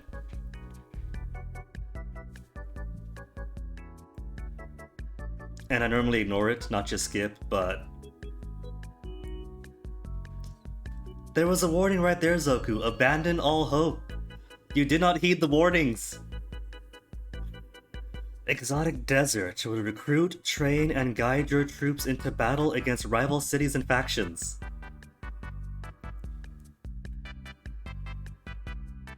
My time in Porsche looked nice but felt very unengaging.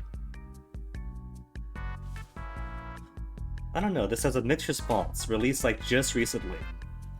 But mixed response doesn't immediately mean it's bad. Let me see. Exotic Desert, recruit, train, guide your troops into battle. Customizable characters, professions, and factions.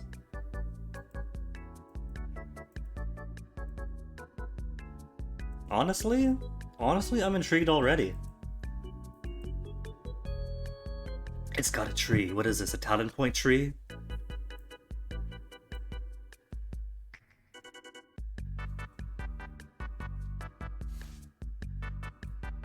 Kinda, yeah. Similar to Tale of Immortal, maybe?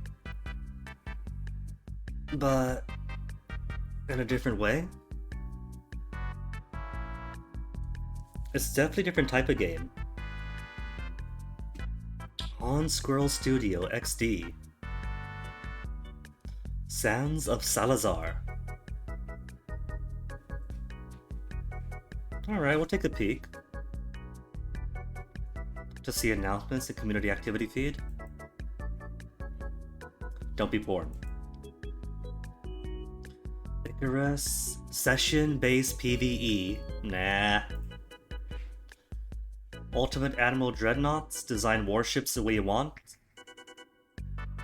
I don't know. Not really fitting war games. It looks cool though. Apart from that, right? Apart from me not feeling it. Kind of like, what, Masters of Orion but warships? In the premise, redesign your own ships and things? And then send them off? As a sim? It looks pretty cool.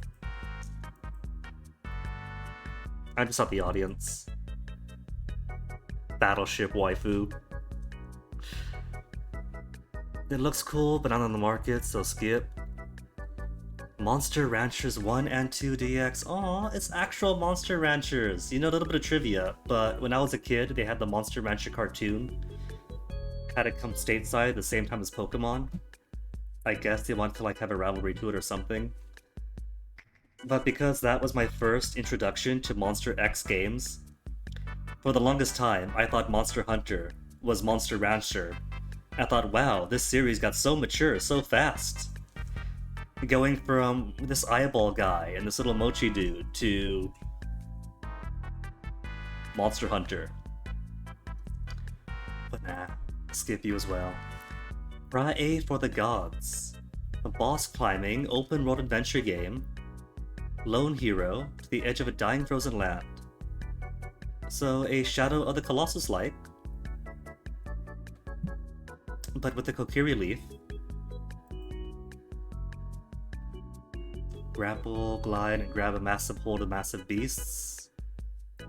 And could be fun. Actually, could be fun.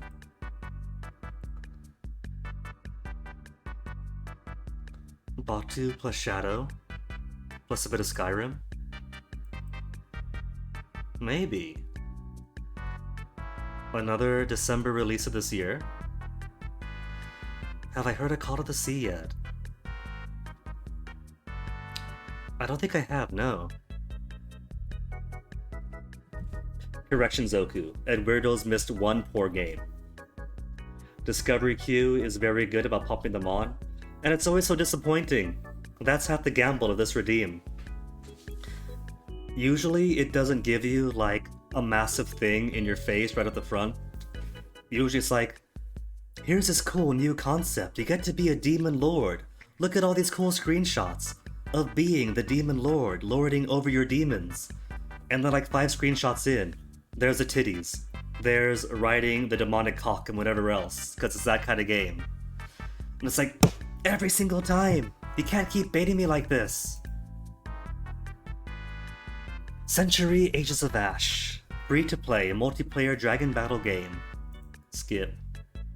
Yep, and there you go. Ignore. Ignore. At least this time, it's not as in your face as a previous one. Prop Night. Join a thrilling party in Prop Night, a multiplayer, physics-based prop hunt. Skip. Oh, well, see Zoku, I do have the filter on. It does prompt me. Oh, well, there we go.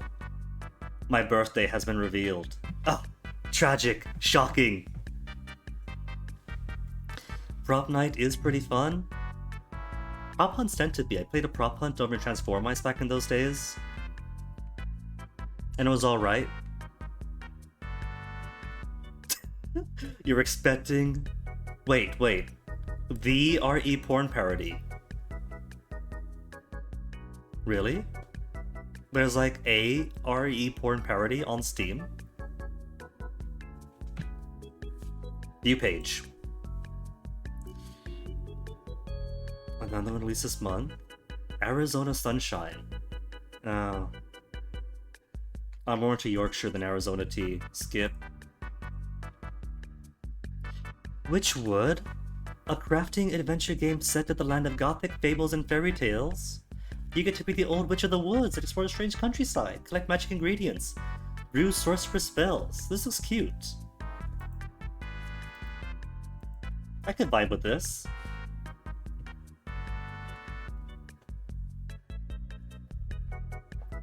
Wait, Zoku. The RE porn parody is on your wishlist? Looks cute? Really?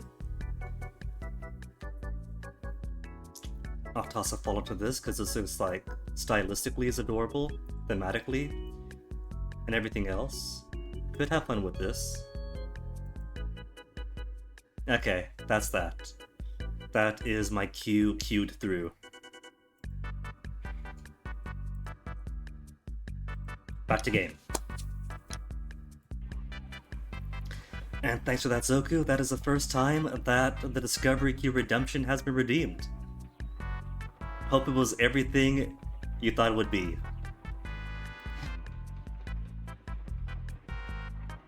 Feed it to the plant. I can rearrange them. You have another 6 available? Wait. Another 6 of what available? We're not still talking about porn parodies, are we? Alkaloid to plant?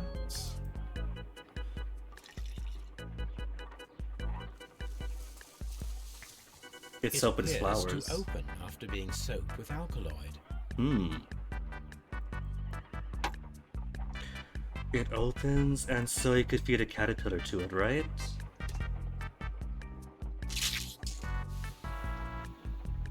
It closed again. I wonder what secrets this plant is hiding. Perhaps if we agitate it to a greater extent whilst it is opened, it will reveal a little more. Ah, I see then. So with the caterpillars in place, you bit at it, and you biting at it made it close up and release some spores. I saw the spores. What if you put you in the middle then? And poke at it. We can stab it. Okay, alkalize first.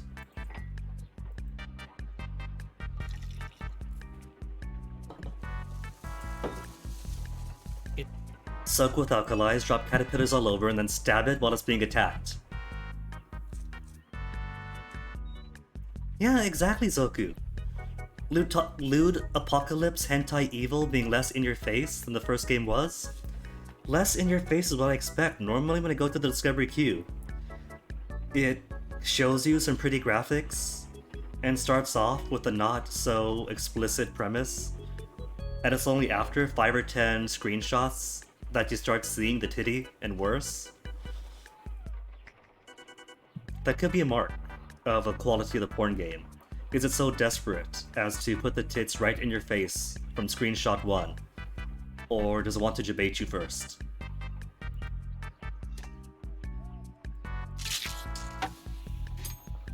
Stab, stab, stab? Maybe stab instead of caterpillars.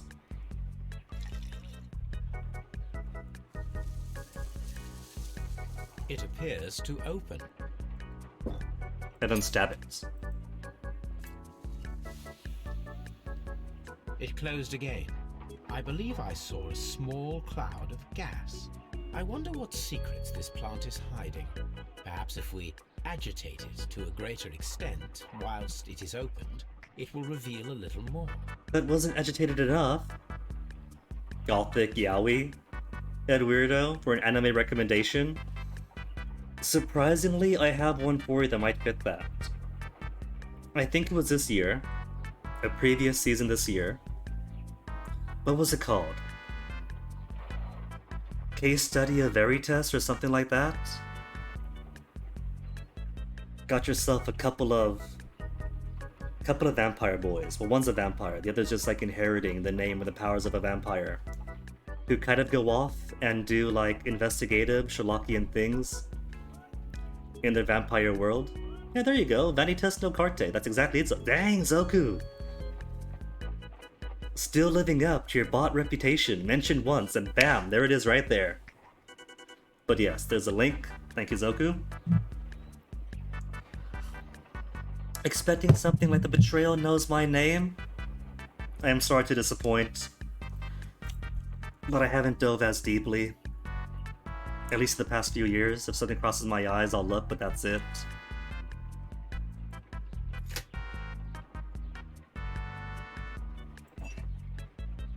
How do I agitate this even more? Could I get the carnivorous plant drunk on alkaloids? Makes you close up. This plant becomes inactive after being drenched with alkaloid. And how about you? Same, they close up. This plant becomes inactive after being drenched with alkaloid. So you two go dormant. And you open the possibility of spores. Basilord. Hmm. I haven't heard of Asalor, so I'm going to make a note and look into it afterwards.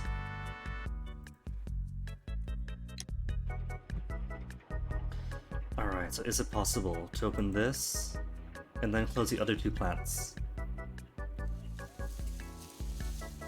It appears to open. This plant becomes inactive. This plant becomes inactive. But it wakes up right afterwards, so maybe you only have time for one action. Like, put it to sleep, then drop the caterpillars, and then stab at it. And while you're stabbing at it, this wakes up and starts eating the caterpillars.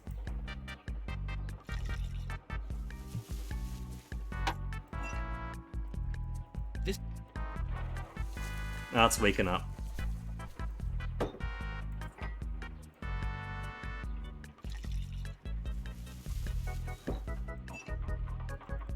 Feed it, feed it, feed it! Ah. That doesn't work like that. Just stab it more then? And while stabbing it, maybe then?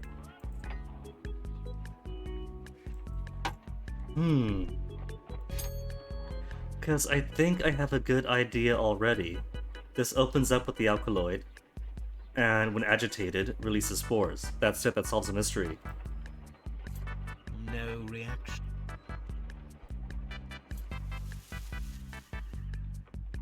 Agitation closes you. It appears to have fallen inactive after being disturbed.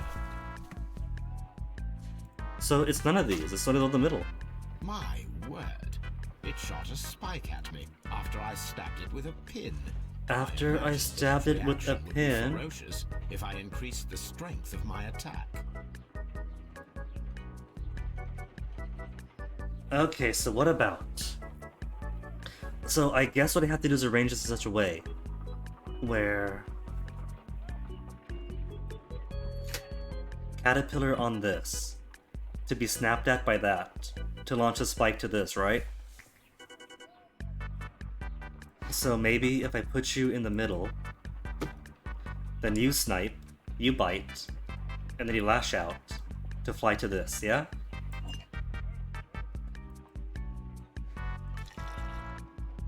An epiphany, Roberto, what's up?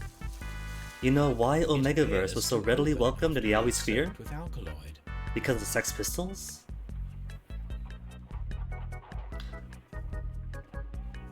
This might be a thing. That's a bit over my pay grade. I might have heard of Omegaverse, but I still, like, don't know much about it. So, I'll have to take your word for it.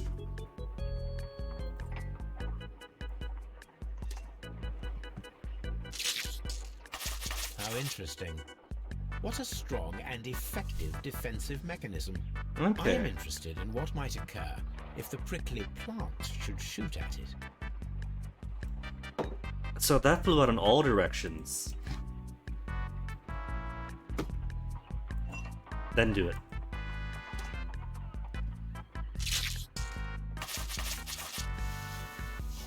And that is a stronger spore drop reaction.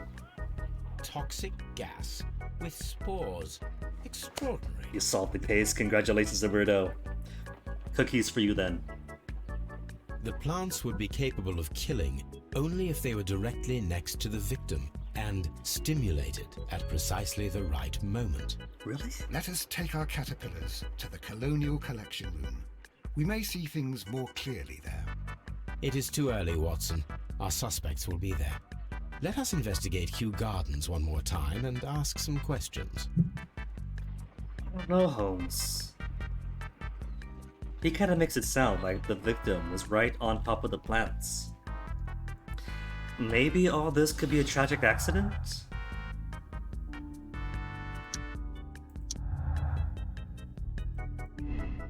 Albert's lack of experience, he is not very good at botany. It is doubtful he could have learned how the plants might release their deadly spores. I agree. Albert has biological knowledge to simulate the plants, but here's the thing though. He's rubbish at it. He's in classes, but he is nowhere near the level of Hamish or Miss White. White study? Hamish isn't an option.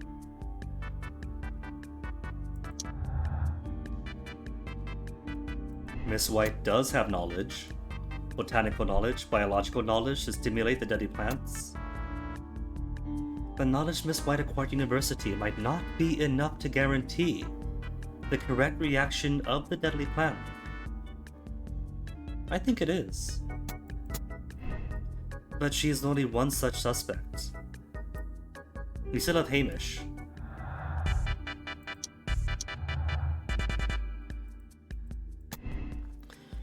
The sex scheme. The Divine Syndicate left the plants at Kew Gardens. Left the plants at Kew Gardens to murder Montague Dunn at a later date. I don't know. But what did that contradict with the partial theft? If they stole everything, and Miss White does not have enough knowledge,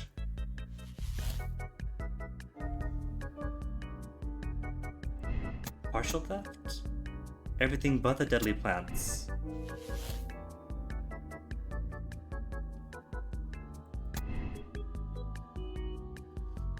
But the scheme says they left the plants at Kew Gardens. But that contradicts leaving the plants at Kew Gardens.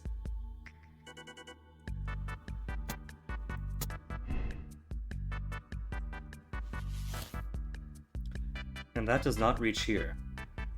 So it must be more first. Because that is wrong.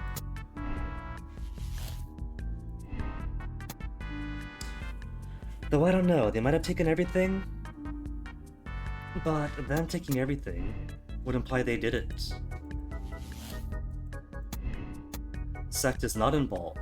Someone stole the plants before the Divine Syndicate were able to.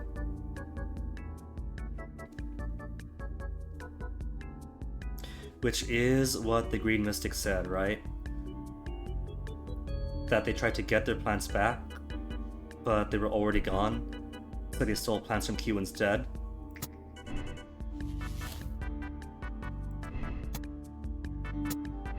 Stole all except the deadly plants because they couldn't.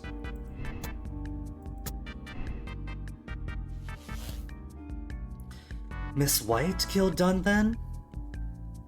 Well, if White's an option before we get Hamish and Albert, then he can't be White. Miss White killed Montague Dunn? Professional ambition and personal situation were damaged by the breakup with Dunn? Yeah, Miss White, with the plant, in the Colonial Collection. Colonel Mustard might have been Albert Dunn if he was allowed to get his commission, but sadly, those ambitions were crushed by his father. A dangerous woman very capable of carrying out elaborate murder, who realized that she was unable to make further monetary gain from Dunn and advance her affections to Albert. Those two facts are true, but I'm not sure that she did it, and if she did, then it would have been due to pressure from the elder Dunn then. A desperate woman in debt. Her boyfriend breaks up with her and then says all the nice things he got her are now things that she owes him to be paid back on. When Dunn cast her aside, her life stopped, she killed him in desperation. It's a possibility. And definitely one of the more compelling ones. Either her or Hamish, I think.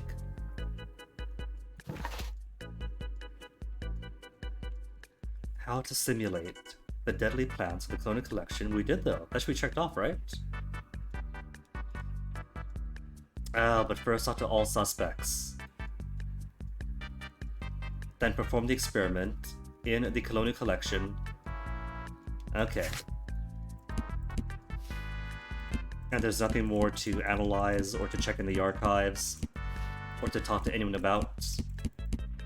Okay. So back to Q then.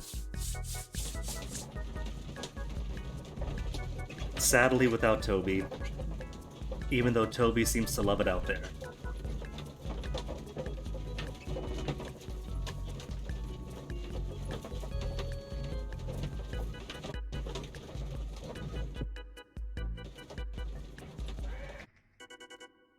Stuttering for a second there, had to load every single leaf in the queue first. So Hamish, Anything more for us?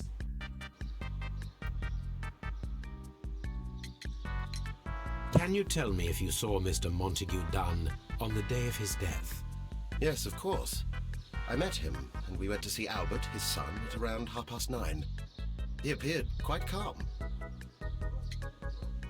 You know what? Given that the elder Dunn has as much plant experience and knowledge as the younger Dunn, it's also possible this is all one big accident. He could have killed himself, right? Like maybe he and Hamish had an argument about his lack of credentials and always stealing credit. And then he is all, I'm gonna show you. And then ends up shooting himself in the face with a bunch of plant spores. And then maybe his son cleans up afterwards and saw the bleach. Possibly on Hamish's orders, who knows now that everything in half the collection is covered in toxic spores, just dispose of it all. What were you doing on the morning of the accident? After paying multiple visits to Albert, I had a little talk with Miss White. Then I returned to my desk to complete some paperwork. Suddenly I observed that Mr. Dunn was not Exactly, a feeling walking well, mushroom so I ran factory. immediately to fetch Albert.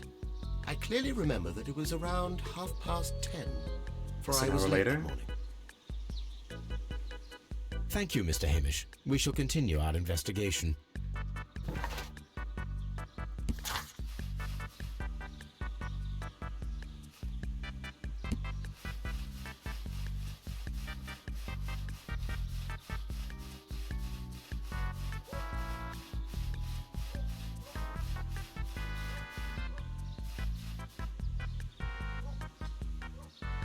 So, 9:30.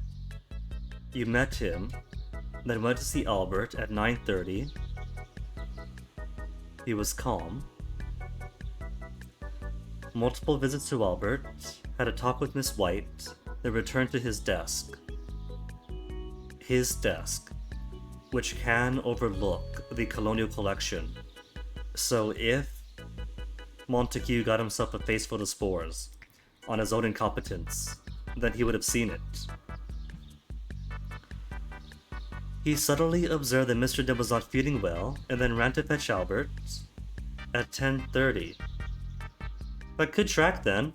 He's got a view of it. He possibly had an argument, a quite calm argument. And this is 3 days after the plants go missing.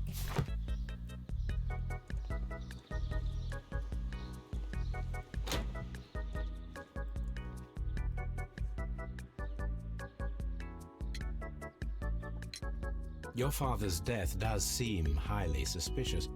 What were your movements here on that day? Suspicious. Well, I was working in the seed house, taking care of See, he's got no plant knowledge. Pontus or... No, wait. Ah, these Latin names. And I spend so many hours trying to memorize them. Did you see Completely your father incompetent. that He day? cannot. He's completely Yes, not the He suspect. came here with Mr. Hamish for his weekly visit. There was nothing unusual about that. And then? Nothing. They stepped out to the backyard. It was perhaps 20 minutes before 10 o'clock. Then about 10 minutes later, I saw my father heading for the dry tropics room while Mr. Hamish returned here. So this is probably where the map comes in then, because the map has been an object of interest. We get everyone's testimonies and map out where they were and when. And Mr. Hamish and Miss White, what were they both doing that morning? Mr. Hamish visited me a couple of times.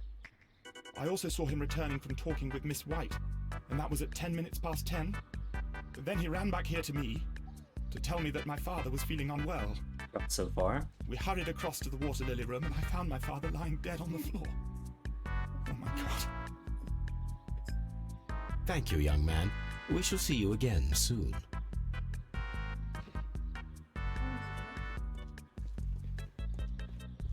Just leaves Miss White's testimony. But yeah, this crime involves a fair bit of plant knowledge. And the son Dunn has no plant knowledge, so down to two then. Hamish or White, depending on who had the stronger motive and the best means. Magnanimous, which does. Margaret. Hey Onyx, there's a cat running around. Aw, Onyx. You don't want to hang in here, kitty? Now they put a box over the wires so you can't shut things down.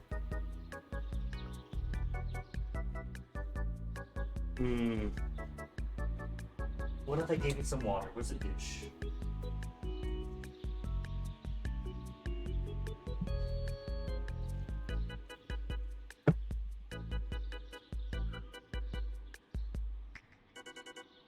No?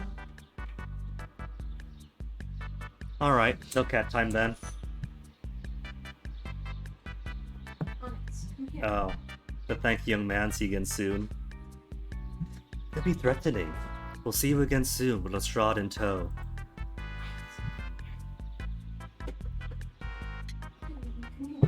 Day the death? Can you tell me what Mr. Dunn was doing upon the day of his death? I can. Music on off kite. But there is nothing very. Alright. Look, More not knowing what they get themselves into. Where's the playlist? His partner worked in the right up there. Aww. And then some people came up and he got scared of them. So he ran back to the house and Riley went home. Song on, song on. What's up? What have I not used in a while? You redeem Piemontesina Bella. Oh, I am sorry, Kite. But music on off puts on one very specific playlist of songs. You have only yourself to blame for this. Where would it be? Where would it be? Which one's good? They're all good. Which one's the worst good? That was too nice. There we go. The classic.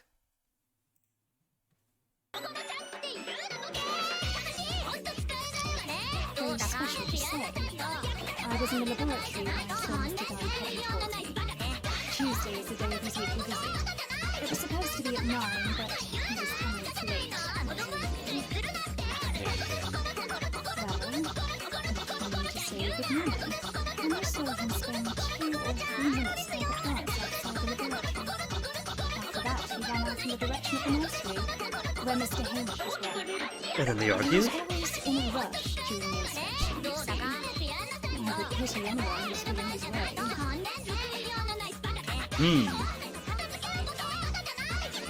What are you hearing, Kite? It's just 14 minutes of Kokoro. And that was the last time you saw him? Yes. I stayed in the laboratory until 20 minutes to 11, and I heard the cries of Albert So and Mr. 10:40. Hamish from the large glass house. I joined them as soon as I could, for I knew that something must be very wrong. What exactly were you doing in the laboratory? I was recording an experiment for my thesis. I only stopped my work once when Mr. Hamish visited me briefly around 10 o'clock. You say you were recording an experiment. Might I listen to it? Certainly. Please do. You will find it in the laboratory. It is number 320. 320 in the laboratory. Everyone has gone. Where's Kit? First, before I do that, in the laboratory 320, I don't think I've listened to 320, have I? There were 2 rolls. And we listened to the 2 rolls they had.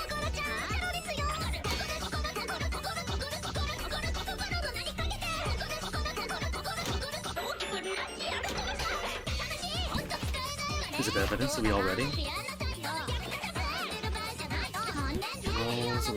Rolls. Have we got the rolls? I don't think we do. Unless... No?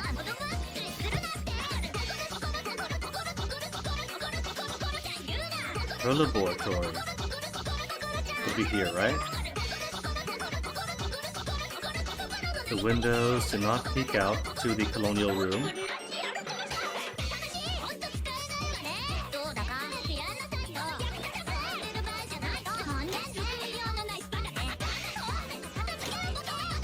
History is also bereft of any roles. Bust.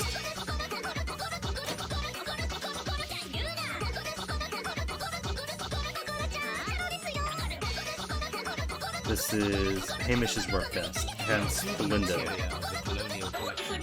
From the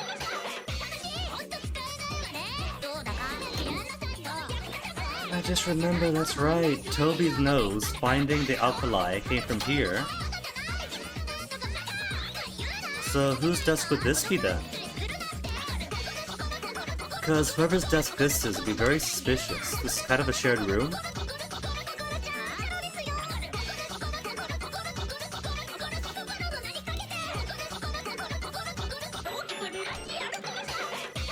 Got these meant this door that I missed before.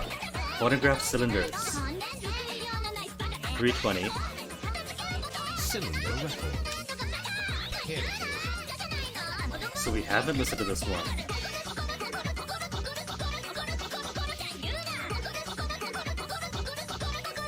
Three two oh. Where's 320? Ah, there we go. Alright, that's enough of that one.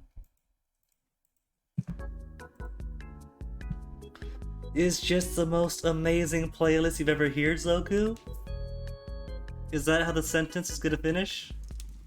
These plants, classified as shrubs or grasses, have adapted to their arid environment due to a system of underground roots. This recording seems very long. It is unnecessary to listen to all of it.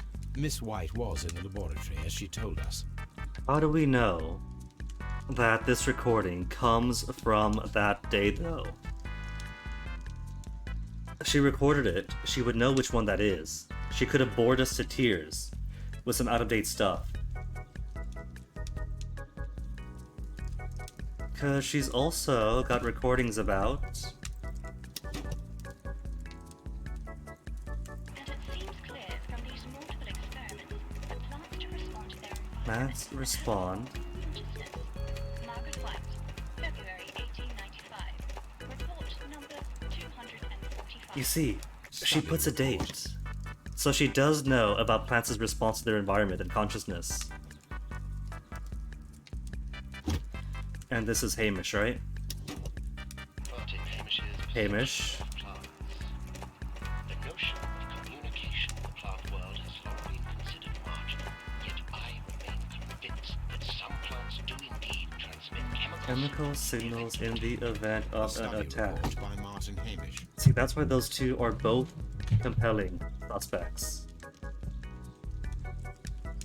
And evidence required. Is there more photographs I haven't seen? What if I am missing one? But the drawers are all greened out. Hmm.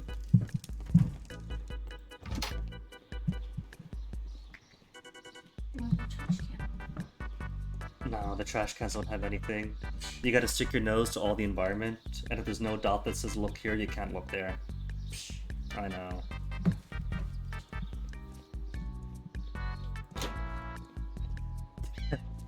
Appropriate for the playlist. This recording was very long, and that's oh, but that's mean. It's the best playlist. There used to be well over 200 songs on that playlist until the primary account that was producing or at least uploading all of those songs got banned around December last year, so likely due to Nintendo copyright stuff. And each and every minute, I'll have you know that that playlist was so well curated that each and every minute was truly worth listening to.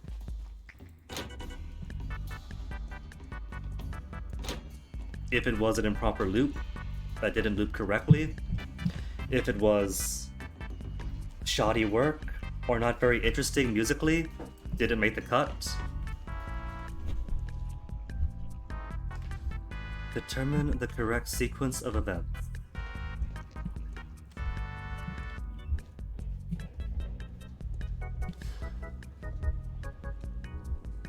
Oh, let's see then. So we had Echo Snappy Plant. Did somebody drop caterpillars? Was that it? They dropped caterpillars through the vent. Caterpillars, which fell onto the middle plant, snapped up by the fly trap.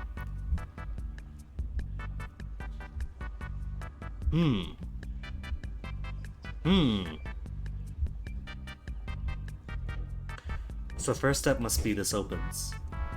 Right? Does this open? Not an option? Just somehow inhales the spores?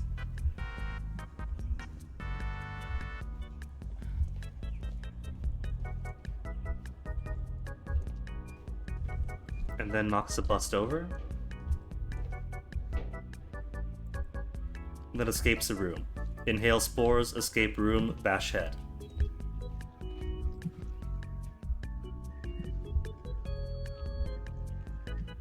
But there weren't any spines found on him. If the middle plant was right there launching out of its spines, you'd think there'd be some found on his clothes or face or something, right?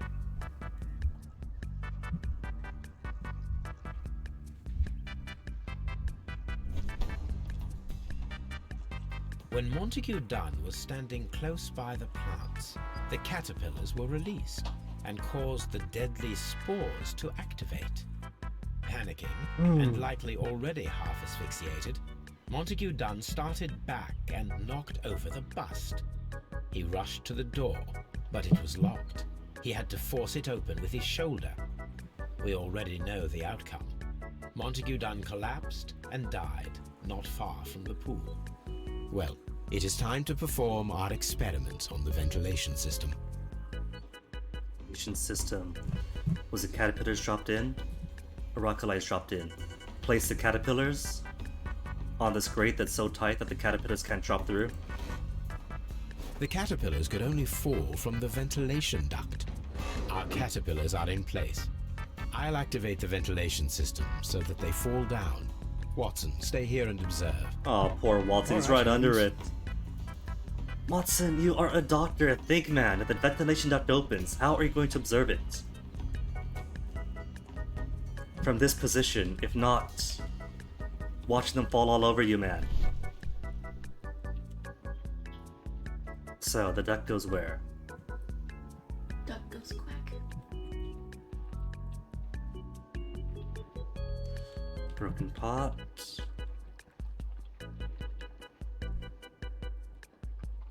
So it comes out here. Across, feeds everywhere. Nests. Yeah, the top 3 plants are the ones in the room. Which you knew already, but the sect claims they did not take those particular Here plants. is a list of...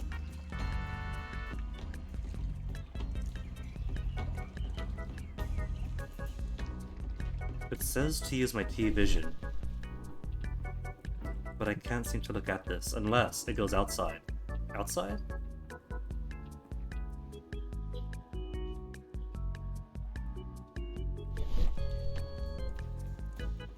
Could be what it wants me to see. That the duct of importance goes outside the building.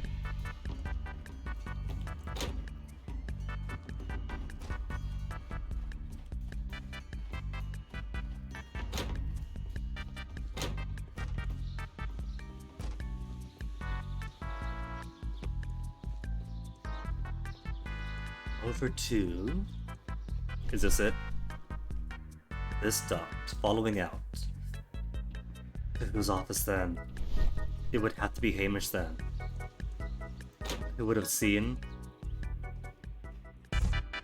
We can see the interior of the Colonial Collection Room from this window. So you would see when Mr. Dunn is directly over the plant, and then drop the caterpillars. Right? And there's a lever right here. Lever? Can I touch lever? The lever's right there. Is that not the lever? Don't tell me there's also another lever in the next room over.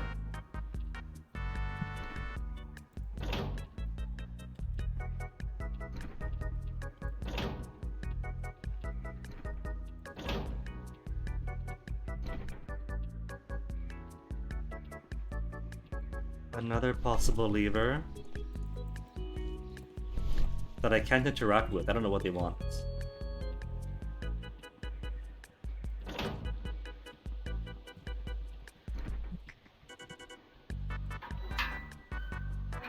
So the initial shut-on point is here.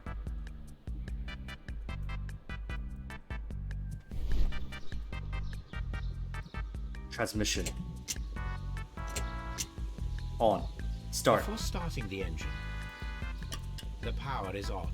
The engine cannot be started whilst the transmission is active. It's always one thing or another. The engine has started. The ventilation system is working. So, if I'm reading this correctly, for it to reach from here all the way to there, will the line have to be shut both in White's and Hamish's office? Excellent. This ventilation fan is working. Let us see if I can activate the other one. Because this has to be active then, right? This is one of the outlets of the ventilation system.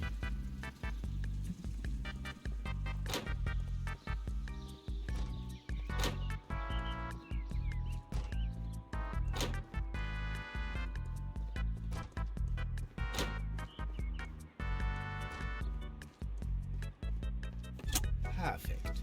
Now I just need to find Watson to check the result. It works perfectly, Holmes. Bravo. Now, if you could just help me to get rid of these caterpillars. Perfect.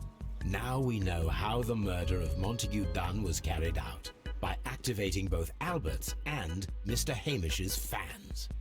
But only from Mr. Hamish's workplace would it be possible to see when Montague Dunn entered the Colonial Collection Room.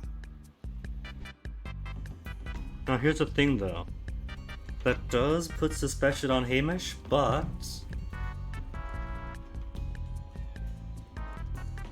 it could be set up prior.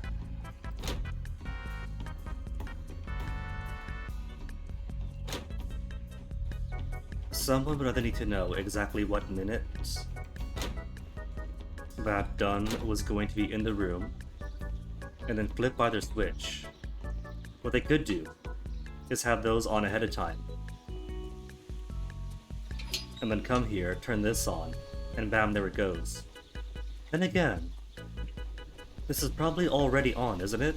To ventilate across the greenhouses. So what they would have to do... Seed.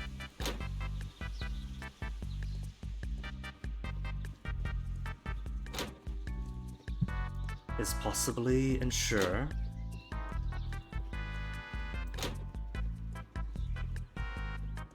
that Albert's is on, and they set conditions here, where this fellow turns it on whenever, right? We can see the interior of the Colonial Collection Room from... But that's also trying to time it, so I don't know. It could be it was Hamish. Because while Albert's room has a desk and a window, well, there's diplomas, I didn't see this side. A master's degree diploma. It belongs to Martin Hamish. Which just goes with the accolades on the other side, where this guy is an incredible credentialed person for this position. An award presented to Martin Hamish for Best Grower of the Year. Honestly, this is sounding more and more like it can only be Hamish. We can see the interior of the Colonial Collection.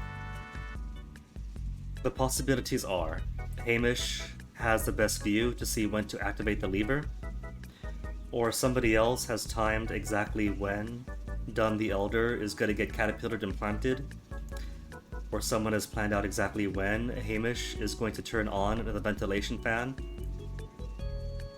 So both of those are too complex. The simplest solution is, Hamish could see. He had the means to flip the switch. He has the know-how, and he has motive.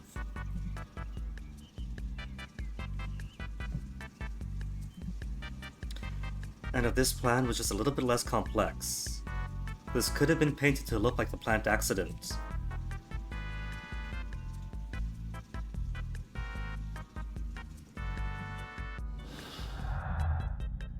Ventilation used with deadly precision.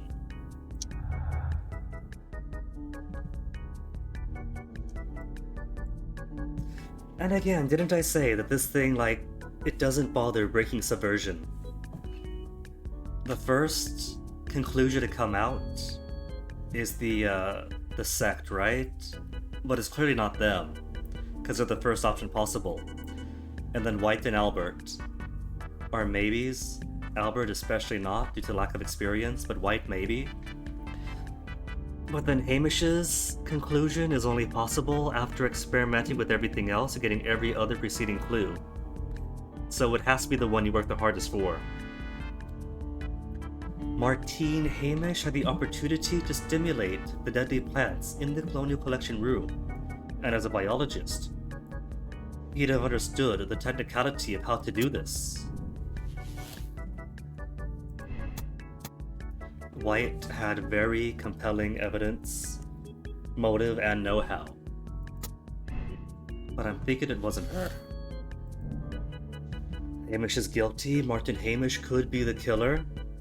He had opportunity to steal the Divine Syndicate's plants and stimulate them from his workplace, directly after he had locked Montague Dunn inside the Colonial Collection room.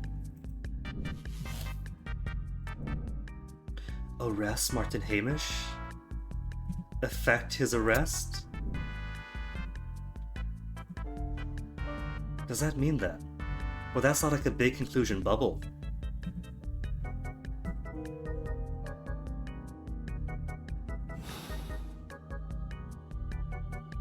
Let's go to Scotland Yard. But then what about the map? The map is still an object of interest, and I thought that with everyone having timetables that are now learned, we might be able to like plan out where they would have been. But I guess not, huh?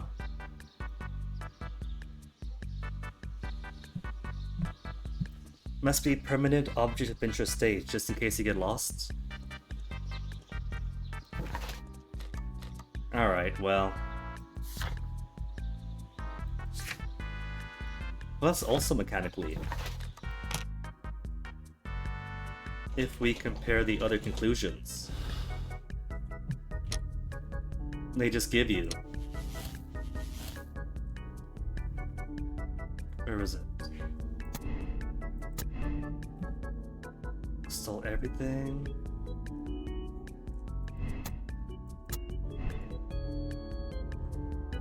Now is it impossible? Because I can't set up the sex scheme now that we have Hamish's opportunity. Conclusions? We pin White? No. We can't pin anybody to clear this out then. Albert? Albert's know-how? Contradicted by White's knowledge. And by Hamish's opportunity. Okay. So we have to get Hamish into the interrogation room.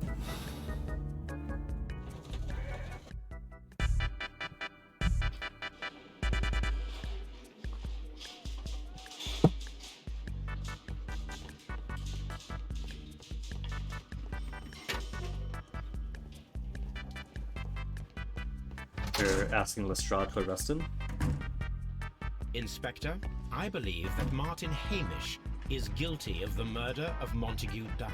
Aha! I knew it. You I'll send a did? letter round to But what arrest kept you? Very good. I shall wait to hear from you. What if this is the subversion, and getting this far in means missing out on somebody else laying a trap for me? What if it was White, and White planned all of this in advance, and to get this far you're locked into the bad ending? Now that's too complex.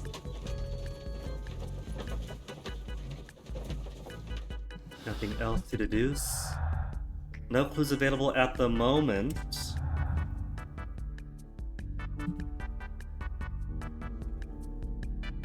Mechanically then this is interesting, because it is pushing heavily towards a Hamish opportunity, which is locking out everything else. Which means evidence to the contrary of Hamish doing it would clear his name and suggest somebody else did the deed instead. Pretty cool. It's playing with the format. Inspector, I came here as quickly as I could. Martin Hamish is in the large glass house. There's no need to hurry. There's no need to hurry because he's dead, Lestrade, is that it? Martin Hamish is in the large glass house. There's no need to hurry. The tone of voice and that delivery? Don't tell me he has consumed plant spores himself. Now that Scotland Yard is after him. Holmes, my God! Yes, we found him like that. Our messing around with the ventilation system didn't go unnoticed. Mr. Hamish realized that we knew. Inspector, could you arrange the body, please? I should like to examine it. See, here I was right, thinking that, well, if it's Hamish, then we have to go with the absolve route, because this guy's clearly the most qualified man to manage a Kew Royal Botanical Gardens, and in his and his father's generation, Dunn stole all the credit, so he had a compelling reason to kill. So be nice, give him like 5 years, then give him the keys to Kew again. But now I'm thinking, somebody noticed the ventilation system was messed with,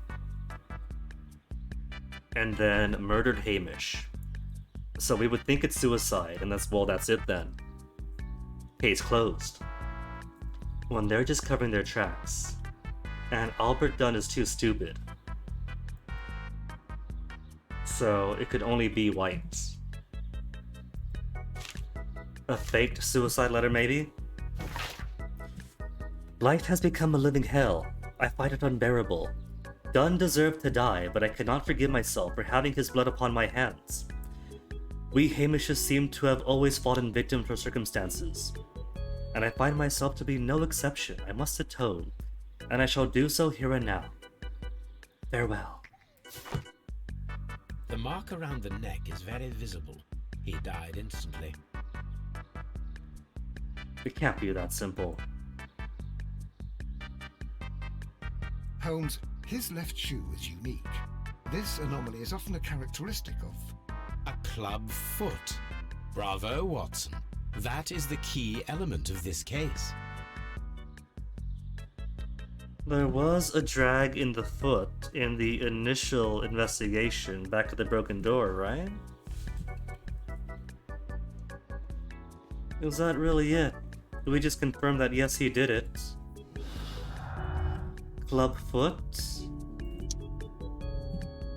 And a tibial torsion?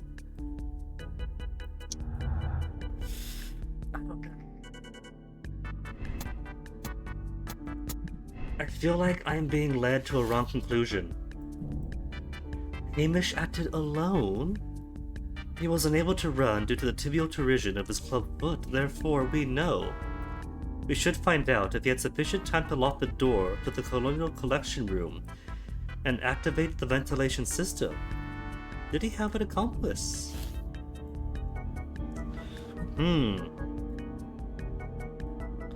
So it could be that Hamish was guilty, but then who else?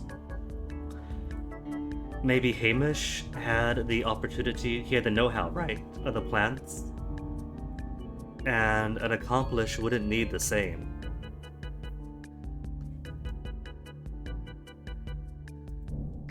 Dr. Lestrade? The possible impact of the new clues found on the body of Martine Hamish? See, I can't help but feel that maybe there's a way to clear this case in such a way that Hamish doesn't have to die. But it also feels like this is a linear game that doesn't have many or any branching paths, just complete or incomplete path. So maybe if he had an accomplice, he could send him up the river instead, and spare Hamish from having to go from a life of watching his father and his expertise, and then his own expertise gobbled up by the Dunn family, to, I don't know, damn the Dunns and give him Q. Inspector? Something about this rings very oddly. Why do you say that, Mr. Holmes? Why? It's all too Because convenient. Of Mr. Hamish's club foot. Oh, I deserve to be kicked from here to Charing Cross. I should have noticed it. But, Mr. Holmes, I can't see why. No, I don't suppose you do. You must recall that Mr. Dunn was locked inside the Colonial Collection Room by the murderer. If it was Mr. Hamish, he would have had to run up to his workplace to trigger the fan situated above it, taking into consideration the condition of his foot. Well, it is still possible. Perhaps, but it is rather strange that such a person as Mr. Hamish decided to base his plan on the speed of his gait. You mean to say that somebody helped him? So the suicide is questionable? Correct. Mr. Hamish accuses only himself in his letter, and so the investigation stops. Possibly an accomplice, then? That idea had not occurred to me, Mr. Holmes. I have another idea, Inspector. Thanks to the testimony that we have collected, we are able to rebuild the events as they took place that day. Now we use a map. A timeline, such as we did in the Jack the Ripper case. Precisely. The map at the entrance of Kew Gardens should help us with our timeline. And here I thought this is going to be such a quick, simple case too. Let us analyze the facts and statements, so that we may recreate the events of that morning. So, Martin Hamish and Montague Dunn went to meet Albert in the Seed House at 9:30.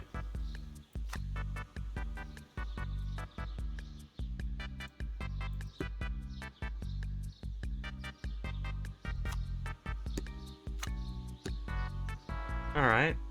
Well, it's all three of them, but I guess it only pins for Albert. Albert, Montague, and Martin at 9:30. Around 20 minutes to 10, when Hamish and Montague went out to the backyard.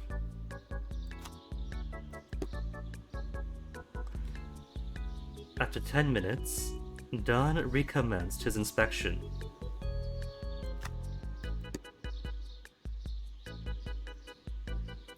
And entered the Dry Tropics room, and Hamish goes to the Seed House.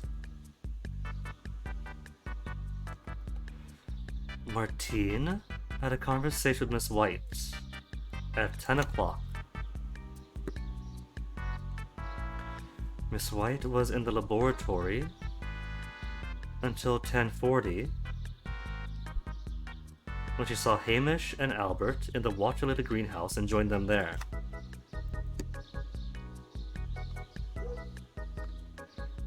Hamish ran to Albert as soon as he observed that Montague was unwell, around 10:30.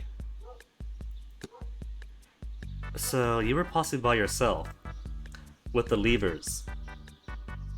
And if you're with the levers, then you could have a view of the room. You would see when he was locked in, and activate the lever when it was most needed.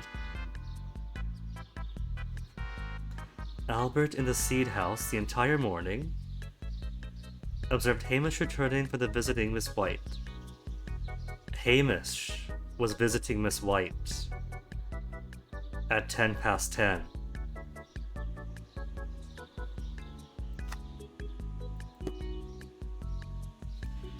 And you two both?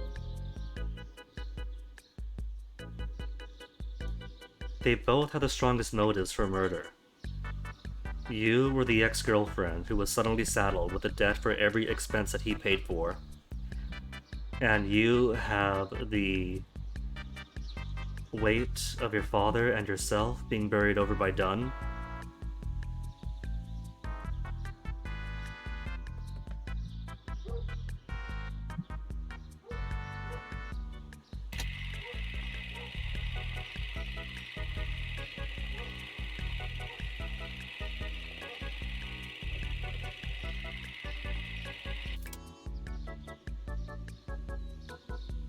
Allegedly, she was in her laboratory.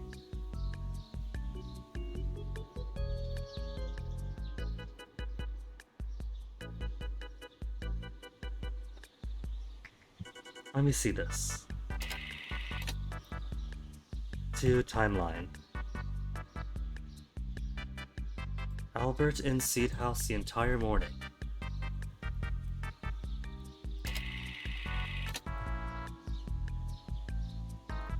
And observed Hamish returning from visiting Miss White at 10:10. Where did you observe that? You saw him at 10 past 10. But where?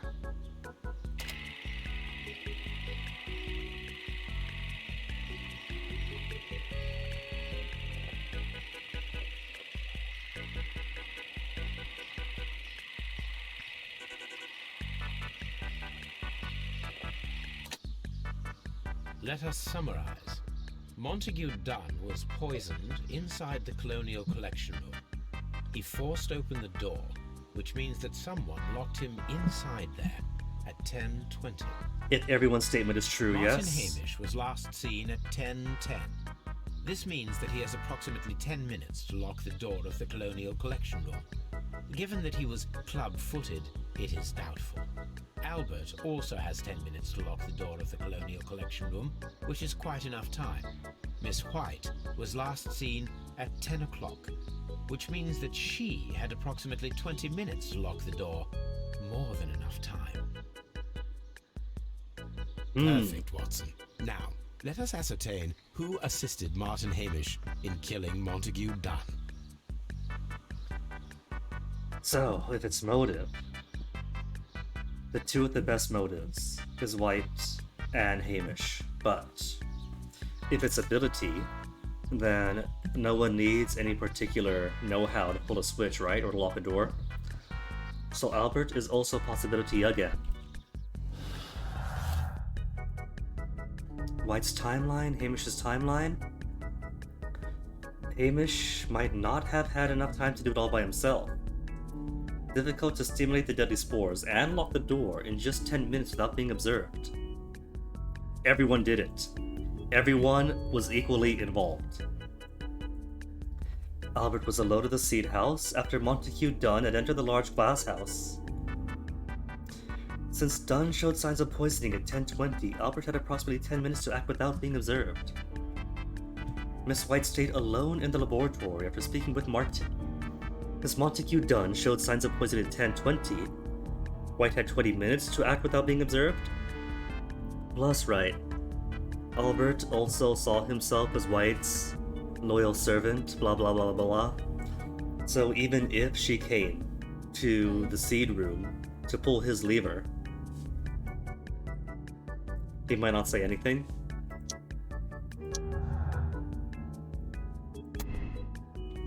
White had time. She had 20 minutes, enough time to trap Montague Dunn, could have locked the door, and alerted Martin Hamish to activate the ventilation system, or not involved. Martin Hamish and Miss White are not accomplices. Unlikely that White would have the opportunity, and 20 minutes could not have been enough time to lock the door without...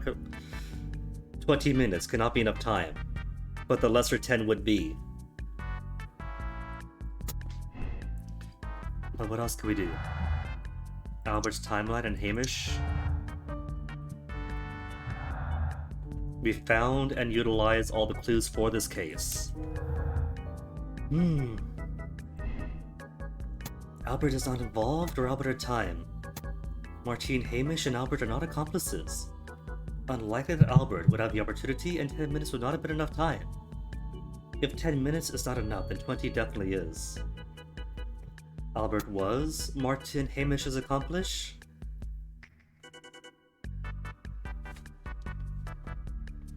Now see, Albert has been crying a lot, so much his eyes are still red, following the death of his dad. They've had their differences, their conflicts. His dad forced him into the Kew Royal Botanical Gardens when he wanted to go into the Navy.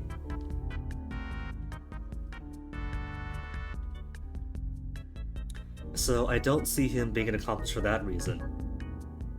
His motive's the weakest, but... what if he didn't know it was going to be murder? What if all he had to do was lock the door, for whatever reason?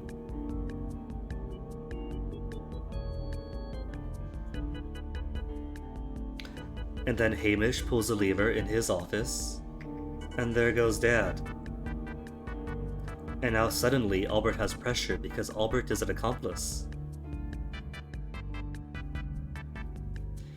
And so Albert has reason to remove half the Colonial Collection torch it, pour bleach on everything, and the only one with bleach is all of his hands is Albert.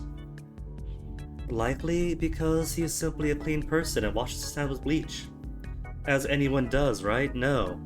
Because he's the one who cleans the toilets, cleans the floors, cleans the windows and the floor to the Colonial Collection room.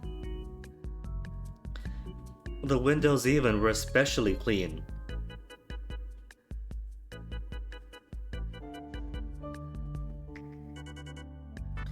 Mary wrote home asking for money. False pretenses since her education was already done. But her family already knew about her relationship with Montague Dunn. That was probably after they broke up.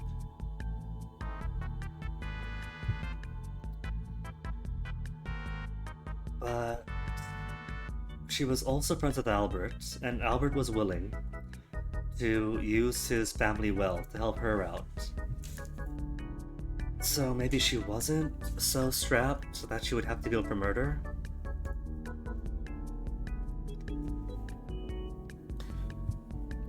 The odd thing here is whether 10 or 20 minutes is not enough time.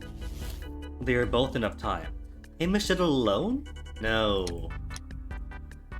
Martine Hamish committed the murder alone. He loathed Montague Dunn because of the treatment of Hamish's father. He had enough time to lock Dunn in and activate the ventilation fan from his workplace.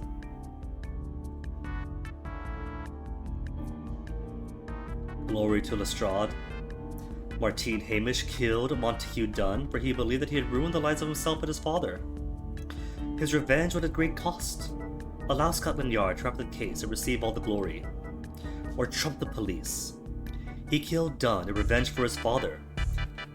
And to take over management of the Kew Gardens, which was his lust for power. And thus got what he deserved. And now I could take all the credit for this case.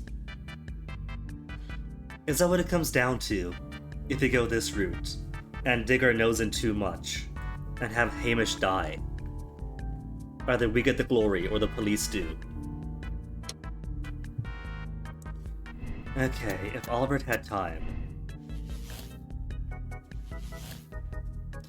I want to believe that the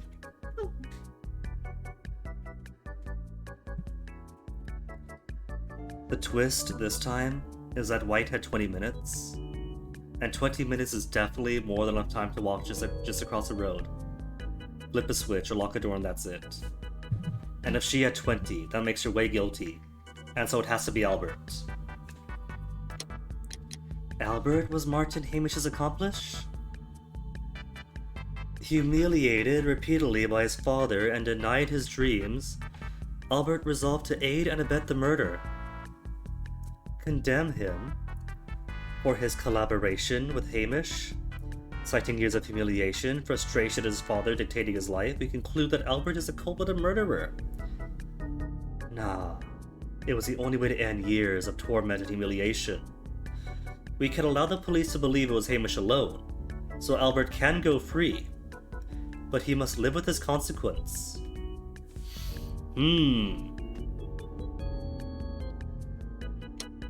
It does seem like the right answer in most of these cases is permit the guilty party to go free.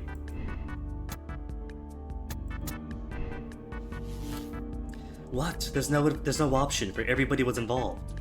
Hamish, the mastermind, sets up the plans. Albert hits one switch. White locks the door. Everybody guilty. Maybe an accomplice because she also had the knowledge. I'm surprised that this is stuck in. There's no chance that the letter is faked? Maybe there is. Is there a way to, analyze? No, because it says that we have found and utilized all the clues. So there wouldn't be any extra note to analyze the handwriting and compare them. White had time, but not the know-how. See, I do think White had the know-how, though. Hamish definitely has the most, because he's very accomplished as a botanist.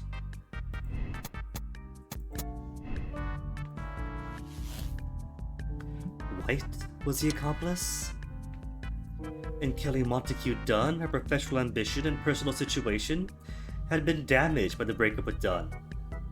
She's a dangerous woman, very capable of carrying out an elaborate murder for monetary gain, and flirted with Dunn's son Albert, and later pushed Martine Hamish to suicide. Or absolve her, a desperate woman in debt, resigned to consorting with the wealthy. When Dunn cast her aside, she killed him in desperation, and Hamish tried to save her. Give her a second chance then.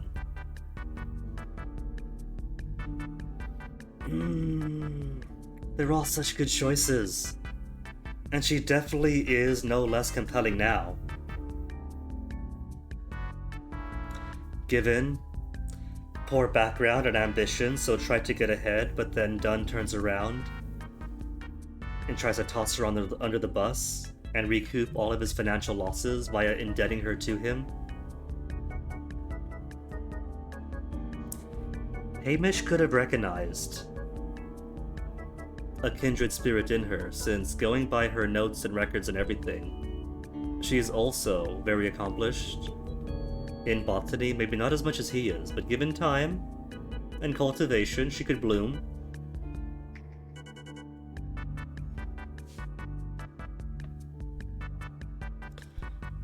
And that is compelling for why he would kill himself here and now with the note. Prop himself up as the sole culprit. They both have the strongest motives and reason to kill against Mr. Dunn. So they do make good collaborators. Albert, I don't think would kill his father. He's very, you know what, my dad was right now. I should totally go into here, even if this isn't my expertise, I could learn. They had conflict, but I don't think enough for murder.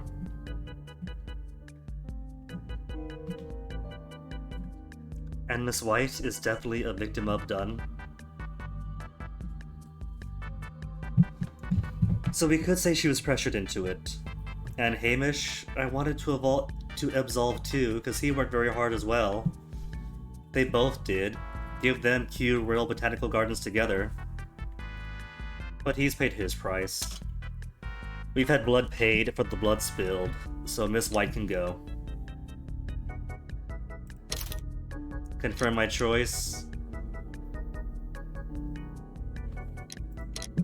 Let me see if there really isn't any more clues I could pick up. There's really nothing else? Yeah, let's just do that. And there's nothing else I could use any sort of analysis or archival investigation. All the evidence is done with.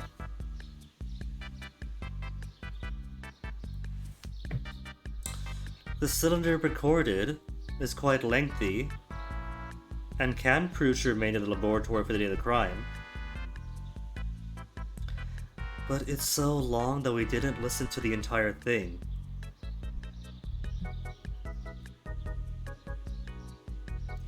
And there's no timestamp for when she began or ended.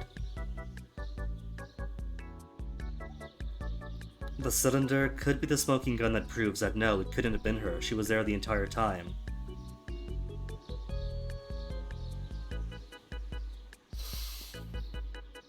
And given as this game and the series isn't too complex, unlike lateral thinking and whatnot, we could probably take this at face value. What's stronger? Albert suddenly wants to kill his dad, just because dad won't let him go to Navy school.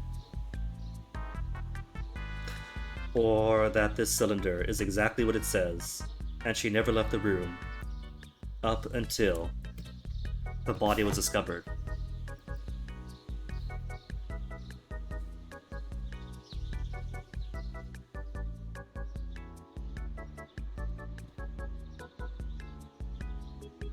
Hamish returned from visiting Miss White at 10:10. 10:40.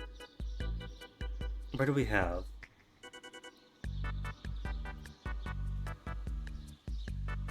Was in the lab until 10:40.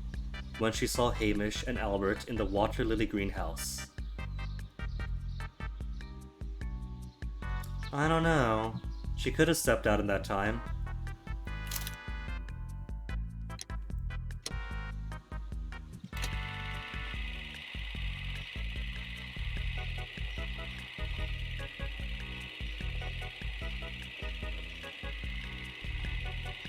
All she would have to do is like, hey, go in there, lock the door, and she does.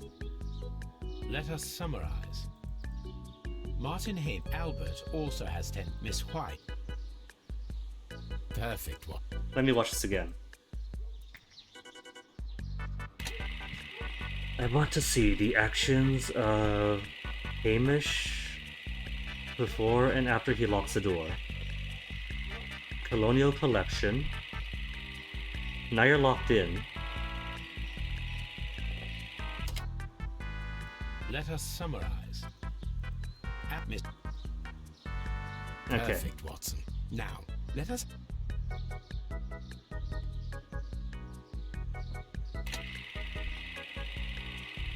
And so when do you talk to Miss White?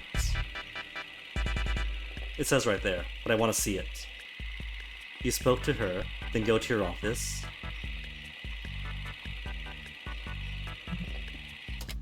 Yeah, okay. Let us summarize. So Montague Dunn was poisoned inside the Colonial Collection room. He forced open the door, which means that someone locked him inside there at 10:20. Martin Hamish was last seen at 10:10. This means that he has approximately 10 minutes to lock the door of the Colonial Collection room. Given that he was club-footed, it is doubtful. Albert also has 10 minutes to lock the door of the Colonial Collection room, which is quite enough time. Miss White was last seen at 10 o'clock, which means that she had approximately 20 minutes to lock the door. More than enough time. Perfect, Watson. Now. So I think how this plays out is that at 10 o'clock, right? 10 o'clock is after.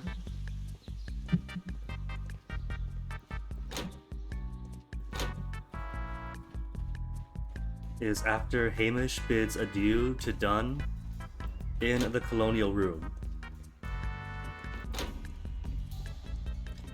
And so he walks away from here knowing Dunn's inside. At 10:10 goes to Miss White, and that's what he says. Some signal to come here and lock the door. And so she does. She locks the door as he walks across a tiny path to his office. And so they are in sync. She locks the door, he pulls the lever, he gets gas in the face, and the job is done.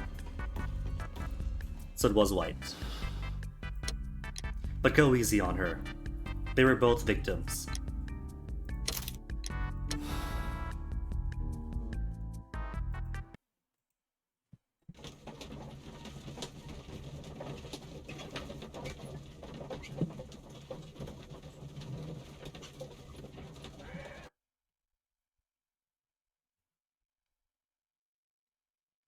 But Holmes, how can you be certain that we'll find Miss White here? Oh, don't tell me she was It also is part of the obvious, cult. Watson. Just use your brain. Is it obvious? I am using it. I do use it. Miss White. Now that the rope cocaine. has tightened Bam. around Martin Hamish, Miss White must act to erase all traces of her implication. After the suicide of her accomplice, there is one final trace remaining: the deadly plants of the Divine Syndicate. She will be there. Very good. And if she's not, then we were wrong, right? Just one moment. Now listen to me, Watson. I shall see her alone. You will conceal yourself behind her, quietly. Whatever are you planning? Nothing spectacular. The impulses of women have always been a mystery to me, but she is a bold one, and so we must be cautious. All right. You can count on me, Holmes.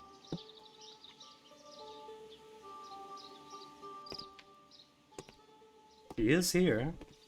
Mr. Holmes, good day to you. And we You didn't do call not her. seem surprised, Miss White. Well, I was expecting you. Not for too long, I believe. So please tell me, as it is still unclear, Who planned the murder? Was it you? You were wrong, Mr. Holmes. It was Martin Hamish, then. You managed to convince him to take on a more prominent role. You could not be further from the truth. You think that you can fool me? You don't care what I think. I mean, am not Holmes doesn't think blaming much you, of Miss women, so White. that might be true. You are a young and brilliant woman, trapped in a dull and hostile world. Life has never been easy. Men, in particular. You... It is hopeless. Is that a Indeed. confession? Well, it may be or true desperation? that I cannot yet change the world, but I can spare your life. My life. There is nothing left to save. I have lost everything. Do you hear me? Everything! And you. You were just like all the others. You would abuse and take advantage of a vulnerable woman. I hardly think so. Now just listen to me. I've tried so hard, but I have had enough. Miss White, no! No, poison! Quickly, Holmes! Step forward. I beg you not to do this, Miss White. Don't come any closer. And then John from behind, inching her towards John. Clever Holmes, how did you know that she was going to kill herself? Please remain calm. We can help you. Not one step further. Don't try to stop me. Stop this foolishness. You cannot truly want to die. No, it's too late. And then John lunges. Lunge. Oh, John, come on! Nuh-uh! Not gonna take that. That was like only half a second. The circle was so red. I thought it'd like shrink the circle and then click. Are you able to do anything? Yeah, we are able to do anything. Main menu and then retry.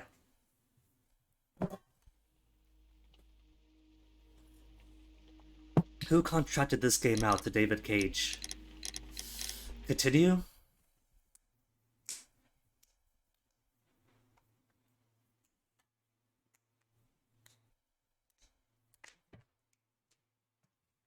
Like every other time, right? That there was like a final QTE, a last second decision.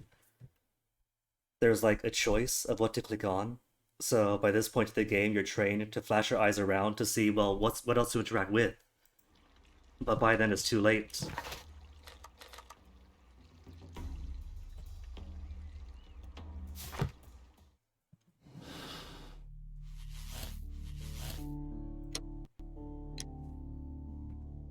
But it kind of feels like that might confirm that she is guilty. That she's going through all this to not get herself caught.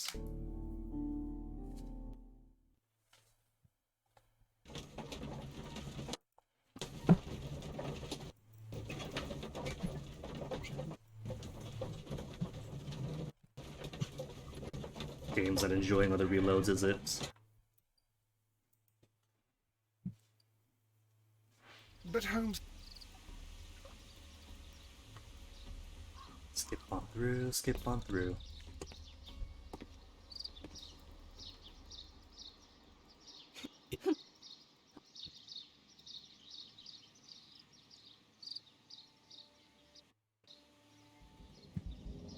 I beg you not to do this. Oh, I Miss can't White. skip to this text. Don't come any closer. I could space to skip, but space to skip would skip the entire Please thing and I'd remain get calm. credit. We can help you. Not one step further. Don't try to stop me. Stop this foolishness. You cannot truly want to die. No, it's too late. Now, Watson? Now?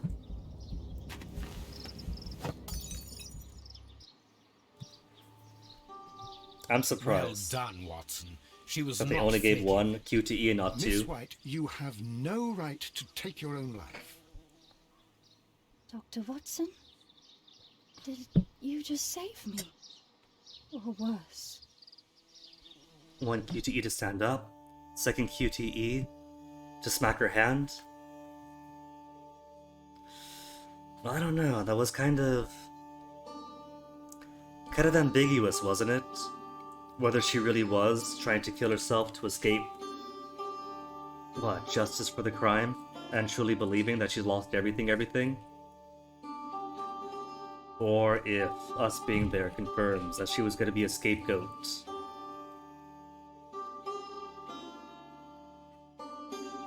Space? Were we incorrect? Was it Albert after all? There was loads of bleach to clean the windows, and afterwards on the floor, but that could just be Albert doing his job. No, it was white. All clues, and green is good.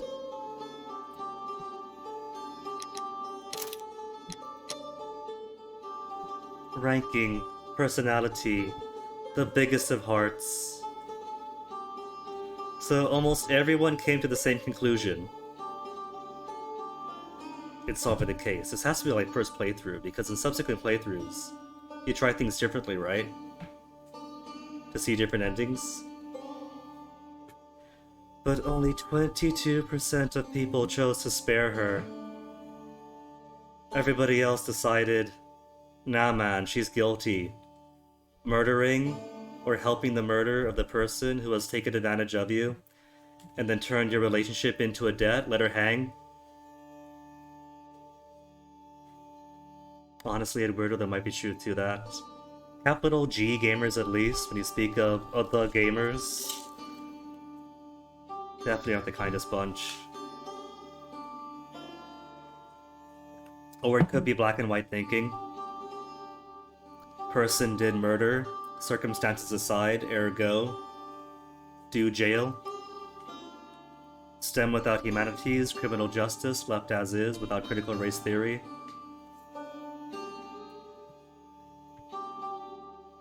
But let's see. As far as the game itself goes, there's only one, maybe two cases left, and it's currently 342.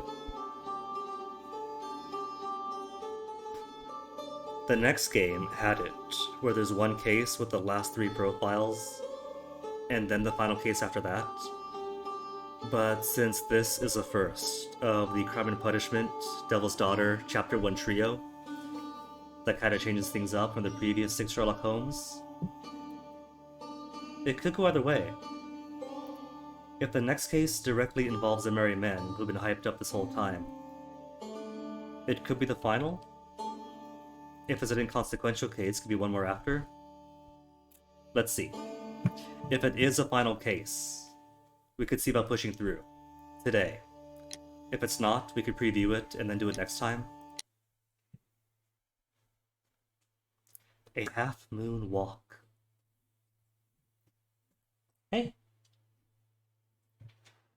So did Onyx enjoy his walk? That's good.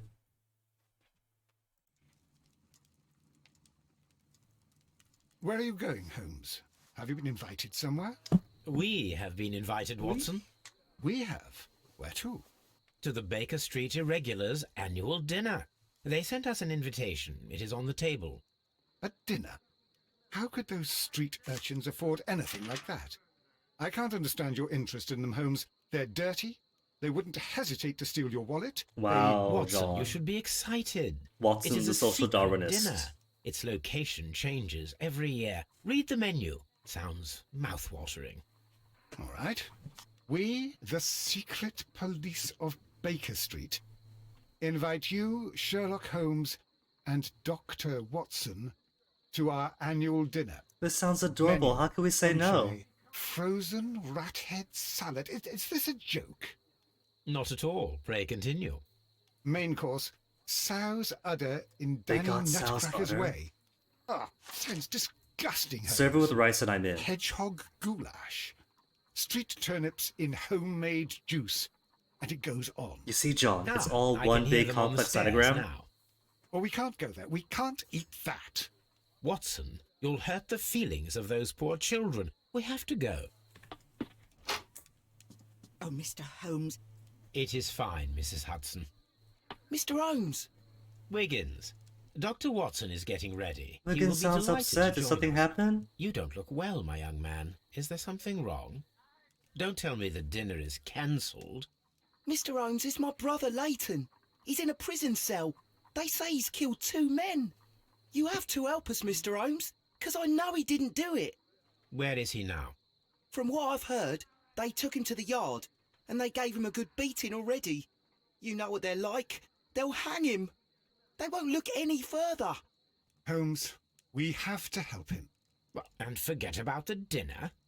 Wiggins, I'll take the case. You're fantastic, Mr. Holmes. I'll be waiting for you at the crime scene. You'll be there, right? Really? It's on Half Moon Street in Whitechapel. Very well. Half Moon Street, Whitechapel. This could only be the work of Dr. Jonathan Reed. But yeah, this doesn't appear tied to the overarching Merry Men thing, so it's probably this final case, meet 3 more people, and then another? Or maybe this is a final one? Because at least for Devil's Daughter, right? You had Alice and Kate, who you met already, and who encompass the major characters for the final case. For this one, I don't see anybody else being involved. So this might be like final. And the trailer also very much hyped up Wiggins' brother being arrested. This might be the last. Let's squeeze in one more. Time is it 3:43? 47? If I do, it'll be a pretty long one though, wouldn't it?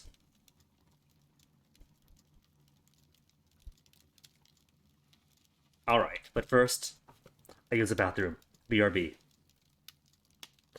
BRB, well, we go talk to Toby. Where's Toby? Where is Toby? Ah, there's Toby! Pet Toby! Hello, Toby. All you need now is a shawl and a mop cap, and you could be Mrs. Hudson's younger sister. Pet him. Hello, Toby. Oh, there's no actual pet animation? Shawl. The pet commands a law. You cannot pet the dog. Alright, I'll be back.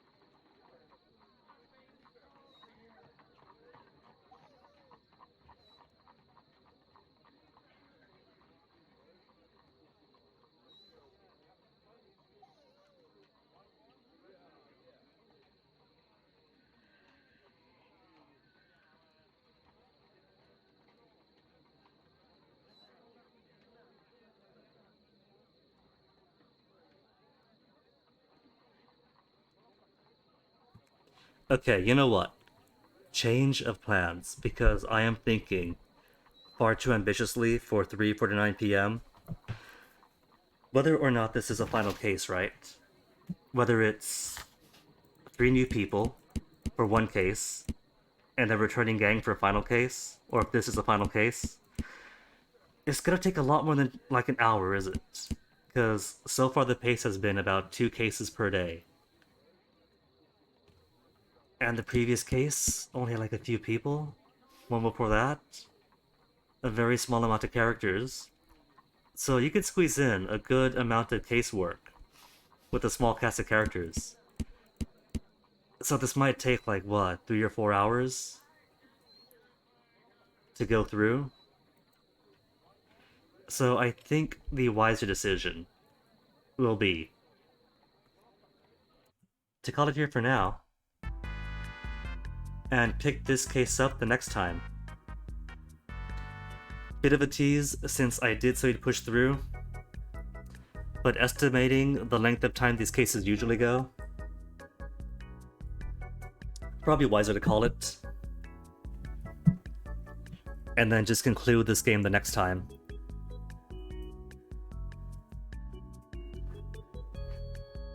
So for the time being, let me see who is online that I could toss all you guys to.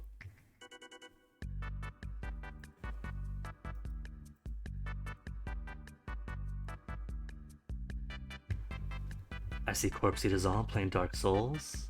Fenrir's up. Duke? What's Duke playing? Unboxing Roulette. Ooh. Dino's playing beat 'em ups as Dino does. Bill Bull. One man, many monsters, one really big sword. Interesting.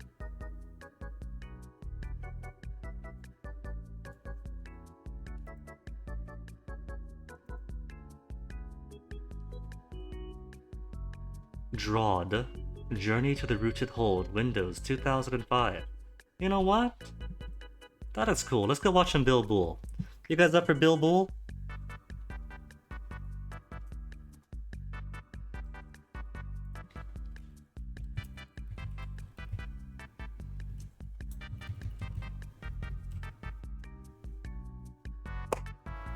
Alright, well, you know the drill. You are all contractually obligated by being here to have fun over the weekend and for the rest of the night.